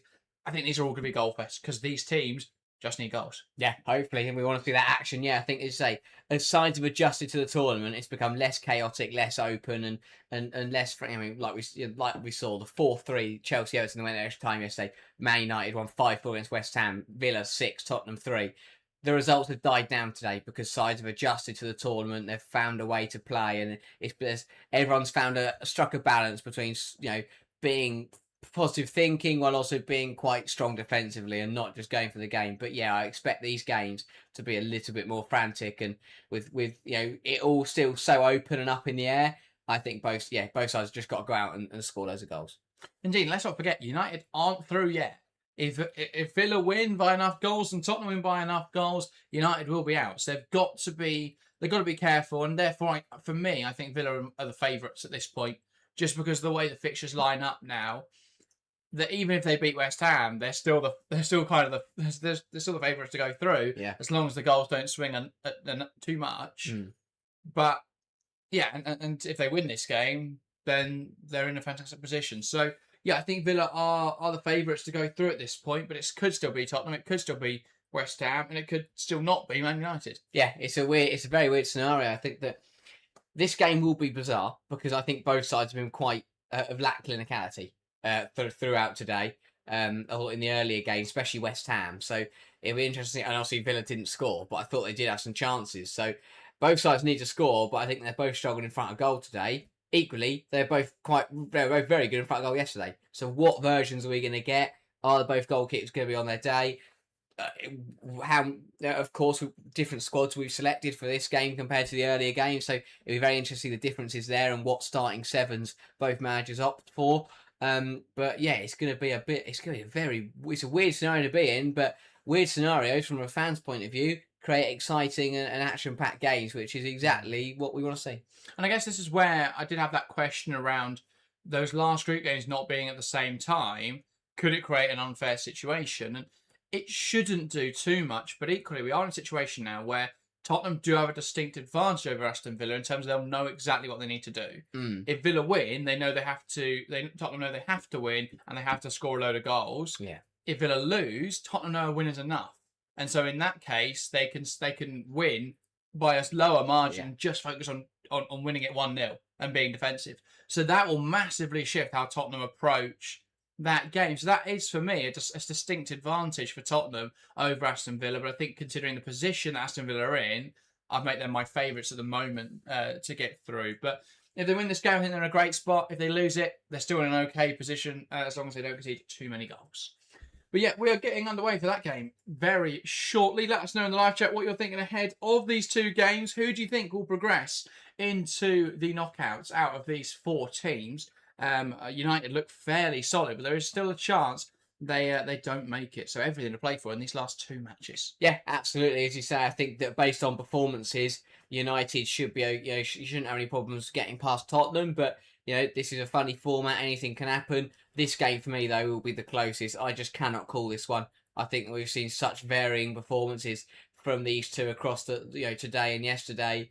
So yeah, very intrigued to see how this one's going to play out. I think United will probably have the last game in the bag, but Tottenham showed their quality earlier on in today's programme. But yeah, I think this game, I'm really intrigued to see what the starting sevens are because that could sway my opinion a lot. But I think this one is incredibly difficult to decide.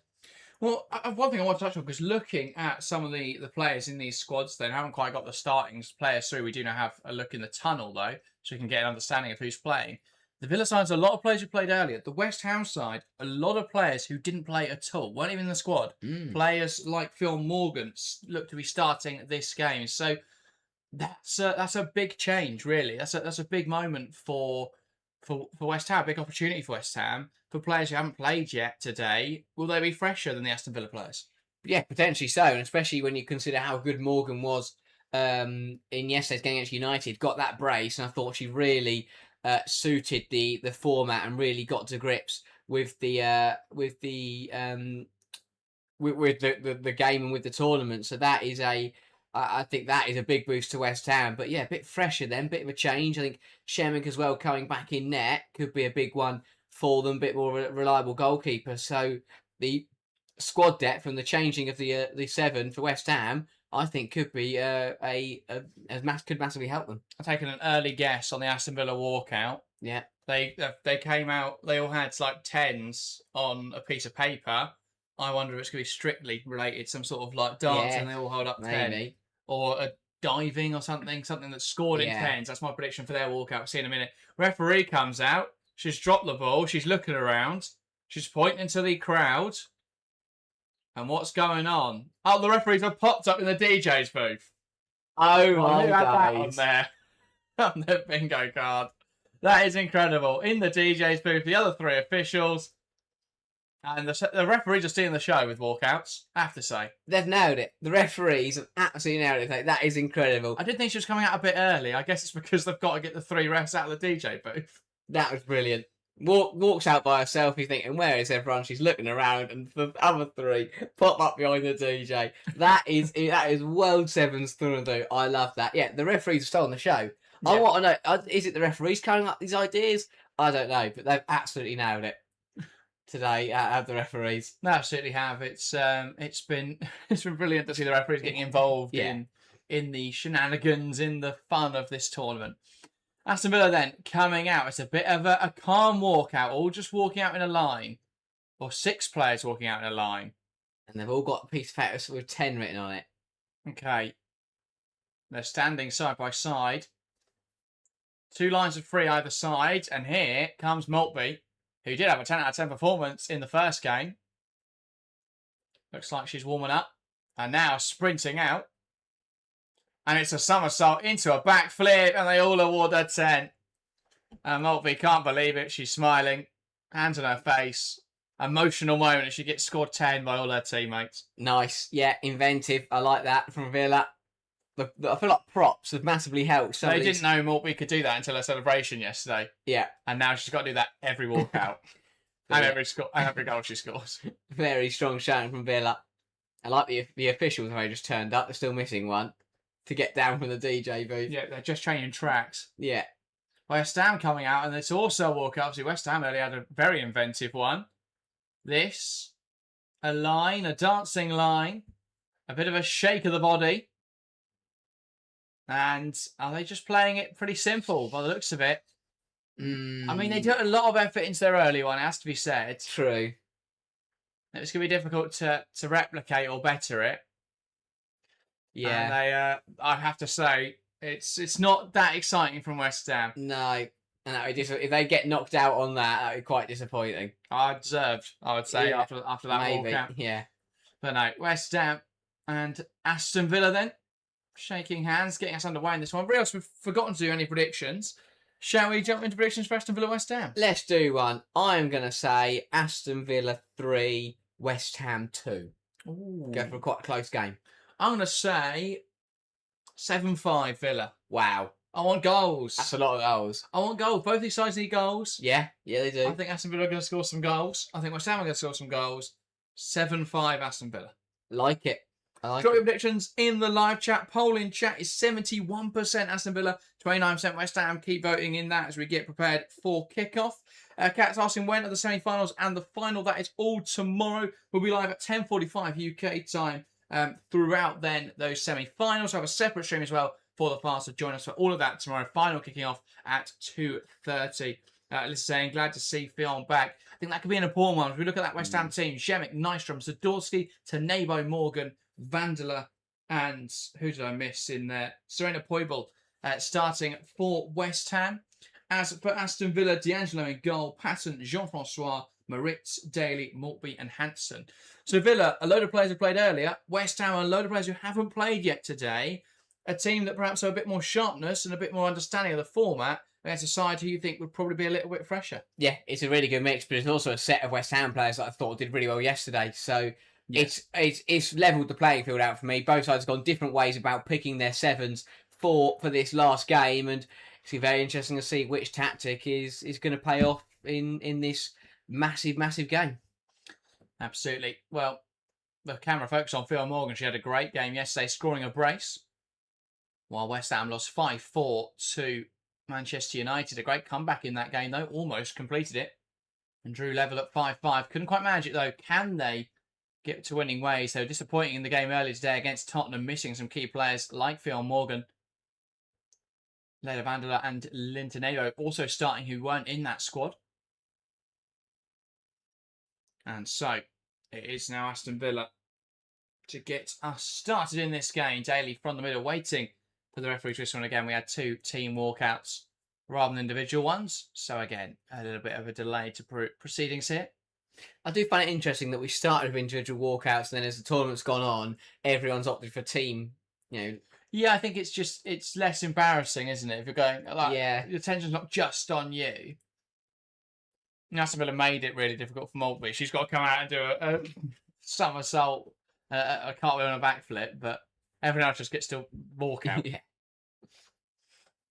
Daly then, waiting for the referee's whistle, which does now get blown. Aston Villa get us started in this game. As Aston Villa taking on West Ham in Game 5 of Day 2 of the World Sevens tournament. Both these sides still in contention to progress. West Ham must beat Villa and get a healthy goal margin. Aston Villa can go through while losing as long as it's not by a heavy margin, but can also, but a win will put them in a much stronger position. Daly flicked around the corner, kept alive then by Patton, and now to Nebo. Zadorsky into Vandela. Hobel back into Nystrom. Nystrom sending it forwards. Tanebo holding it up well. And Platt passes it back into Hobel. Now all the way back to King of Ziemek. Ziemek looking to go direct. Finds Nystrom on the left-hand side. West Ham coming forwards. Hansen can't stop her. But running out of play there and out for an Aston Villa goal kick.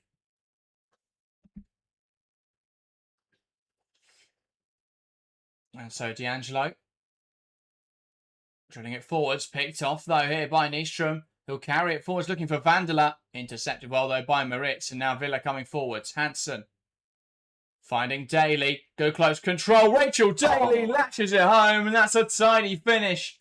A minute into this game, Rachel Daly gives Villa the lead. And that a really important goal in their chances of progressing. Great close control from Rachel Daly. And a tidy finish to boot. Yeah, brilliant from Daly. Superb centre forward play, the touch to take it past the defender, and then on the side volley. Just keeps it, does want to keep it down. It's controlled from Daly. And yeah, big goal for Villa. Great start to this game, getting that early goal. And yeah, superb centre forward play that from Rachel Daly. Brilliant finish, and it's Aston Villa 1. West Ham 0. West Ham now with even more work to do in this game. Ria Bowes coming down the right-hand side. Just been substituted on after that goal. All floated in there. Uweki trying something equally or even more acrobatic, but unable to hit the target. And obviously, this is sort of a direct competition now for West Ham because they have to get ahead of Villa in terms of goals. They've got a lot of work to do. And this has made it even harder now every time they concede. They need to get another goal to catch up to Aston Villa. Uweki poking it out of play. I think may have committed a foul in there as well. But just a throw in. Hijikata into De Landes. Now Kendall picked off though brilliantly. The pass by Tuva Hansen. And now back with Balumu. Ziemek looking to lift it forwards. Touched inside, looking for Uweki, but cleared away by Patton. Hijikata to Kendall. Back towards Maya Hijikata. Can she find a teammate? Cuts it back. Here's Salmon on the edge. Gears up for the shot. Cleared away, though. Georgia Mullett on the right-hand side. Looks to come inside with the ball. Pokes it into Kendall. And now De Landes. Or Tarek Taylor playing it into Hijikata. Taylor. Forced backwards. Wins the throw, though. Good from Villa. Exactly what they need to do. Get an early goal and then just get themselves on the ball. You can still see certain players not really, seeing the offside rule not in play because there Mullett should have gone in the space beyond. Would have been offside, obviously, but there's no offsides in this tournament. Yeah. Could have found a lot of space in behind West Ham there. 100 pitch here for West Ham. Uweki across to Asai. Should score. It's another big opportunity missed for Vivian Asai. Uweki on target. Blocked, though, brilliantly by Anna Patton. Oh, West Ham missed so many big chances in this game. Another one here. Brilliant from Uweki. Drives inside, allows Asai to get to her left, lays it into her brilliantly. Has to score. Yeah. Vivian Asai. A chance for West Ham. We cut back and Zadorsky draws them level. Aston Villa 1, West Ham 1. Tidy from the Canadian captain, who arrives at the back post and knocks it home. It's Aston Villa 1, West Ham 1. And let's have a look at how this goal was scored. Asai on the line, through the legs of D'Angelo and across the face of goals. Zadorsky then at the back post, able to tuck it home. Salmon plays a pass inside. Daly dropping in to receive. Hansen muscled off by Vandela. Now Salmon again. Plays it forwards. Well controlled by Taylor. De Landes. Trying to play it down the line, and well, it has taken a touch there. Brilliant. There's no Moritz, who everyone else, apart from her and the referee, thought that had gone straight from Moritz out of play, but correctly, I think that counts the defender. Maltby, Moritz plays it in there. It's a good ball. Jean-Francois trying to put it goalwards. It's another corner, and that was the best corner we've seen for any side so far. Jean-Francois wants a short option, isn't going to get one. Plays it into Moritz. It's a lovely little routine. Back to the taker.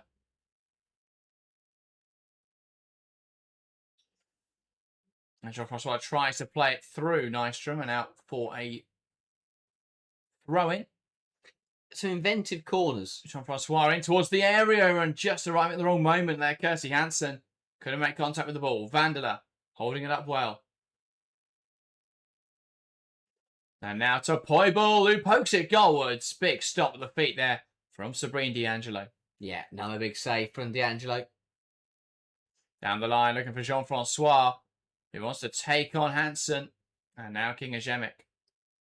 What do you want to say on corners? Yeah, I think that Villa have done very well. They've been quite inventive. West Ham coming forwards, a 3-on-1. Can they find a teammate? A big save though from D'Angelo, and now West Ham will get a corner. Yeah, D'Angelo does well again, gets out and puts it out for a corner. But yeah, Villa there, she's had a string of 2 or 3 corners that they managed to actually turn into half chances, which we haven't really seen today.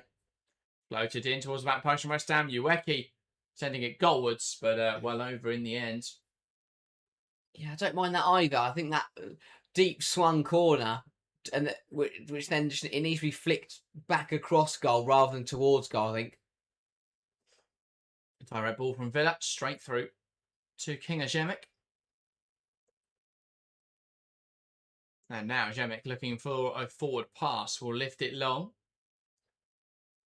Cascarino can't get there as it's cleared away.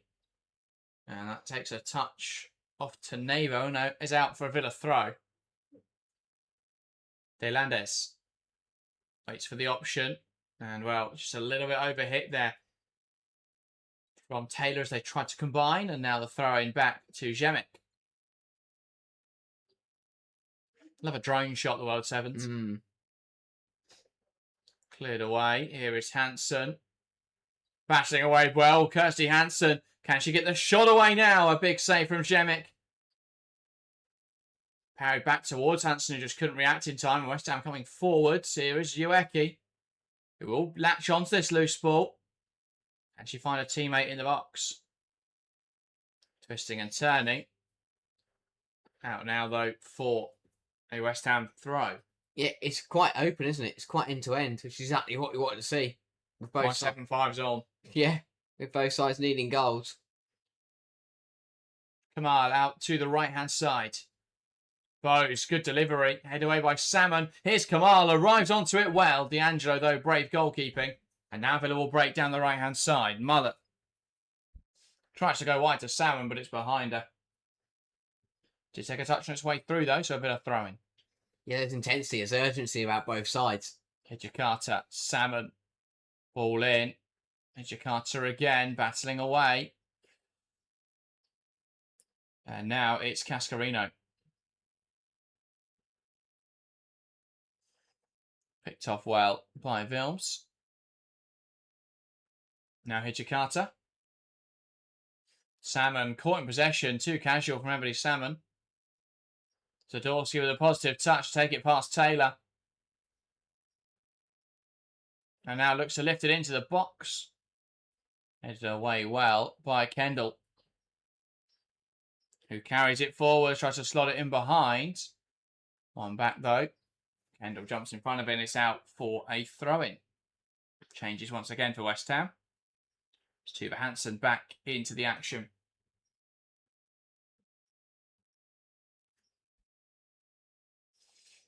Asai trying to get around De Landes. And now D'Angelo. Here's Jakarta. Into Jean-Francois. Carrying down the left-hand side. A good tackle from Bose. Puts it out for a corner. Yeah, gets in well there. Does well to not commit the foul on Jean-Francois. And again, Villa goes short. Oh, it's not bad. Save from Ajemic. Ball clears only as far as the shot for De Landes, whistling past the post. Villa don't want to get shots away, and they're forcing Shemek into saves, but they're not. They're a little bit too central. Shemek will be comfortable with the efforts that are coming in at the moment. Haven't seen much of Maltby in this game. It's really important for Villa in their first game, the win over Tottenham. Big challenge there from Ebony Salmon. Corner now for West Ham. I think Tottenham being too open and too aggressive allowed her to bomb on and get up, but we haven't seen anything from her today, to be honest. The United game as well. Equally, Villa weren't great. Yeah. Yeah, they struggled in that United game. Mullet with a throw-in now. She looks to go down the line. Battling away, and that is out for a West Ham throw. Ball down the line, poked out of play by Jean-Francois. Tenebo, now Vandela. Manuel. Down the line now from Moritz, looking for Jean-Francois, poked out of play again, another throw-in. As Villa working their way up the line. Yeah, again, good from both sides. It's one of those cagey affairs where both sides are delivering are putting a good, but it's close because they're both playing well. Ball does well to win it back. Jean-Francois, though, asserting herself high up the pitch. To Daly, back to Jean-Francois. Now to Hansen, who makes a good run from deep. Has to finish. Big save from King of Shemek. And Daly now battling to win back possession. Pokes it out for a goal kick. Yeah, good move from Villa. Well delayed by Jean-Francois, and the effort wasn't a terrible one, but again, it's a comfortable save for Shemek. Indeed. Vandal unable to keep that in play. Cascarino unable to keep that in play. But it's very interesting that the players that excelled yesterday we haven't really seen too much of so far. Oh, for Villa? Yeah, well, for both these two sides. Now from D'Angelo, still alive here for West Ham. Great save from Sabrina D'Angelo there, tipping up onto the bar. But yeah, neither Morgan or Maltby have really got involved for either side, but they're probably the best players for both sides in their games yesterday. Marlowe wins it back. Zadorsky just about getting her body the right side of her, stopping her progressing. I don't think Maltby's really been on, has she? No. Asai. Maltby is now on in a defensive capacity. They need to get her up front again. Yeah. Muller. A pattern dragging this ball forwards. That's Maltby, but it's slightly behind her. Now Muller. Wide with Maltby. Plays it back to D'Angelo. And Maltby's back off again. She doesn't seem like she's coming on for very long. No. Little short, sharp bursts. And a shot there from Miri Taylor's blocked, and West Ham will look to break. Here's Ueki. Slots it through. Asai, 1-on-1 again. Can she score? It's saved again. Vivian Asai just not having any sort of form, any sort of luck at this tournament. Really should have scored by now. So many chances today. Breaking away again now. West Ham. Morgan into Asai. Takes aim well over the bar. Missing a fair few of those as well from Asai. Yeah, just not. Hasn't really adjusted or kicked into gear as Vivian Asai in this tournament. And the problem for West Ham is that she's had the majority of their chances. Yeah. Salmon cuts inside. What a hit from Ebony Salmon. Well, we talk of faltering forwards. Ebony Salmon, though, coming up with the goods there. Cuts inside and lashes it into the top corner. Brilliant effort. And Aston Villa retake the lead in this game. It's Aston Villa 2. West Ham 1. This is lovely from Salmon. Picks up the ball, drives inside, and just buries it in the top corner. Where was that all season? Brilliant hit from Salmon. Lovely lovely individual effort. Sherry didn't stand a chance, and Villa getting back in front just before the half-time break. West Ham throw in then. Well, it's a corner. They're going to use it as a corner. Will this actually work? Bose lifts it in towards the back post, and Tanevo tries to get up to it and can't. West Ham have been one of the only sides who've had any success with aerial balls. Not on this occasion, though. Started out my 7-5 prediction. Yeah. There's been the chances for it. Just not been taken. Hansen breaking down the right-hand side. Hojbjerg does enough there. Just put her off. I think my 3-2 Aston Villa might be bang on the money. Very much could be. Been a bit cagier. Kamal can't quite keep that under her control. Villa throw in now. Is that a rogue Brian Sorensen? Don't think so, but it looked like him. Obviously, he's part of the Villa backroom staff. Just a random bloke. Ball lifted forwards. Here is Kendall. Oh. Lovely finish from Lucia Kendall. On the half volley. Buries it wonderfully. Aston Villa 3. West Ham 1. Just breaking through the back line. And they don't really have many celebrations planned, the Aston Villa players. Unlike Maltby yesterday, who was cartwheeling and backflipping. Kendall a little more modest. Hijikata lifting it through. And yeah, a lovely half volley from Kendall to knock it past King Ashemic. Yeah, taken so well by Kendall. Composed. Just finds the far corner, and Villa in a great position to end the half here. Indeed. D'Angelo then with this goal kick. And that is half time. In this World Sevens game, Aston Villa 3, West Ham 1 after 15 minutes in this match. Villa well on their way to put themselves in a great position to make the semi-finals. A win here, and they just need either Man United to win or Tottenham to win by a low margin to get through. And they're almost in a position if they can keep scoring, where they're through regardless, and it'll be either Man United or Tottenham who would be in trouble. Yeah, brilliant performance in that first half from Villa. I thought it was quite a close game.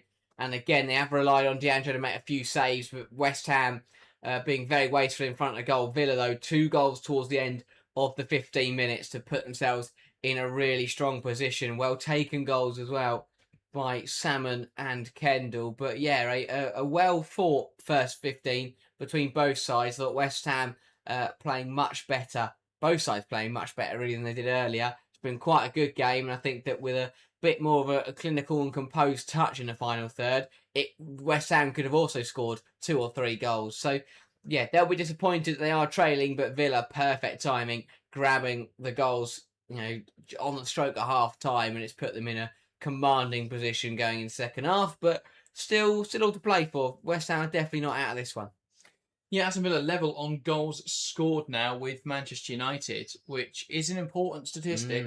Obviously, a multiple goal win or something in the United Tottenham game, if it was Tottenham 3 United 2, would see them out, even if Villa can get another couple of goals. But if Villa can get to 10, get to 11, they at least put that pressure on United and Tottenham, and it make it very difficult for either side to catch them without it being an absolute goal fest. Yeah, I think it sets them up very nicely. And that's kind of the luxury of playing first, is that you, as much as playing last, you know what you've got to do. Playing first, if we just do this, then it doesn't matter what happens in the last game. So it's got its pros and cons. But equally, Tottenham and United know exactly what they need. If it finishes now, United know that they need to score a goal, and then Tottenham can win 5-1. Yeah, true. So I don't think that's going to be a situation. Don't think Mark Skinner is that kind of manager. I don't think Martin Host is the kind of manager to ask Mark Skinner to do that. But it would set up that situation where they could play for a mutually beneficial result, where they both get through. Yeah, that is dodgy. But yeah, especially with money on the line. But I doubt you doubt that would happen. I think it'll be a good game between the two of them, and Villa will want to put themselves in as best position as possible. And if they can finish this 15 minutes top of the group, then they'll be in a strong position to do that. But I think they've enjoyed a good tournament. I thought they were good yesterday. They really didn't turn up in the game against United, and that would concern me going into if they were to get into the semi-finals tomorrow, where they're most likely going to play Chelsea. Well, they finish second now, they would. So yeah, they need to raise it tomorrow. But the way they're playing at the moment, it will be good enough to get through this one and at least get them there, or at least almost get them there. Yeah, indeed. But yeah, some good finishes so far. Mitchell Daly's possibly the pick of the bunch. Depends which you prefer. Daly's volley or Kendall's half volley. Both well taken goals. Emily Salmon's goal also a peach. So Villa with some very nice goals. This was West Ham's. Nystrom into a side from the corner. A nice little routine. And a back post run from Zadorsky. Finishing it off. But some brilliant finishing on display. This was Salmon's second, cutting inside. And Alicia shot into the top corner. What's your favourite goal of the Villa 3? I think it has to be Salmon's. Absolutely, it's a lovely strike. Kendall's was composed. Daly's was a archetypal Rachel Daly goal, but Salmon's was a brilliant strike into the top corner. But I think concern for West Ham, the only goals they've scored today were a penalty, and when they played a corner and took advantage of the fact that Villa made subs, and meant there was no one in the penalty area. But yeah, it's been good from Villa. As you say, the quality of goal, not just the quantity, but the quality of the goals in that first 15 minutes was top notch. And if they keep scoring goals like that, we're in for another brilliant 15 minutes. Absolutely. Looking forward to seeing where we go from here. Can either side take control of this game? Probably when Villa are in a great position, but there is still a chance for West Ham to get back into it. Villa can keep scoring. They'll put themselves in a much healthier position in the group and put this game out of sight. But if West Ham can start getting a few goals, they can put themselves right back into contention to qualify for the semi-finals. Ueki from the middle then. As we wait for the referee's whistle, does now knock it back. Run away for another 15 minutes of World Sevens action. Group game 5 of day 2. Aston Villa leading West Ham by 3-1. As it stands, West Ham would be out. They need at least 2 goals to take a stretch of time, but 3 goals if they want to win it and put themselves in with any chance of progressing. All sent forward. I think Megan Walsh may be in goal now for West Ham as well. Zadorsky. Back to Walsh. Headed on in there by Nystrom. Here's Tanebo. And now Nystrom lashing her effort wide. Yeah, should do better.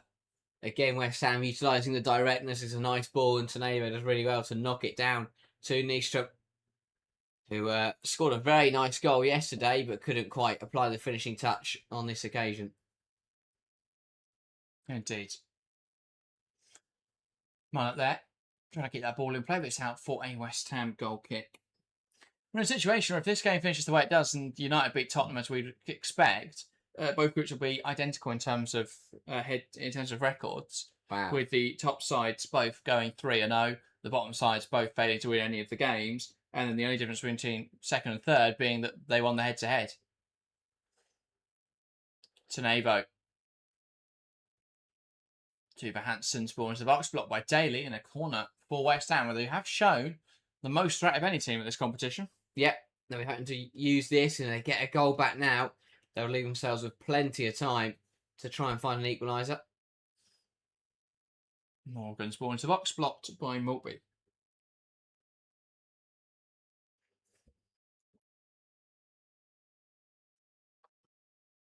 More changes coming for both sides.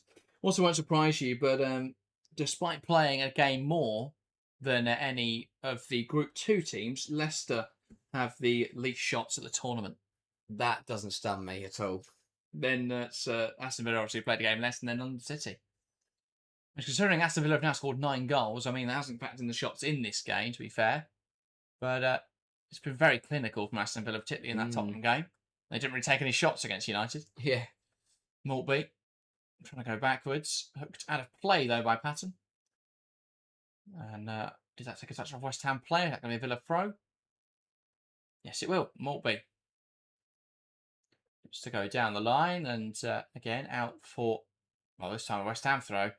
And I did think, yeah, that came off Mullet, but she seems certain that it was her throw. Jean-Francois plays it to Moritz, who continues the run in behind. Poibel sticking with her, though, and Poibel wins back possession. Zadorsky. Bowes.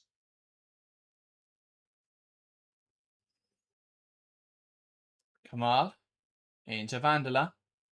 On back well by Patton. Bowes sticking close as Patton tries to carry forwards. Here's Jean-Francois.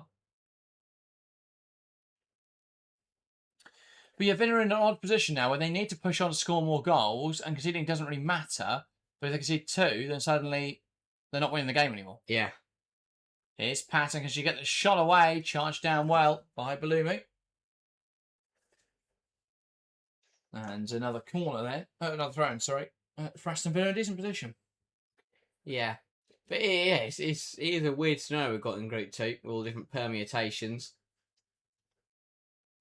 But and the fact it's done on goals scored, which is quite rewarding. Ball in towards Mulby, who can't quite get on the end of it. And turn it goalwards. She'll disappointed. I think she'll feel that Maltby really should have got a flick on that. It's not a bad ball from Hijikata, and yeah, I think she got something on it, but not enough to put it goalwards. Just a bit of a skim of the boot. Indeed. Ball poked on there by Villa. Will be one back by Cascarino. He plays it to Megan Walsh. Yeah, it was head-to-head. We'd already... And Villa winning here would see them through. So a better head-to-head than Tottenham. I guess Tottenham would then have a better head-to-head than Man United, so it wouldn't matter. Hijikata. Taylor touches down. Kendall. Now Hijikata. Managed to win her side a corner. Played short into Kendall. And poked out for a Villa throw. Handsome. Puts it towards the back post. It's cut out the front post, though, by Megan Walsh. Yeah, important intervention. Ball thrown in behind. Here is Fionn Morgan. Squares it towards Asai. Just behind her, though. Who is just not going to score a goal this tournament in Asai. So many opportunities. Kendall carrying forward. Space opening up for Hijikata just behind her, though. And we're starting to see perhaps a little bit of sloppiness, a little bit of tiredness in this match. Yeah, really wasted a 3-on-2 there. Did Aston Villa. That could have killed the game off.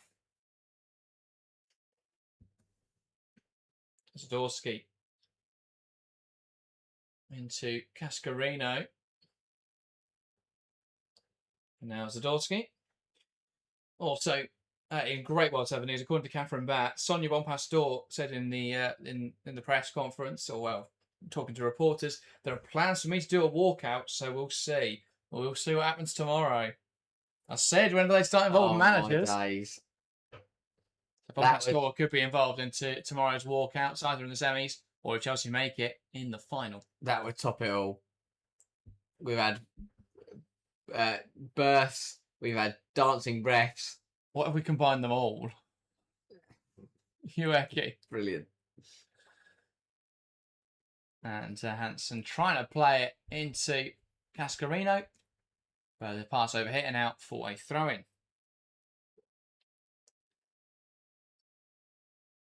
And changes once again. And I get asking, what clubs do you support? We're both Chelsea fans. We try and be as neutral as possible on this coverage, and particularly with the World Sevens not being a tournament that is particularly high up on our list of priorities. It's just a bit of fun at the end of the season. It's pretty easy to be unbiased. Chance for Tuva Hansen. Sucks it home, and it's game on in this game. She takes her shirt off and spins it around. Tuva Hansen celebrating in style, and that may well be the first yellow card of the World Sevens. But she has run off the pitch, so maybe she'll get away with it. But Tuva Hansen slotting it home, and West Ham are in this game. Ueki, lovely little roll back there into the path of Tuva Hansen, and Hansen slotting it home and ripping her shirt off to celebrate. It's a great finish. I was hoping it was going to lead into a joke where one of her teammates was going to pretend to book her, but we didn't get to see that. But they didn't do that. I thought the ref was going to book her, to be fair. Daly gives the ball away in a dangerous area, but Tanevo shot just wide of the post. Wow. That could have been a right mess from Rachel Daly. Hansen blowing a kiss to the camera there. Cameraman really focusing close on her. Salmon takes aim just wide of the mark. Well, this has got very interesting all of a sudden with 8 minutes to go. That goal just opening the game up and inviting West Ham back into it. So I think that kind of confirms that we're not going to see yellow cards in this, No. or red cards in this, unless there's something absolutely egregious. But I don't think anyone's going to fly in with a tackle. Only Taya Goldie's actually come off her feet, I think, with a tackle. That's the kind of thing. I mean, there's no. I guess you're not going to see it anyway, but you would normally have a sort of ban on slide tackling, and but I guess it's still on a grass pitch, and if you get it clean, that's fine, isn't it? Yeah. But Salmon into Daly. Patton back to Daly. And now Hansen, nice turn, blocked well by Tenevo, kept alive here by Jean-Francois. Interesting and turning, one back though in there by Poibel. And now, Walsh carrying forwards. Into Nystrom, who takes aim, a big deflection up and over the bar. And it will be a West Ham corner. Yeah, an important deflection of that well from the side of Rachel Daly's head. Because this camera shows here, that was goal bound from Nystrom. Crucial intervention from the Villa captain. Yeah, Daly almost gave West Ham a goal a minute ago, now denying them a goal. And here it's Tuva Hansen. Can she finish it off? It's blocked away. Villa backs against the walls in this game now. Tuva Hansen. Not by Salmon out for a West Ham throw. Yeah, this has got very nervy for Villa. All of a sudden. Patton plays it to Jean-Francois. Villa looking to put this game to bed. Salmon takes aim from range. Good save from Walsh out for a Villa corner. Yeah, don't mind that from Salmon. Sensing that she needs to get the shot off quickly. Hits the target, wins a corner, and it just takes all the pressure off her team. Yeah. It's one where, if she wants to score, she's probably got to lift it. But equally, he's won a corner and just taken the pressure off Aston Villa, to be fair. Patton to Jean-Francois. Asai coming across, makes a tackle, but it's gone out. And Asai tried to take that throw in as quickly as possible to disguise the fact it was her who booted it out. It will be a Villa throw, though. Patton in towards Mullet. Good control. Can she squeeze the shot away? Blocked away well by Cascarino. Or Kamal, sorry. Good defending from Selly and Kamal. Good reaction from Villa. Just winning corners, taking time out of the game. Just making subs. Just trying to see. Kendall tries to squeeze it through to Hijikata, who keeps the ball. Here's Mullet. Tries the cutback and, well, no one there. Ball forward to Cascarino. Bose is going to try and get there. Cleared away well by Ocean de Landes.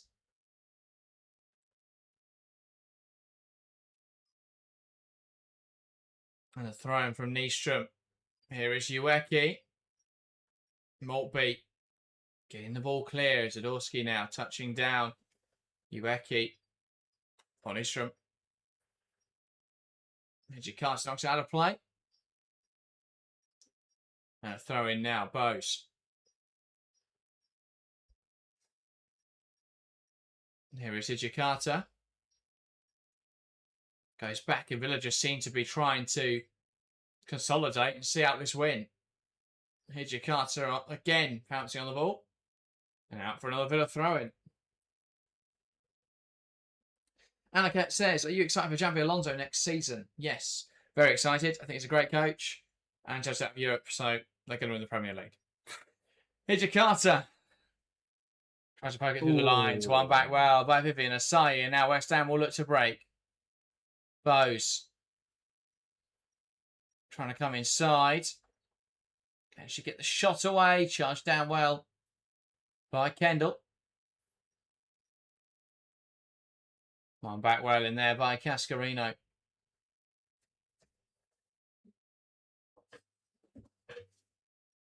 Here is Morgan. Vandela cuts inside and cleared away well. And just teetering here on the edge of a potential extra time if West Ham can get a goal. This is a really good spell from West Ham. Got to make it count. If not, they are eliminated. De Landes knocking it up in the air. Vandela heads it down. And Ricks gets it clear. Just a crazy situation where Aston Villa could lose and go through. Aston Villa could win and go out. Yeah. That's the nature of this format. Taylor. Looking to carry it up the line now. Miri Taylor, great drive. Lovely dribble. And she's playing through the lines brilliantly here. Will take aim from range. A good save from Megan Walsh. 2 minutes left for a goal. Cascarino out to the right-hand side. Here's Tanevo. Just about keeping it on. Drives inside now. Switching the play. Space for Zadorsky. Looking for a second. Charge down well. One back by Hansen, who stops Taylor clearing it. It's a foul on the edge. Taylor catching Tuva Hansen clumsily. Yeah, didn't need to do that. And it gives West Ham a free kick when they need it most. What can they do from this set piece? Cascarino lifting it towards the top corner, but wide of the mark from Estelle Cascarino. Worth a go. Would have been something special if she'd scored from there. It just feels that West Ham are running out of time now. Yeah, could have been a pretty special goal. And some fella behind the goal a little bit scared. Poibel dancing forwards, takes aim. Pushed up and over the bar. Yeah, need to drill it. Poibel, but wins another corner. Last chance you feel for West Ham. Morgan into the front post. Cleared away well. And Megan Walsh is up because they need the goal. Cleared away by De Landes. Hansen going to be forced backwards, but she spins. Zadorsky runs out of play though. 60 seconds left. West Ham must score to stay in the tournament. Out to the right-hand side.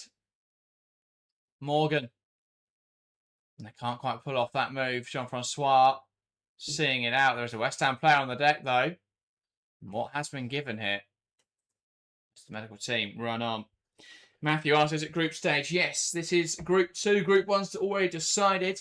Group 2, due to the complicated nature of some of these rules, is all still wide open. As it stands, West Ham will be out. Aston Villa, though, wouldn't yet be through despite 2 wins.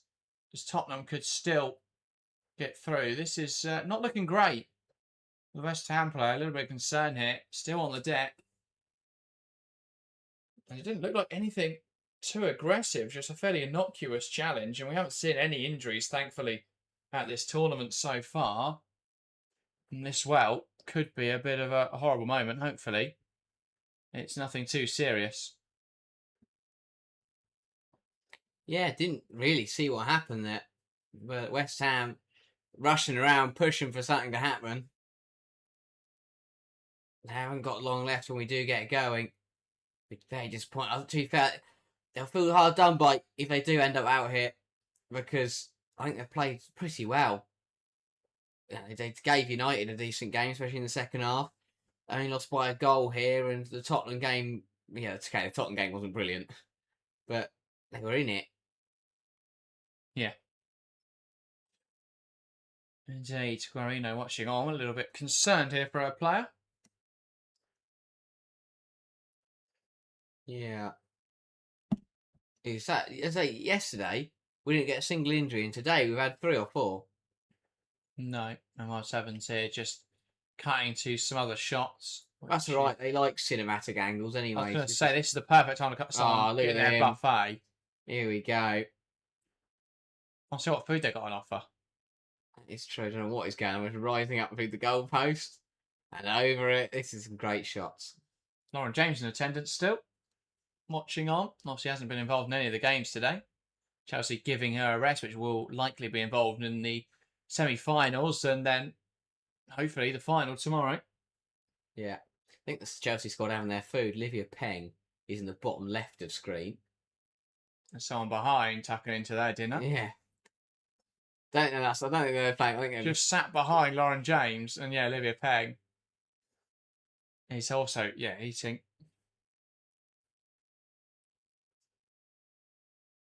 And this is concerning for the West Ham player, and they've run out of angles. Yeah, she's gone back to line a minute ago. Come on, where's the buffet? Oh, there you go, drone shot. If in doubt, drone shot's the best. get the drone Maybe out. don't turn the drone around, have a look around London a bit. Yeah, there you go. You got the London skyline and G-Tech Community Stadium. I never realised G-Tech written on it in green until we've seen so many shots of it. I'm waiting for a Kinsica float to pop up somewhere, just over London. The hut is just like Kinsica all over the capital. There's some traffic in the background. As we can see, that's quite queued up. Commuters of London not going anywhere. Obviously, we do have that 20-minute buffer before the next game. And hopefully this is nothing serious, but based on the way this is being treated, it does look like a nasty injury. I'll say the reactions weren't good, which is not promising. No, I didn't quite see who went down either. No. Because again, it was just a sort of fairly innocuous challenge that has seen a bit of a pause here. It's going to create a bit of a weird situation now because obviously we've got that stop clock. And if we do get going again, we've got 45 seconds of football. How do you even go about playing that? I really don't know. We'll see how that pans out in a moment. It's going to be hard to judge. I mean, what in a West Ham score? Suddenly it's off to SCA.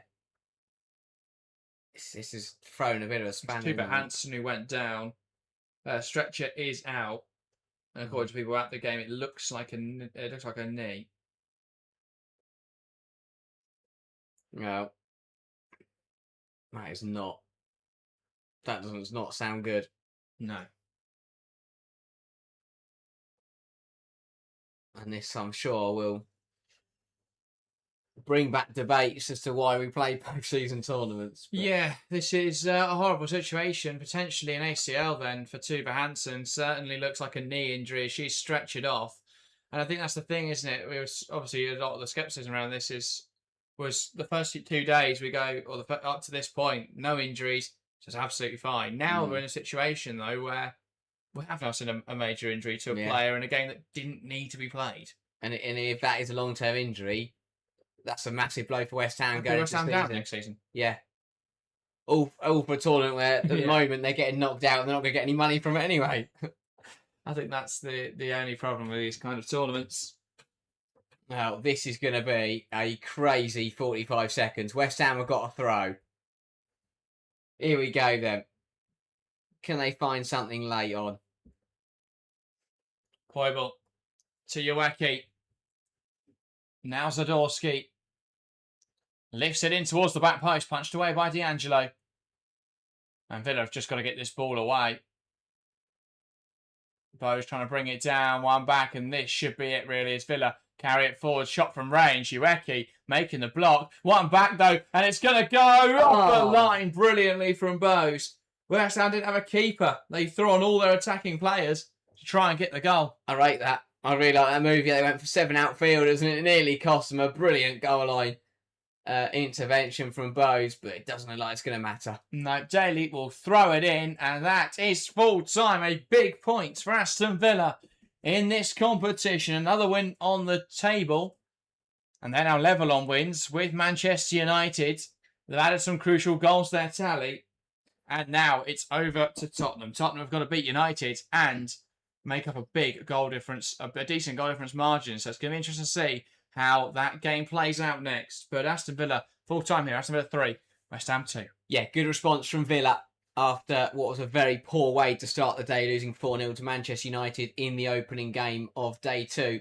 But yeah, bouncing back, reacting well, and finding a way past West Ham, who also raised their game. And it ended up being quite a close and competitive contest, a really good watch. And yeah, Villa will hope they've done enough, but who knows? We will wait and see. They're in a good position, though, as you say. Disappointing for West Ham, who, as I say, will be frustrated to be out because I actually think they played pretty well across the 2 days. And the fact they haven't got a single win on the board, I think is quite unlucky with how they've played in the games. But we'll have to see how it plays out for Villa. All they can do is watch what I think could end up being a very good game between Tottenham and Manchester United. Yeah, absolutely. And there's still a chance they both go through. If Tottenham win, but they both score enough goals, they'll both go through. So, again, this is where we kind of reach that situation where it's a little bit dodgy that teams aren't playing at the same time. So while it had no impact on the earlier games, as we had a dead rubber fixture and then a game that was a direct shootout, we've now got a situation where if Tottenham win this 3-1 or 3-2, then both Tottenham and Manchester United go through. Aston Villa are eliminated. I mean, it's that situation where United will want to win, but they're going to be that desperate to as long as they get their points and they finish, as long as they get the goals to finish top of the league. I don't think they'll mind too much. So we could be in a bit of a weird situation here, where Villa kind of get knocked out through no fault of their own. Yeah. Because are United going to go hell for leather for this? I don't think it's going to be direct match fixing, but it's going to be a situation where the Tottenham players need to win. The United players are going into it knowing they just need to score a goal, and they're through. 2 goals, and then Tottenham can't realistically catch them. It's dodgy. It's the problem, isn't it? It's a bit of fun and a friendly film at the end of the season, but there is $500,000 on the line, and about £335,000. Yeah, for the winner. So it's a little bit dodgy. Yeah, but as you say, I'd expect both clubs to be professional about it. But it's that mindset shift. If United score, they'll go, "Oh, happy days! Yeah, we're done now." I mean, they're through. Yeah, all they've got to do is come out and score. Tottenham, though, now know what they need to do, and you expect them to be fired up and ready to go. So yeah, it'll be very intriguing to see how both sides approach it. But Villa are going to have to watch and just hope that the result falls in their favour. Yeah, hopefully. That's what they'll be hoping for. But it's going to be interesting to see how this last game plays out. We're underway in 13 minutes for that. Obviously, a slightly reduced period between the end of the last game and this game. Similar to what we had after the first game yesterday that went to extra time, obviously with that delay for the injury to Tuve Hansen. Hopefully nothing too serious for Hansen, but it doesn't look good and could be a big issue for West Ham next season. Hopefully it's not as serious as it looks. But yeah, we are moving into our next game then, the end of this Group 2 and finding out who our semi-finalists are going into tomorrow's semi-finals and then final. Make sure to join us live for all of that. Make sure to stick around because we're live in 12 minutes for... We're staying live, we're not going anywhere, but kick off in 12 minutes for that Manchester United-Tottenham game. So that should be interesting. That both sides can still get through. And Manchester United, though, it should be said, are now through. If West Ham had got the result, or if Aston Villa had scored enough goals, Man United would have been in a tough position. Now that it is level 9-9, it goes down to head-to-head between United and Villa, and United beat Aston Villa 4-0 this morning. So United are guaranteed through, and it's now between Tottenham and Aston Villa. Yeah, and it'll be very interesting to see how Tottenham approach this one. I thought that they were way too aggressive and didn't. And while they looked good going forwards, they were really poor defensively in yesterday's game against Aston Villa. This morning, though, or earlier in the afternoon, it feels like it was in the morning. Early this afternoon, I thought they played much better. They found a really strong balance against West Ham. That was a good victory, especially in the second half. I thought the first half they were aggressive. They got the goals, but they gave up a lot of chances. And were a bit fortunate that West Ham lacked clinicality.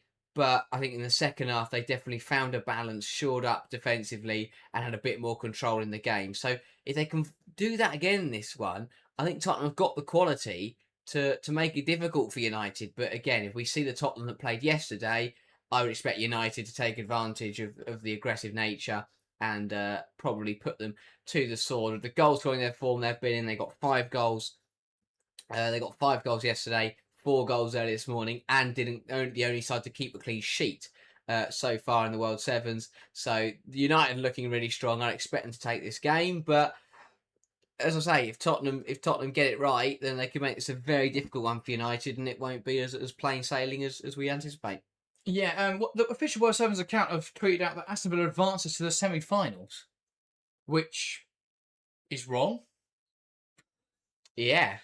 So I mean, if it was straight to head, then yes, but that's just not. It's not true. No. So brilliant stuff from the official World Sevens account there. It's if Tottenham's win 3-1, 3-0, Tottenham are through. Yeah. Villa are out. So no, Aston Villa aren't into the semi-finals. I can't hope Tottenham do it now. Just so they've got to go, hang on a minute. I mean, they'll just delete it, won't they? You'd imagine they'll delete it pretty quickly anyway, once it gets pointed out. But yeah, that's... They're in a good position to go through. But it's not... But they're not through. No. And as you know, Tottenham, we know, have got the quality to beat Man United in this game. Absolutely. But although, yes, United have been very strong, and they are the favourites coming into this, and they'll be hoping to match Chelsea's perfect record, I think Tottenham will definitely see the incentive. They know what they've got to do. They fancy themselves to get through. Then they go, but if they're clinical in the final third and can defend well, even if they go aggressive, they've just got to need to rely on a strong performance from whoever's in goal. We don't know yet, but whoever is in goal, and hopefully they will deliver for Tottenham. But yeah, I think it'll be a good game no matter what happens, because I think Tottenham have got to go. Tottenham have got to go for it. No matter there's no point in sitting around. So there's going to be goals, whether that's Tottenham scoring because they're going for the game, or whether it's United taking advantage of the fact that Tottenham are going to be caught high at the pitch. Shaman asks, can Spurs top the group? Yes. If Spurs win this game 3-0, then they will top the group. Or 4-1, or 5-2. They need a 3-goal margin to go ahead of Manchester United. So it's not, if they get that, they will top the group, yes. So United have got to be wary of that. But apart from that, United are through. Yeah. Well, United are through anyway. They've just got to, if they get a goal or two, they'll put themselves in a position where Tottenham can't really catch them without winning this game 5-2. Yeah. So, yeah, they're in a good position, United, where they can lose this and be okay, which, again, makes this a bit of a weird situation where Tottenham know what they need to do, and it's kind of unfair on Aston Villa. And also, it would ruin the World Sevens plan if United finish second and Chelsea and United met in the semi-finals. Because it's magically set up perfectly that Chelsea and United are predicted to meet in the final. But we'll see. I think the semi-final, as I've seen, this 7-a-side smaller format with no offside is a bit of a leveller. And all the teams here have got elite players, or most of the teams here have got elite players. Good players. Yeah. I think most of them have got elite players. Some of them are elite players. Most of them are good players. But I think Chelsea have elite players. United have elite players. Tottenham have a handful. But yeah, we've seen it's been a bit of a leveller with the quality. Oh, absolutely. So yeah, it's a completely different sport. Well, it's not completely different. It's a completely different game. Yeah. Some players are good at one version of cricket with different balls, and some players are good at a different version of cricket with different balls. So yeah, some tennis is probably a much better example. Yeah. Some players are fantastic on clay, can't hit a ball on grass. Some players excellent on grass and get stuck in the clay. That's exactly what happens. I'm also very intrigued to see what walkouts have got to deliver. Last ones of the group stage. Pressure's on the refs, because how do you top 3 refs in the DJ booth? 4 refs in the DJ booth. Yes. That is the way to go. Or, I don't know, jumping out of a plane. I think the refs have been the most inventive. Yeah. I agree. Yeah, I think they've absolutely delivered some crackers, which is good to see, because they are referees that are in the WSL and in the WSL2, and it's good to see that side. Yeah, I think that's probably organised by the organisers. They didn't do it at the start. Yeah, and they probably realised, what if we could do some fun things with the referees? Because they started with just the players couldn't pop up in the DJ booth. Yeah, for example, so they're a little bit limited when the players, the referees can do whatever they want.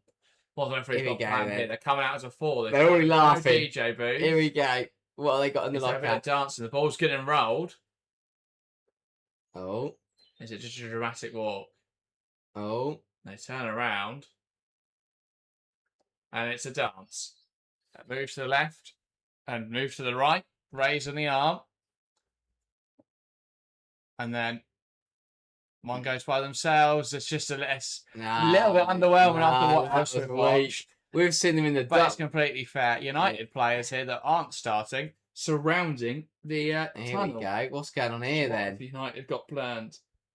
That was underwhelming from the refs. Equally, how do you top? They peaked too early. Yeah. DJ Boucher in last. So, United fans encouraging an Icelandic thunderclap. And they're all clapping apart from Jess Park. Not in the mood for clapping. What have they got planned here? As Park's hoisted on top, not wearing her boots, understandably, hoisted on top and is standing on the shoulders of Turland and Turner, holding on for dear life. Will she let go and stand up is the question. She might try. That's what they're hoping for. I know she falls backwards and is caught by her teammates. And then everyone else gets involved. She's going to need some boots, though. To start the game. Yeah, that was good, though, from United. I like that. That is a strong end to the group stage. What can Tottenham come with the walk on? The final's going to be mental. If they're not jumping out of play, throwing around flares. I'd love to know how long it takes to come up with these. Here we go. What have Tottenham got in the locker? Okay. No, walking out in a line. Got some tunes on. Bartrip leading the way. Bit of a clap, bit of a point in the air. What are they doing? They're getting in a line. And they're going to the left. And they're dropping to the back. And they're jumping to the front. And a little foot to the right, foot to the left. And a bit of a jiggle. And a simple one from Tottenham. Yeah. Not earning any awards for best walkouts. But a simple dance. Following the rest of that one. Just ending with something a little bit. It's been a long day of football. Yeah. They're more focused on the fact that they want to get through it. They've spent the training here. They've spent 4 hours working on flipping Jess Park backwards. Whereas Tottenham have spent it needing to win this game. Yeah. 2 different moods going into this one. We'll finally get a ref cam. All the refs have worn a camera. They have had some ref cam. Yeah, I know, but they've never used it. Haven't used it loads, but equally, what's the point of ref cam in this? There's no fouls. Exactly. Okay, Manchester United's team then. In goal, Valentine's choice, Laetitia, Jess Park, Elizabeth Turland, Lacey Nalsoon, Yulia Zigiotti, and Millie Turner. So, full strength pretty much for United. Very strong team. Yeah, full strength, a little bit more defensive-minded. Mallard's dropping to the bench then. But yeah, still a strong team. Turland coming back in to start. Mallard. Yeah. It's been important. As for Tottenham, Eleanor Heaps in goal. Ella Morris, Molly Bartrip, Amanda Nilden, Olivia Holt, Katinka Tamberg, and then Janae Pierre as well. Desiree Pierre. The youngster. Tottenham sticking with players that I think have performed throughout. Yeah, but we're hoping it's enough. They're going to need something good, though, to stop what has been a clinical and deadly United side in the first 2 games. Indeed, big upset. Dropping to the bench then at the start for Tottenham. And it will be Jess Park from the middle. Elizabeth Turner from the middle to get us underway in this game. David Holt not enjoying the attention of the camera there as he's going for a jog off the pitch. I didn't realise a cinematic shot. That cameraman realised everyone's waiting for him. They're just filming Nilden's back. So, the last game of the group stage of the World Sevens tournament. Man United confirmed through after the Aston Villa result. It's between Villa and Tottenham. Tottenham in action. Villa just have to watch on from the sidelines. A win for United and Villa are through. A win for Tottenham by only a 1-goal margin and Villa are through. A win by Tottenham by only a 2-goal margin and Villa are through. But a win for Tottenham by a 3-goal margin or more. And Tottenham are, or 3 goals in total, I should say. Tottenham are through. And Manchester United, well, they're just playing for pride. They could lose their grip of top spot, but if they score 1 or 2, they'd need Tottenham would have to score 5 in order to try and catch them. And we wait for the referee's whistle to kick off the last game of the group stage. Turland from the middle. Change of commentators as well on the Sky coverage. We're still going strong here, though. Turland being made to wait after obviously 2 team walkouts. and neither were particularly long. We've got a little more time, but Turner knocks it back. We're underway for the last group stage game of the World Sevens, and they're playing quickly here. Turner looking to get in behind, but good defending from Bartrip, who knocks it out of play. Yeah, United will want to pick up what they left off earlier in a 4-0 demolition of Villa, starting fast, starting hard, and looking to get an early goal. They've started fast in all these games. Yeah. Manchester United, they started fast against West Ham, and then fell off, and started fast against Villa, and held on to a 4-0 win. Very interestingly, Martin Ho on the touchline. Not soon. That's the first time we've seen that. Someone take it incredibly seriously. Yeah. Ziggiotti forced backwards. Every other manager, and even him in the first 2 games, everyone has sat back and just stayed on the bench. But yeah, Martin Ho really wants to get through here. Yeah, up with his players. Love that from Martin Ho. Adam Ashray, I don't even think was here yesterday. He might have been, we just didn't see him. Tottenham throwing then on this near side. And it has gone for United throwing. Park. Nodded back to her, but it's out of play for a Tottenham throw. That hasn't worked out at all. Holt goes back to Nilden. Turns it into Heaps. Extra time doesn't help Tottenham either, does it? They have to. They need to win it in. They can win it in extra time, yeah. I think it could go 3-3 or 2. Yeah, 3-3, and then they win 4-3. That would see them through. Ziggiotti. But no, if it's 0-0 and it goes to extra time, no. Tamberg looking to take aim and a good claim from Tallis Joyce. But surely they could even win on a 4-4 on penalties. Could they not? Yeah. Lots of things could happen. Because of the amount of goals you could get in these games, it could be usually you'd have to consider in the like FA Cup, you're not considering or in the WSA, not considering what happens if the game's 6-5. Yeah. Turner. Also, because it's goal scored, not goal difference. Jess Park wriggling. Can she get a shot away? Squeeze one towards goal. That's a good claim from Heaps. But it's a situation where if Tottenham score 2 goals, doesn't matter what the final result is, they are out. If they score 3 goals and win, they are through.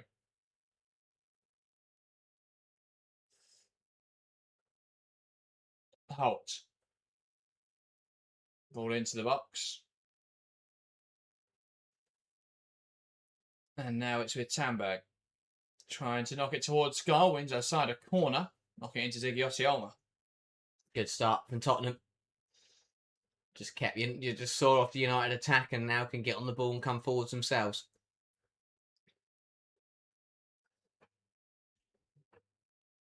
Indeed. Played into Dennis. And now Holt trying to find Bartrip, but one back by Tallis Joyce. And now United breaking away. Here's Turland. Can she get the shot away? Squeezes it across, looking for Letitia, who tries to poke it goalwards. And I think stops on her tracks, but it is out for a corner. Yeah. Again, they've got to be careful of that Tottenham. Because they do still need to win the game. They can't afford to go stupidly aggressive. Even though they do need to get 3 goals. Letitia to Park. Into Vangerheim, who can't quite find the pass back, and it's picked up by Hills. Out to Dennis on the right-hand side.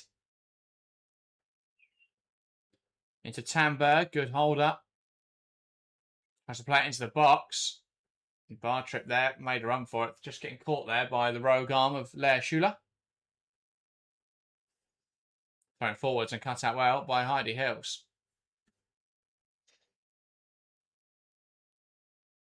So Bartrip will make way. After that knock to her face. Lundqvist. Down the line, Awujo. Seen out by Dennis. Awujo.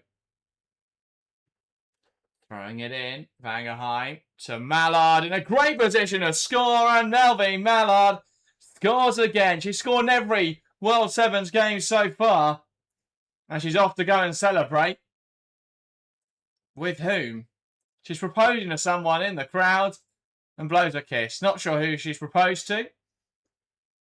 But Melvie Mallard bagging another goal. That's 4 for her in this tournament. And she's now scored in every game that she's played.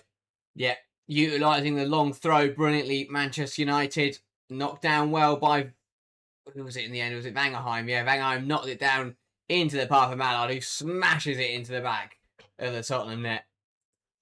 Just loves this format. Indeed, and waggles a dismissing finger across to the sidelines and then runs across to the far side and proposes. Awujo. Vangerheim. Awujo. Slips it through to Sandberg. Can she score? She can. A tidy finish. And Manchester United are pretty much confirmed now as topping the group. And Tottenham have a bit of a mountain to climb. If you're Aston Villa, this is a positive sign based on the way this game is going. 5 minutes. Manchester United 2-0 up. Anna Sandberg adding the second. A very tidy finish at a tight angle. Firing in the goals. United picking up where they left off earlier from the Aston Villa game. Just cannot stop them. They've been brilliant at this tournament across the group stage. That is a great strike from Sandberg. Yeah, I didn't think she was going to go for goal there. Mallard was in acres at the back post. I thought she'd cut it back, but Sandberg spotted the space to slot it home. I think Martin Ho might retreat back to his bench. Yeah, he's had enough. I think he'd already had retreated before the first goal. Turner trying to flick it forwards. So as it stands, it would be Manchester United through top of the group, Aston Villa through second. Tottenham now need 3 goals to turn this game around. If they got them, though, they would be through. Here's Hull. Lovely little pass into Nilden, who puts the shot wide. Now 3-4-5 Lioness says what is needed for Spurs to qualify and how do teams progress. The top 2 teams in each group go through to the semi-finals tomorrow. The winners of each group play the second place in each group. And so Chelsea will meet the second place team in this group, and Manchester United, as it stands, will be playing Everton. Ball in now for Turland. Big save for Heaps. But it is one-way traffic and another save for Heaps as Ziggy lets fly. Tottenham just way too open at the moment. Yeah, very similar to the Villa game yesterday. They've just gone too aggressive. Understandably, because they want to score 3 goals, but they've gone too aggressive, and United are taking full advantage. In terms of what Spurs need now, though, they needed a win with them scoring at least 3 goals. So still on the cards, they could win this game 3-2 and they would go through second place. Goal difference is irrelevant. Conceding is irrelevant. Apart from obviously the result, they can't concede loads of goals and lose. They have to win this game. And at the moment, they would be out. Throw in for United, high up the pitch.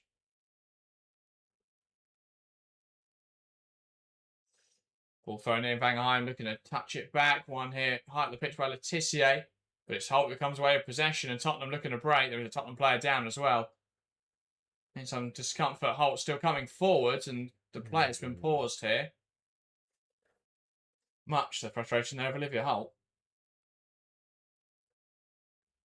But we've just seen with two hands, so you can see why refs are being a little bit more precautious. We don't want to see any players picking up injuries in this. It's just supposed to be a bit of a fun 7-a-side tournament.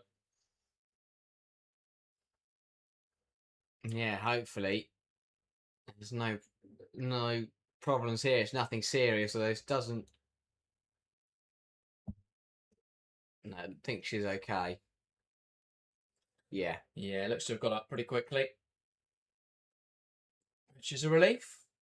Again, we've already seen Tuvanson stretch it off with what looked like a pretty serious knee injury. And this was the youngster, Rihanna Ukris, who was down.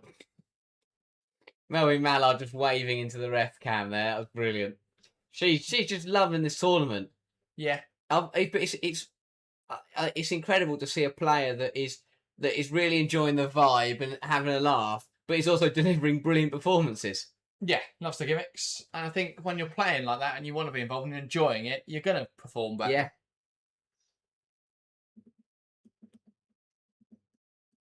And so it will be a Tottenham drop ball. Mallard is doing press-ups in front of the referee. Tottenham with a free kick now then. Bit of an odd situation this. Summonen lifts it in there, headed on target. Great playing from Tullis Joyce. Yeah, not really sure what they got a free kick for. But great delivery into the box, and Tamberg managed to get the better of Park, and it's a good save. Unlucky that she didn't find the back of the net there. The header on target. Here is Sandberg. Let's lift it into the box. Doesn't come off though, no space for it. Goes into Vangeheim, wins another throw as it's poked out of play. Sandberg. Now Ziggiotti. Mallard dropping into the back line, playing wide into Lundqvist. And now Tullis Joyce. Sandberg. Lifting it forwards. Vangeheim holding it up. And now Park trying to create space for a shot. Forced backwards, Jess Park. And here's Vangeheim. Back to Ziggiotti. Opening up space. Can she get the shot away? Twisting and turning here, Ziggiotti. And now Mallard. Opening up for the shot and firing well over. Well, she's scored some brilliant goals in the tournament so far, but that was very far away from the back of the net.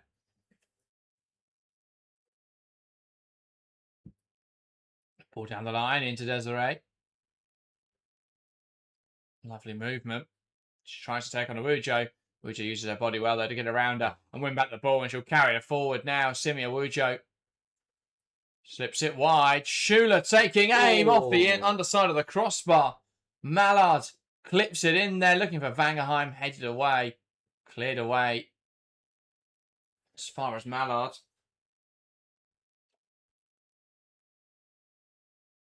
Now into Sandberg. Ravi Mallard.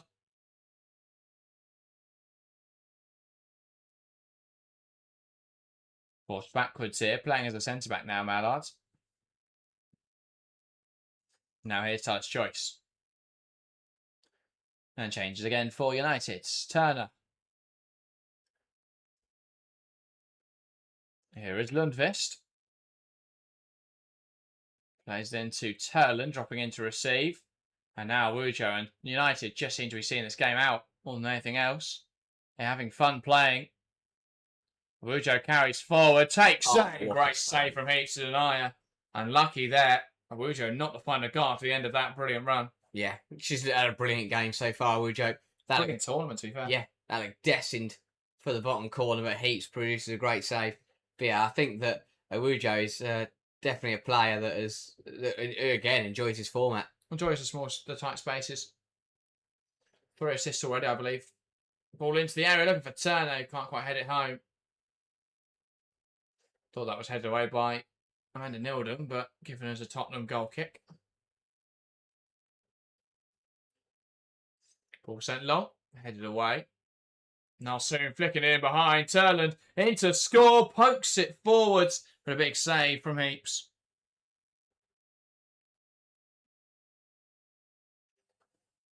Excellent stop from Eleanor Heaps to deny Turland there. And stop that being a 3rd goal for United. Yeah, gets out well. Body in the way.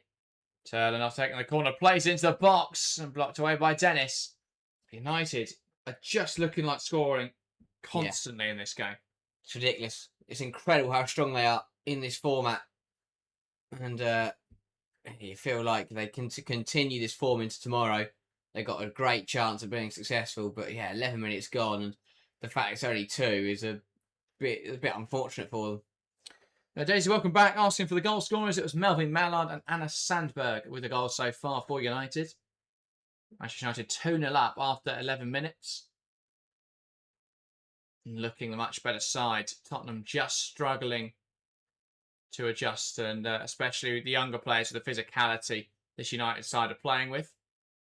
As Turland shrugs Ruben Mace off the ball. Behind Hill, sorry. I was getting back in, making the tackle, but it is out for a United throw. Yeah, Tottenham looking to get to the break. It'll be going to need a bit of a miracle now. They want to get through from here, and Heaps is called into action again by Letitia. That's cleared all the way through to Tullis Joyce. Park.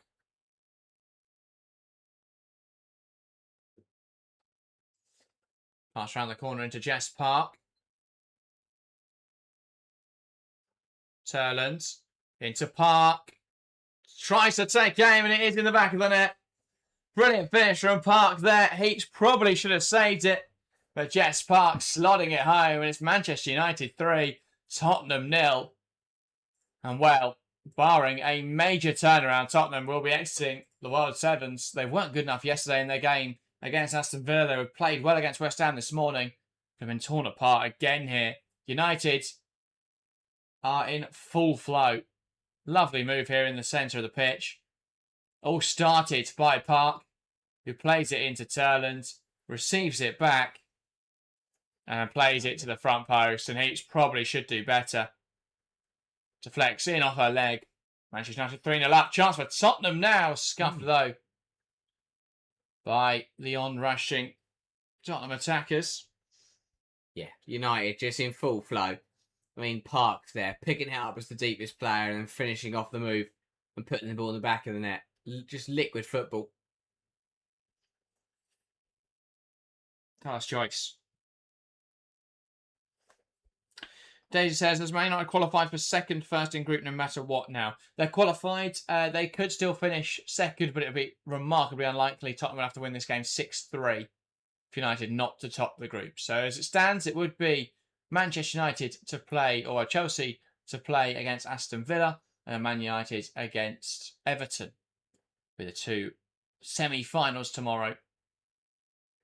And of course, the final kicking off at 2:30.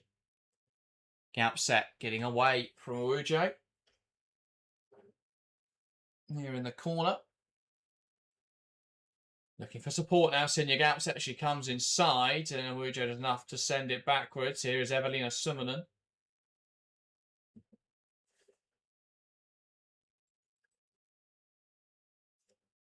Now back with Eleanor Heaps.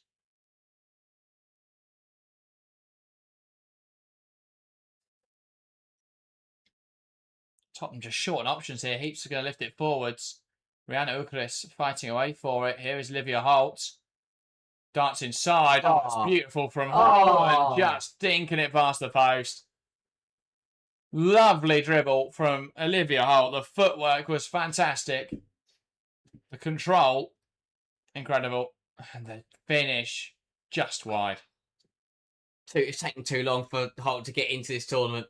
That's what they needed in game one. It's brilliant footwork. Just couldn't find the finishing touch, but we haven't seen enough from Holt across these 2 days. No, I don't think it's enough for Tottenham. No, yeah, true. They just don't look as up for it as other teams. Mallard knocks it all the way back now into Talis Joyce, and her teammates wanted to go direct.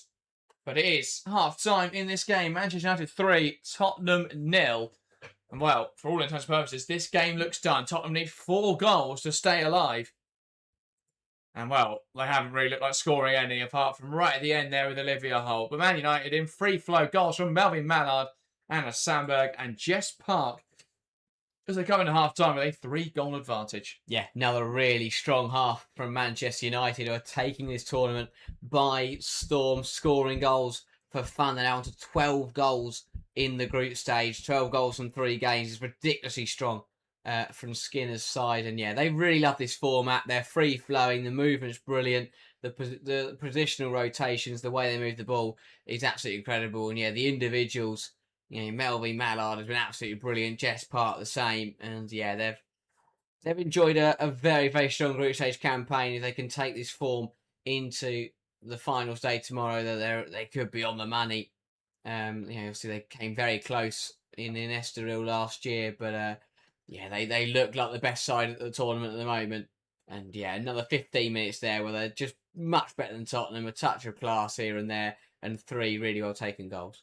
Yeah, I mean, it's fascinating to see the relationship between those United attacking players. There seem to be instinctive movements and rotations, as you say, and some really nice combination plays. It does just make you wish that maybe they were given that little bit more freedom in 11v11, because if they could rotate, I mean, obviously you're not going to have, I mean, you could play total football, have your centre-halves and your full-backs pushing forwards and players dropping into the back line. You're probably going to be a little bit more safe than that, but at least in attacking areas, United have felt quite structured this season, and it'd be nice to see them return to something a little bit more fluid, a little bit more free-flowing, and allowing the attacking players to express themselves like they are in this tournament. Yeah, and I think that maybe Mark Skinner will take something from this tournament and implement it into next season. But yeah, they're playing good stuff, and as I say, it's just about at least letting.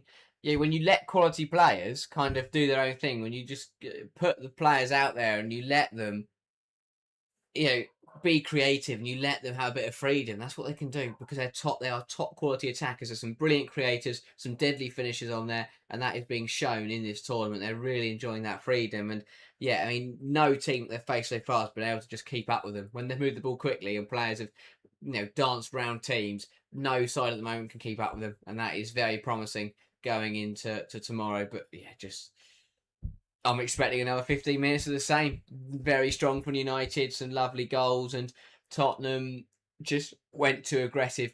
They needed to, really. They knew they needed to win the game, knew they needed to score 3 goals, but they went too aggressive and they've been punished for it. Indeed. Carla Millwood asking who scored. It was Melvin Mallard, Anna Sandberg and Jess Park, the goals for Manchester United in this game. It's going to be interesting to see when we get to the semis and the finals, how teams approach those games, whether they continue to be these sort of flowing, open matches, or whether we see some more cagey games. That's what's going to be really interesting to see. But yeah, Daisy asking how the points looking for Group 1 and 2. Both the groups now are in identical situations. Teams at the top who have dominated, really, Chelsea and Tottenham, both with 3 wins from 3. United. Chelsea and United. Both teams at the bottom, in the form of London City and West Ham, have not won a game. And then the 2 teams in the middle, Everton and Leicester in Group 1 and Aston Villa and Tottenham in Group 2, have been separated by those head-to-heads. It's just the fact that the Aston Villa-Tottenham game head-to-head was the first game of their tournament. And then obviously the Everton-Leicester, everyone knew the situation as those 2 played today. So a bit of a weird situation, but they are looking like they're going to finish in very similar fashion. Yeah, which is not a major shock, I think, especially with the you look at the teams in each group, and you have got the elite team in Chelsea United. You then got the slightly weaker sides in West Ham and London City, and then the more mid-table teams. But Leicester have been a bit of a surprise. I think Peter would have probably put Leicester bottom and London City third, but apart from that, it's pretty much as we expected. Yeah, see, this is where I think the sort of gimmicks and stuff cross over into the game, because Tottenham and United are out on the pitch, and Tony's getting a birthday cake in the DJ booth and everyone's singing happy birthday. Fine before the game, fine after the game, but at least for all the football, I'd like it if we could stay watching football. Tottenham back to get us back underway in this game. Katinka Sandberg. We're almost about to see the gap set, and we're underway in this match. 15 more minutes of World 7's action. The last game of the group stage. Game 6 of day 2. United 3, Tottenham 0 as it stands. Tottenham would be out. Manchester United going through top of the group. They have been excellent in this format. While Tottenham have really struggled, they would need 4 goals in the final 15 minutes here in the second half if they are to progress. Shot from Lundqvist from range, almost making Tottenham's life harder. Unable to hit the target, though. Yeah, don't mind that from Lundqvist. Worth a go. And I think United are going to have fun with it now. They're in a strong position. Could, have a go from range when they can. Here's Alan Morris. And cleared forwards by Heaps. Trying to poke it wide there. Nildum, but it's one back here by Jess Park. Driving the ball forward. Should finish. Does finish. Lashes it home, Park. Her third of the tournament for Jess Park. Now, Man United are very much through now. Tottenham very much out. Manchester United 4. Tottenham 0. Jess Park carries it to the right-hand side. Lashing it home emphatically. She's a player who can really shine in this format. She absolutely is now. Yeah, she's really come to life today. Looked promising and dangerous yesterday in United's one game, but across the 2 games today, Jess Park has been the difference maker. Absolutely exquisite. A brilliant goal late on in the game earlier. And another brilliant brace in this one. Here is Sinjag outset, looking to at least add a goal to Tottenham's side of the tally. Played back to Holt. Lovely football. And it does trickle its way home. Stamberg, sorry, not Olivia Holt. It's in the back of the net. Ziggiotti here, trying to slow the game down. It's all laughs and jokes. As Tottenham try and get the ball back as quickly as possible because they needed another 4 goals in 14 minutes. But that does mean United won't keep another clean sheet in this tournament. They're the only side to keep any clean sheets after beating Aston Villa 4-0 earlier today. They won't be keeping a clean sheet in this game, though. Yeah. Tambo does well, hits it with enough power to beat Taj Joyce, but Tottenham will be annoyed because it's a brilliant backheel assist from Goutset. But where was this brilliant footer from Holt and the perfect assist from Goutset in game 1? They've only decided that they're going to turn up in this last game. Goutset. Did she get the shot away? Well, Goutset scored in the game against West Ham, and they played well in that. Yeah. After falling apart against Villa, it just wasn't enough. Mallard lays it off to Laetitia and just puts too much on that Maya Laetitia. Knocking it up, lifting it over the bar. She wants a corner. And can't believe the referee's given it as a goal kick. It's not a corner. She's trying to save her a spare of blackies. I think Mallard's reaction tells you everything you need to know about that one. Tambo pressing high, wins it back. Goes for a goal early. Probably shouldn't have. Well wide of the mark there from Katinka Tamberg. I love the fact that in this format and this pressure, everyone just laughs things off. That's just, 2 woeful efforts up either end. Fella's choice. Lifting it forwards. Mallard trying to bring it down, and here's Goutset. Carrying it forwards now for Tottenham. Great run from Goutset. Holt, Goutset, and it's one back, and here come United with Mallard. There you go, tackle from Ruby Mace to win back possession. United players complain. The referee just looks back at them like, what do you want me to give? Here is Holt. What can she make happen? Oh, try something audacious. Doesn't quite come off. Still coming forwards, though, Olivia Holt. Cuts it back across goal. Awujo clearing it away. Here's Goutset. Holt. Lovely little Travella. Or Avola, sorry. Trying to find a teammate. Doesn't have the source of Agabiba Jones, though. Laetitia across to Leah Schuler, who does get a goal in this tournament at last. Manchester United 5, Tottenham 1. And wow, this is a drubbing again from United. 5-4 in the first, 4-0 in the second, and a 5-1 lead in the third. Goals galore for United in this tournament. Leah Schuler getting in on the act. Yeah, again, Tottenham get caught high. It's a nice breakaway from United, and Schuler has the time and the space. So just pick her spot and drill it into the back of the net. And Schuler, important to get on the score sheet. And United absolutely flying. Absolutely. Brilliant finish from Leah Schuler. Well, says, can we factor this tournament into Mallard's Ballon d'Or campaign? There's no chance. Park coming forwards won't be nominated. Park across to Awujo. Take save, and a good save from Heaps. They're trying to get different players on the score sheet now. Part they could have run through on goal and opted to hold it up and wait for Awujo to arrive. Have Tottenham changed goalkeeper? I don't think so. I don't think that was Heaps. Might be Jackson then. No, I don't really have any way of knowing until we see the number. But whatever they've tried to change, it hasn't had the desired impact. Oh, Chris. Into Morris round the corner is Desiree Pierre. Her shot, though, going wide of the far post. Not a bad effort from the youngster.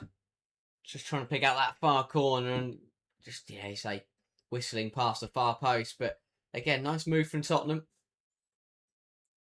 Just not quite coming off. United coming forwards, Turland. And now Ziggiotti pokes it back. Here's Nossoon. Ziggiotti tries to put it through the legs of Bartrip. Ashling away is out for a Tottenham throw. Dennis is keen to take quickly. Doesn't really have any options on.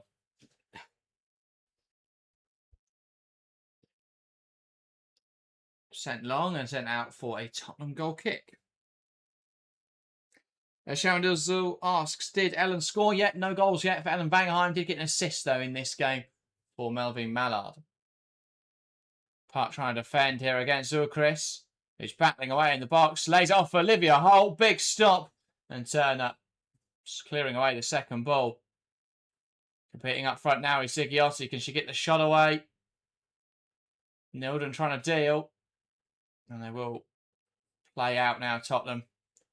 But she's flicked. And here's Turland. Has Zigiotti up in support. Squares it across. And Zigiotti touches it home. Manchester United with a 6th in this game. 15 goals in 3 matches for United now.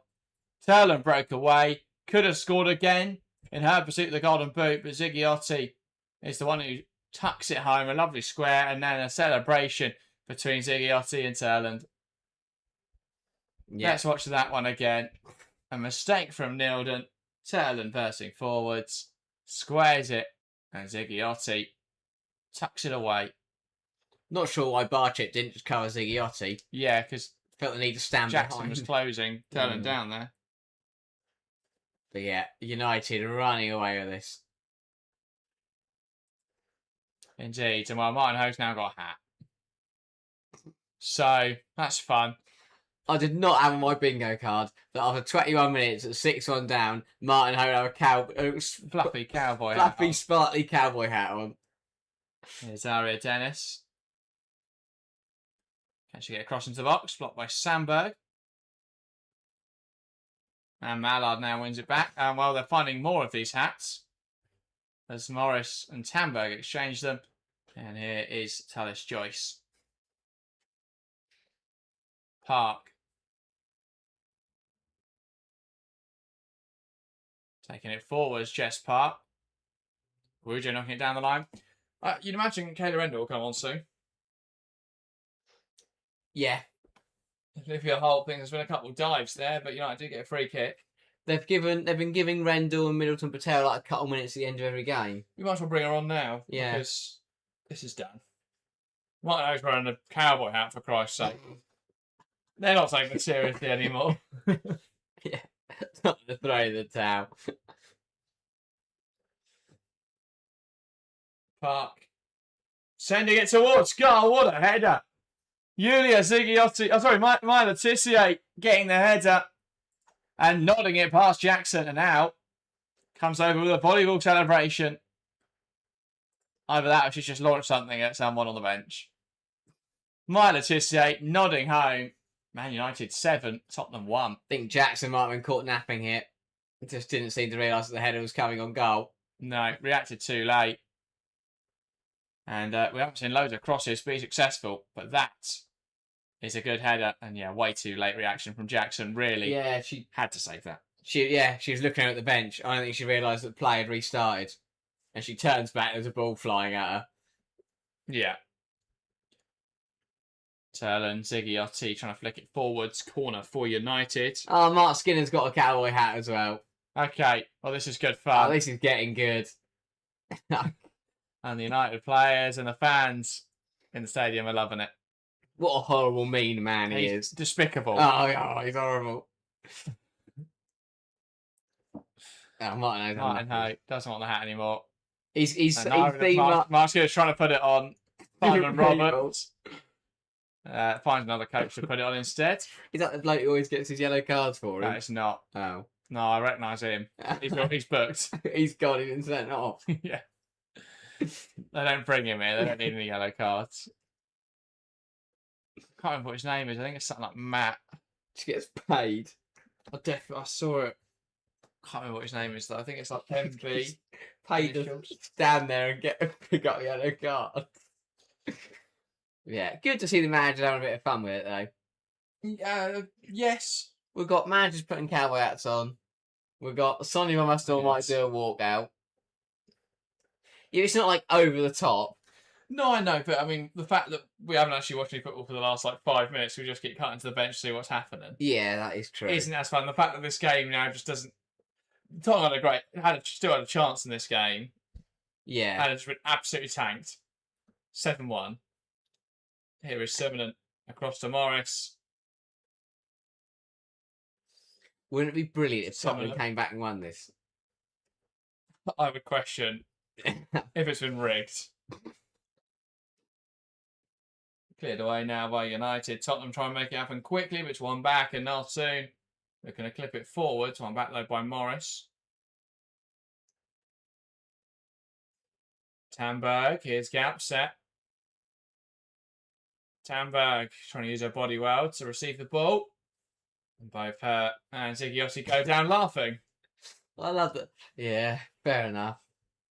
I'm not usually one for the gimmicks and the cowboy hats, but when it's on Mark Skinner, now that I think it's amusing. I think it's just the fact that it's been nice that the gimmicks have sort of stayed away from the games until this one, where we've kind of, because the game's 7-1, no one cares anymore. Yeah. So we're just panning over to the bench where the managers are putting hats on everyone. There's a cameraman on the near side who I think doesn't film a single minute of football. Upset. He's purely filmed cinematic shots and people. Yeah. There's Olivia Holt. Chamberg, and now United looking to break away. And it's still in for Maya Letitia, who's coming forwards. And her shot is blocked. Yeah, same thing's happened. All the creators are back, by the way. Yeah. They weren't there for the... I had a look. They weren't there for the Villa West Ham game. But they've kind of lost some numbers. Yeah, I imagine because of the timings, there'll be people that have travelled that have disappeared. But yeah, anyone who's left is there. Letitia, Nalsoon plays it wide into Park. Cut back now for Nalsoon. Letitia, blocked by Morris. Now Olivia Holt carrying the ball forward to Tottenham. Can she find a teammate? Pokes it goalwards, and they do have another one in this game. 7-2 now. Olivia Holt with a goal swing into a lasso to celebrate. 7-2 down. Yeah. I think Tottenham are annoyed that Olivia Holt only just decided to turn up. It's definitely not the worst 7-2 I've ever seen Tottenham have. No, it never will be. Olivia Holt making way. That may well be her last involvement in the World Sevens. I don't think Martin Hurst will be too worried about this. I don't think it will come much into his reflections at the end of the season. Lovely chopping and changing from Melvin Mallard, and a good save. She is loving this tournament, Melvin Mallard. Yeah. Hills into Summernham. Mallard coming across well. Takes out a play for Tottenham throw, and Mallard jumping in front of the throw-in. Yeah, I think the squad that Tottenham picked from the outset set the tone for how they're going to treat this. Yeah, a good chance for some young players to thrive in an environment that's low pressure. Yeah. The fact they didn't even take lead of Kopp. A lot of the goals they've conceded across all three games, Kopp would have been able to save, but Jackson Heap's just not really. With Kopp and Koga, they'd have got out of the group. Yeah, I think quite comfortably. You know, no Drew Spence, another player who I think would have probably done better in this format than a lot of the players have had. They didn't have Hamana, didn't have Hannah Veek. Yeah. Yeah, they could have taken this a lot more seriously. I don't think Tottenham were worried at all. Yeah, we saw that with the squad they picked. And we see that now with whatever's happening here. 3 more minutes in this game, though.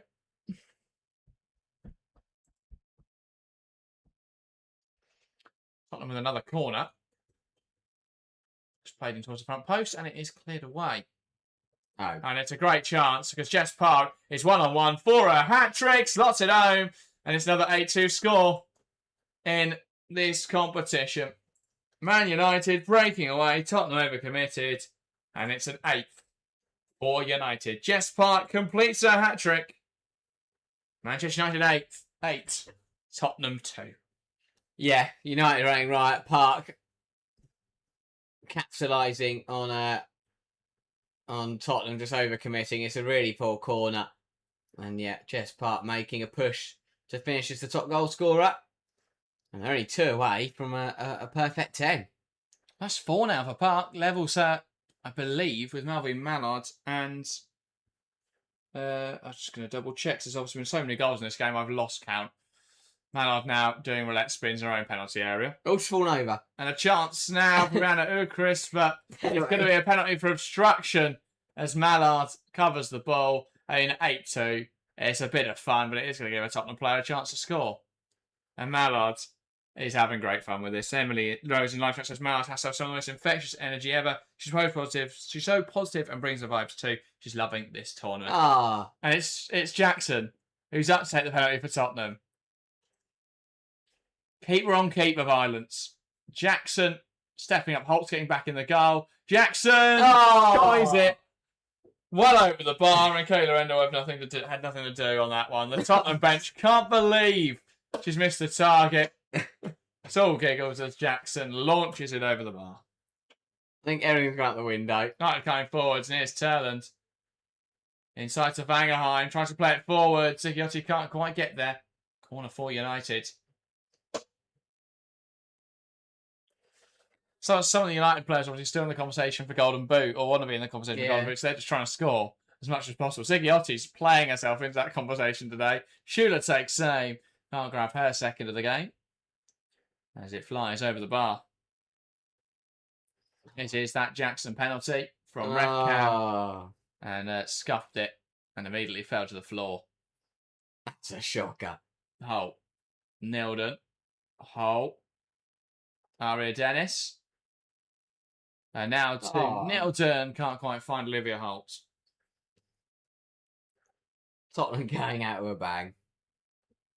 They've played some good football, actually, in this second half. I know they're 8-2 down. But they've had chances to score more than 2.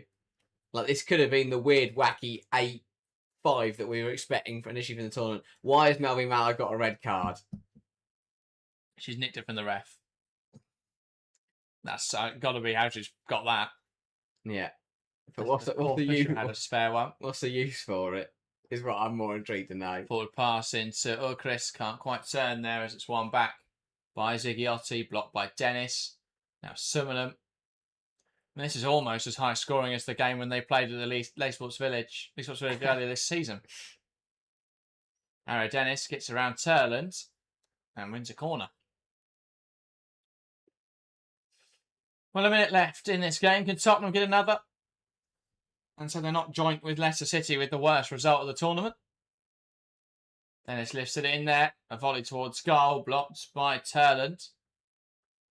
Nilden flicking it over her head. Headed forwards. Will be cut out by Ruby Mace. Nice footwork from Aria Dennis, who turns out of trouble well. It sounds like the World Sevens admin knew something we didn't after the end of the Aston Villa game. They worked through, in actual fact, after whatever the hell we've watched here. And well, Tottenham here conceding a corner for no good reason. Lundqvist waiting for a teammate. Takes it quickly. Here's Nalsoon. Lundqvist saved, bouncing around and cleared away. Tottenham will still finish ahead of West Ham in this tournament. Morris blocked away.